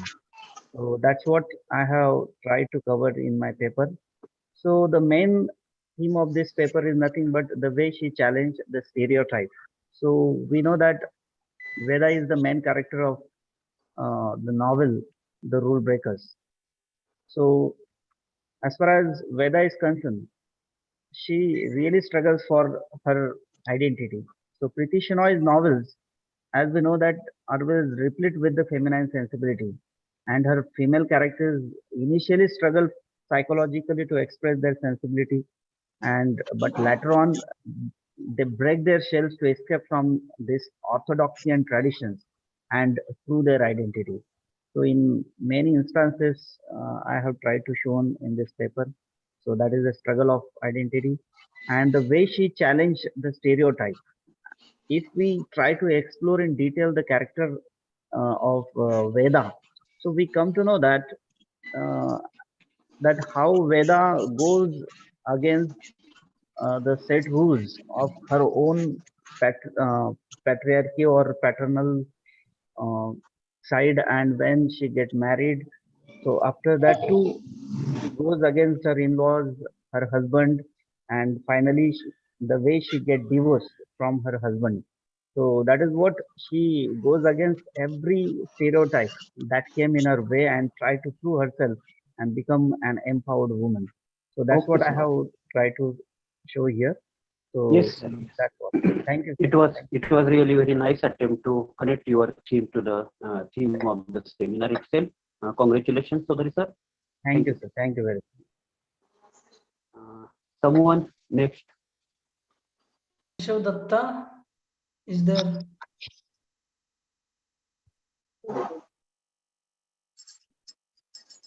Is there anybody who would like to present his or her paper?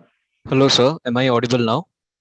Yeah, yeah. Yes. Sorry, I was having some technical glitch, so sorry for Yes, that. sir. Yes.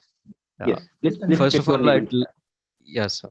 First of all, I'd like to thank Professor Dikshit and the organizers of this seminar for giving me this opportunity to present. So the title of my presentation is Recovery, Resistance, Reassertion, Reflections of Indigenous Consciousness in Select Works of Jacinta Caqueta. So first of all, I'd like to say why this topic. Postcolonial literature, as we know, offers a prismatic view of multiple subjectivities, systematically silenced, subdued, and stifled by colonial advancements. From this perspective, discussions on post-colonial voices, they acquire the dimension of counter-discourse to colonial narratives. Hence, it is all the more important to bring in the indigenous narratives of survival and resilience against institutionalized violence in a neo-colonial state, where the indigenous literature, indigenous narratives, they come to serve as a mouthpiece for indigenous consciousness and self-determination. Next, who are the indigenous? How do we define indigenous? Indigenous people are often identified as the first people of a specific regional area. Indigenous people can be described as communities, nations, groups who have a historical continuity with post-colonial societies within territories they have developed. They strive hard to preserve their ethnic identities and ancestral lands for future generations. They are survivors of colonial mechanisms of physical, cultural, psychological, epistemic violence, and indigenous narratives that negate settler or colonial discourses of terra nullius, land belonging to no one. So, in the context of India, tribal literature is a literature of of a search for identity, of exposing the forms of exploitation by non-tribals, a testimony of the threat they face in terms of their identity and existence. So, in that way, contemporary tribal literature is an expression of resistance. So when we come to Jacinta Kaketa, who is Jacinta Kaketa? She is one of the most prominent voices coming from Jharkhand. She is from the Kurukar or Orao Adivasi community. Kaketa's poems are brutally honest and powerful, and their accounts of the struggles and hopes of young, educated, and sensitive Adivasis of Jharkhand within the state and in the cities in search of jobs. Her poems deal with issues of development-induced displacement, alienation, culturally marginalized Adivasi voices, violence against women, economic insecurity, and bad governance. So, because of the paucity of time, I cannot go into detailed description of some of her works. I'd like to discuss why studying or engaging with these tribal narratives are important. One, because they challenge the projected homogeneity of indigenous or Adivasi positions and offer a plurivocal dimension of indigenous subjectivity, reshaped by more consensus and polyphonic representations. And they relate singularity of immediate local experience to the broader mutual discourse of self-articulation. And they critique the schemes and projects of so-called development that that is peddled by the government and government organizations. So critiquing the schemes and projects of development and progress. And so it offers us to move from subordination of the Adivasi subject to coordination, from resentment to respect, from speaking to, we are moving to speaking with. And at the same time, it also offers us the diverse means of tribal expression. It enables us to have a renewed understanding of history and epistemology, how we get to know the study of knowledge. So it questions the established aesthetic authority of Eurocentric poetics and formulates new frames, new values, theories, and methodologies of studying tribal voices in English literature. So at the same time, it offers us a means of recovery and resistance, and through that, we get to a reassertion the Adivasi identity. Uh, in a very short span, I try to bring the essence of my paper. That would be also. Very nice, sir. Even though the time was short, your deliberations were very thought-provoking. You have introduced a tribal poet, Jacinta Kaketa, to whom most of the participants may not be acquainted. Thank you for your wonderful paper, sir. Thank you. Yes, is there anybody else? I think the list that is provided to us, that list is over. Yes, the time is 3 p.m. now. Yeah, If anyone is there. So is Someone. there anybody who would like to present his or her paper? Please raise your hand. Has raised his hand. Ajit Jadhav. Ajit Jadhav is also waiting. He's requesting to unmute him. Yeah. The host, will you please unmute Dr. Ajit Jadhav?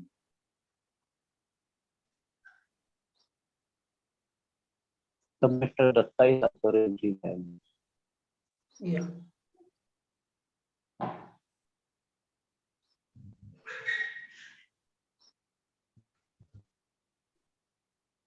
I'm able to see Kishore Chaudhary, who has right now presented paper. Yeah, he has already presented his paper. Yes, sir. Kishore Chaudhary already has presented. Yeah, presented. If no one is interested in, shall we move further? Yeah. Gargi sir. please. Yeah, we can go ahead, sir. Yeah.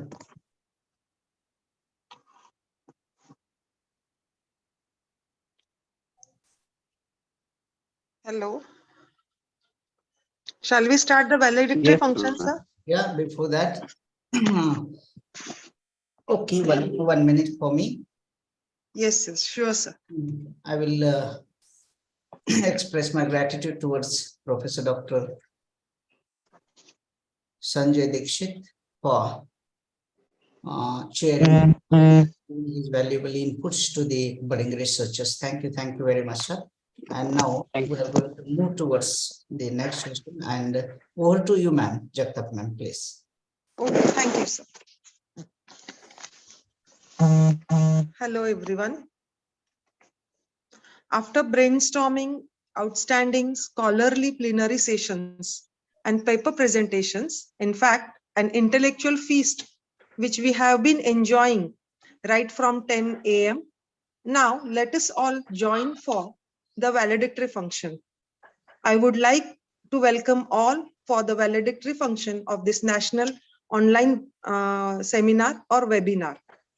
At the very outset, let me introduce the resource person invited for the valedictory talk, that is Professor S.N. Kiran, Department of Studies and Research in English, Tumkur, Karnataka.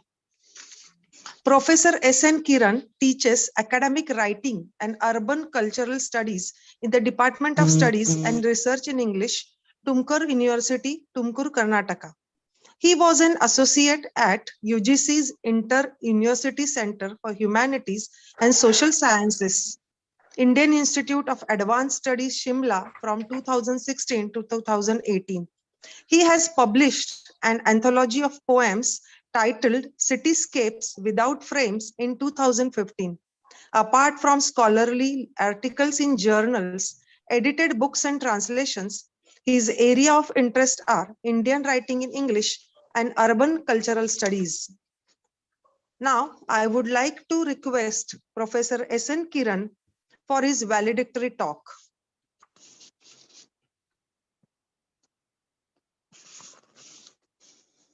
Over to you, Professor S.N. Kiran. I hope he is there.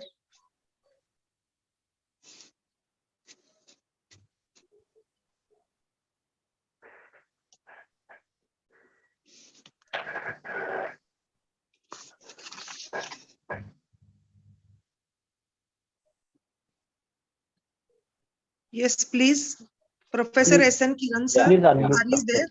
Yeah, I'm very much there. Good afternoon, everyone. Good afternoon, sir. Thank you for your introduction, ma'am, as well. And before I begin, I want to thank the management of DP Bhosle College, Koregaon, and the Department of English for two reasons. Now, they have been meticulously organizing academic events in spite of troublesome, changing situations. And I congratulate the department for bringing so many people on the platform that everybody found time to listen to each other and find meaningful interactions and leads for exploring the field of post-colonial studies. And I also thank the college as well as the management and the department for inviting me to share my understanding of the term that you all propose to discuss at this juncture. Now, as I would say, it was an opportunity to rethink, since it is a valedictory session. I would like to connect all that the paper presenters and other resource persons have dwelled into this heterogeneous character of this post-coloniality into certain key arguments that we can draw from our presentations as well as discussions.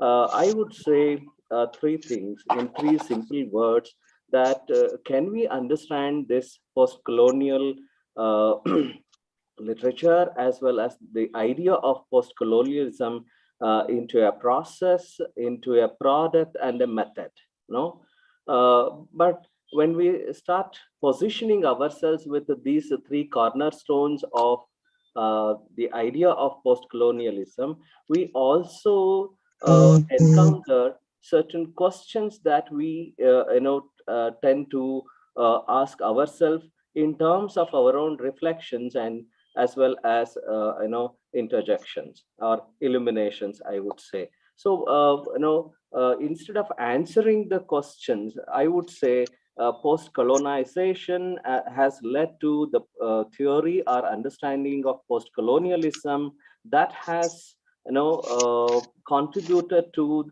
this polyphonic voices, because when I look at the title of the discussion today, we say that post-colonial voices in English literature. And when we try to dig out the historicity of post-colonialism, we also come across many other terms that are rooted in colonialism, imperialism, decolonization, nationalism. The contexts are multiple. And so the voices that we find in literature in general, and of course in English literature through the colonies as well as the native speakers, we find that there is a larger degree of hybridity in terms of the themes that are discussed and the context that are placed through literatures. And this historical event that has now led to the creation of post-colonial literature has really contributed to vast amount of literature through which we can see one another in terms of mirroring the self and the other. So my question to begin with is it historical only? No, when we think of post-colonial, when we make an attempt to label this process as multiple and heterogeneous, then what do we find within it? So is it an image of the self, or image of the other?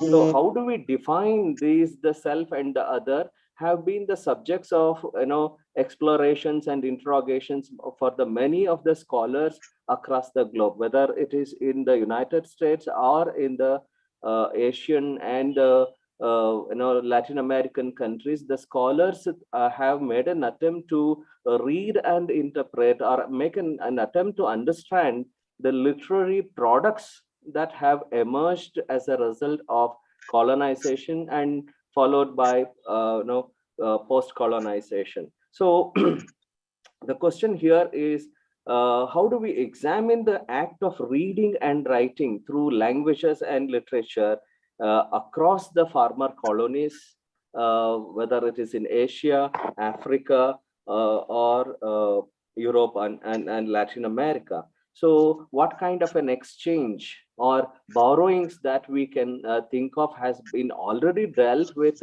diaspora studies? So we generally move from a disciplinary attempt into an interdisciplinary, and I think the other field of studies that have emerged these days, we can also realize that the historical post-colonial events have led to the transdisciplinary understanding of the cultures across the globe. So there is a continuous but an incomplete process that is taking place in the discussions, in the academia, in the political debates, and of course, when I say political, they include both the socio-cultural and economic debates that each one is trying to assert, interrogate, and deal with the aspects that are troubling and the aspects that need to be discussed and brought before us for our discussion. So how do we trace this emergence of this disciplinary shifts?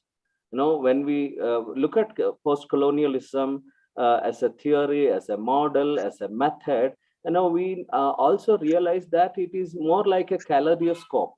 The more you turn, more you get, but you are not certain of the definiteness of what you get. So this fluidity is in the nature of post-colonial literatures that we have perhaps realized during our paper presentations and discussions. So the question of originality and authenticity does not remain relevant here, as we already know that the post-colonial events have led to many languages and multicultural societies, and of course including our references to English language. No, English is no more the language of the native speakers only. So we have Canadian literatures in English, African literatures in English, and of course that has led to a larger question of debating the post-colonial context in terms of nationality, hybridity, indigeneity, and for all these reasons, I think we all need to acknowledge the contributions of Bill Ashcraft and Gareth Griffith, Helen Tiffin, whose book called The Empire Writes Back, and followed by the Post-Colonial Reader that was published in 1989. That was something that opened a Pandora box for the discussion in the departments of English. Even when people in Africa were discussing about decolonizing English departments, this English departments opened up a new avenues for our discussions. So that has as a method, post-colonialism as a method has been convenient for realizing the the act of examining cultures in a multicultural situation, examining literatures in a multilingual situation, examining ethnicity in a multi-ethnic situation. So, post-colonial literatures and post-colonialism have have reciprocally responded to the understanding of the problems and the issues of globalization. And of course, as I said, I also say that it is an incomplete process, and it is an ongoing process. As we think of transnationalism, then we have the questions of what will be the future of this, of these cultures. It is unpredictable. Now, what would be the subjects of this post-colonial, post-colonial literatures is uncertain. So can we think of some possibilities when we make an attempt to understand the idea and the notion of post-colonialism is how do we foresee ourselves in the years to come in terms of post-nationalism, and of course beyond what lies beyond transnationalism, how our literatures and collective human experiences are to be seen and perceived is the subject for our discussions in the days to come in the departments of English as well as other departments like political science, cultural studies, and I hope all the paper presenters must have gathered some ideas, that would lead them to further understanding, further examination on the issues that are related to the voices in post-colonial English literature. I wish them a grand success in all their academic endeavors and for their professional accomplishments. And before I conclude, I thank Dr. Lokdeji for having invited me, and I'm really grateful to him. And he provided me an opportunity to listen to all of you, and I'm really enriched. And I thank the principal, Dr. V.S. Savanji, and I hope such events would continue to enrich the students and the academia in the future as well. And I also acknowledge the presence of Dr. Dhyandev Kaleji, who has been a good friend, though we don't normally converse on a regular basis. I am really thankful to all the people who are present and listening to me at this point of time, and I wish them good luck. Thank you once again. Thank you, sir. Thank you, sir. Thank you very much for your simplified, elaborative, and a talk connecting the topics of the webinar. You have given an in-depth insight in the post-colonial theory with reference to the previous lectures. Really, sir, it was very informative and been very helpful to all the delegates. Thank you, sir, for your brilliant talk. Thank you, ma'am. Thank you once again. Now, I would like to invite a dynamic personality. We can say the founder member of this Eltai Satara chapter, who has tied us all or brought us together, and because of whom we are able to organize such intellectual feasts, connecting through all the connecting all the scholars throughout India. That is Nyandev Kale sir, who is the Associate Professor and Head Department of English of Shashikant Shinde, Amdar Shashikant Shinde Mahavidyalay Medha, and the convener of Eltai Satara chapter. Please, sir, I invite you for the presidential remarks of this valedictory function.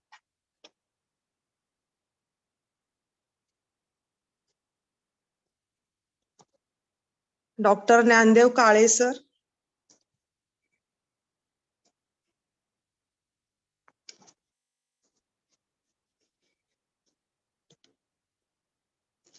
Hello.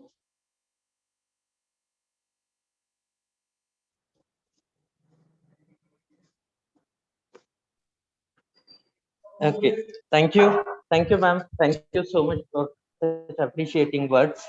I'm really pleased that almost 10th activity of is being organized at DP Bhosle College, Koregaon. I'm really happy that since its inception in October 2000, organizing different activities and such activities where involvement of all the individual members from Satara chapter has been seen, has been witnessed, and we have discussed many different themes. And today's theme is the post-colonial voices. No doubt, it is impossible to enclose it in a single day, in a day. So there are several themes, there are several aspects of post-colonial literature that we cannot give that issue only. We have been able to today at least to touch certain issues, and since morning Professor Karikatti, Professor Sunil Sawan, and then the keynote addressee, what they have been talking about different aspects, and after that when Neha talked about the plight of Dalit literature and its place in the post-colonial literature, it again the post-colonial voice itself encompass one more aspect. So in a way, even today we are able to give place to many different themes which we were needed. After that, it was obvious that Deepak and Anurag, both of them have discussed different aspects of linguistic point of view, and then the historical review and the post-colonial literature as such. I mean, theoretical part of post-colonial literature has been covered by both the resource persons. No doubt about it. All the resource persons, they have also uh, the um, the responsibilities assigned to them. So in a way, this has been a totally different experience where we are able to discuss different issues related to post-colonial voices. No doubt, there are some more issues that we can discuss, but in the given time limit, it is possible only to discuss this much only. I don't think it's possible to deal with post-colonialism within a day or two. We need a full span of 2 months, 3 months, 4 months to understand it properly. But whatever has been discussed has been very useful. And apart from that, I'm really happy that more than 70 papers have been received by the host. And we have seen that 4 parallel sessions were conducted. So this is an achievement in itself, because within such a short span of 3 and 4 days, it was simply impossible to get connected to so many people around, and that too in a fruitful way in the sense that they have presented papers and papers of quality. So this itself is an evidence of how people are prepared about post-coloniality and different issues related to post-colonial discourse. So on behalf of Satara Eldai chapter, I'm really thankful to the organizers that we are able to serve a very good feast to the aspirants of literature and the researchers working in the field. So in that sense, this has been a great success. I really congratulate Professor Lokade for organizing such a beautiful event in such a short period of time. And apart from that, I'm really thankful that whole of my team, that is Satara Iltai chapter team, it has been working consistently, and uh, all of them have exhibited such a coordination among themselves that they all are here. Most of them are here, and they all are supporting each other. So this, in a way, has helped me, as ma'am said, to connect all the links and stay connected in the field of knowledge. So I personally thank Lokde sir for inviting me here on behalf of the entire Satara chapter.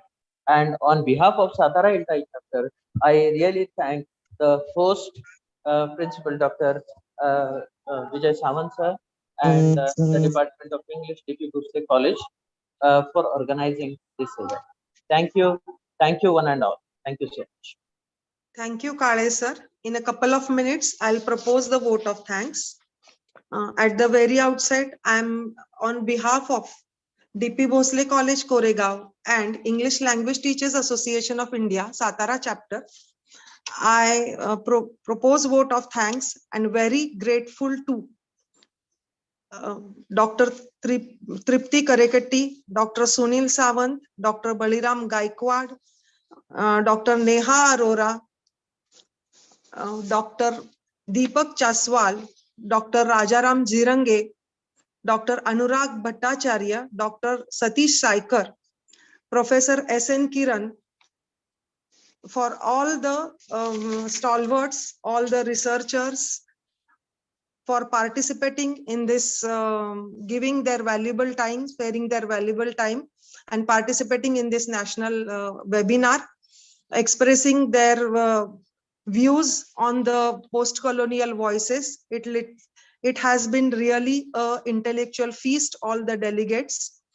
Then I am very thankful to the principal, Dr. V.S. Sawant sir, Principal DP Bhosle College, Koregaon, who has been an inspiring and motivational force behind the organization of such a wonderful seminar, which has already in time, we have completed along with the valedictory 5 sessions, and all the sessions were really, and I have no words to explain them, but they were outstanding. And I'm very thankful to LTI office bearers who are always behind us, inspiring us, motivating us to organize such programs, such national academic programs. And very thankful to Dr. B.S. Lokade sir and his team, who has been relentlessly working to make this a grand success. Thank you all. Thank you. Thank you, Jagtap ma'am, and thank you, Vijay sir, that you have played a vital role. And I thank one and all here for participating in our online national seminar and making this event a grand success. Thank you very much. Thank you all. Thank you, Lokade sir, for giving us the opportunity to be a part and parcel of this seminar. And it was really a wonderful organization and a grand success. And it was the joint venture with LTI. Yes, sir. all do this activity in a Yes, successful manner. joint ventures are always successful. Yes, yes, yes, definitely. And here is a note for the participants. I have shared the link of feedback link into the group created for the participants of National Seminar. Just give your feedback and wait for the certificate, because I'm going to share the certificates on the email registered by the research fellows and participants, as well as I'm expecting full-length papers in the immediate future. I mean, 2-3 days, I will be giving notices through the group for the sake of publication and getting certificates. Please don't leave group for a couple of days. Okay. Thank you. Thank you, my colleagues, Mr. Sudhir Kasgowde, Mr. Ravi Gaikwad, Mrs. S.P. Mane, Mr. Rahul Warte, and the organizers and the principal of our college who motivated us to organize this event. All the things from Dippi Bhosle College, Koregaon, and the active team of LTI chapter Satara cooperated into this activity. Therefore, I extend my thanks towards one and all. Thank you very much. Thank you all. Shall we stop here? Kiran sir, thank you. Thank you, Lokdeji. Thank you so much. Thank you. Kale sir, if you are there.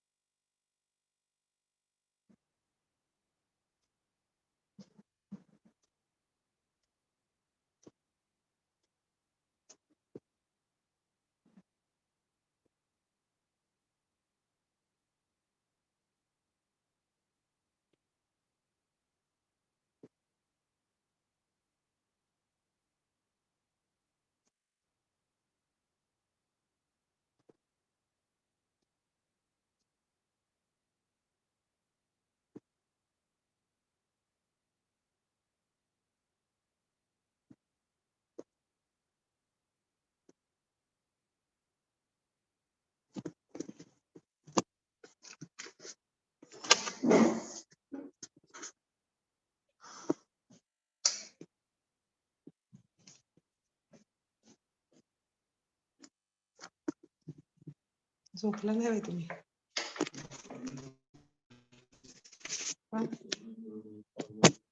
ते नेमकं व्हॅलिडिक्टरी session होता आणि तो पूर्ण माझ्याकडे दिला. तो नेमका त्याच वेळेस चालू होता तुम्ही आला तेव्हा. म्हणून तुम्हाला म्हणला नाही माझं नाही. मी मधल्या ह्याच्यात माझ्याकडे नव्हतं तेवढ्यात खाऊन गेली. मला कॉलेजवर जाऊन पंच करून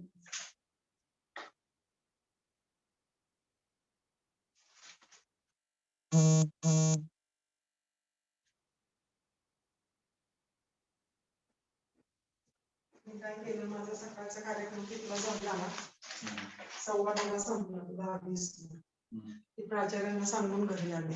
मला कसं वाटलं होतं आमच्या सेमिनार हॉलमध्ये बसावं, पण तिथं बघितलं सेमिनार हॉलमध्ये तर ते आय चेकअप होतं लायन्स क्लबचं. आमच्या डिपार्टमेंट पण त्याला दिलं होतं. मग म्हटलं आता कुठं वर जाऊन वर्गात कुठेतरी बसा, परत बॅटरी संपली काय झालं सांगितलं प्राचार्यांना. ते म्हणजे हो चालतंय जाऊ दे,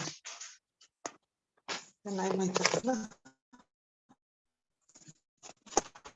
मला काय म्हणायचंय, संध्याकाळचं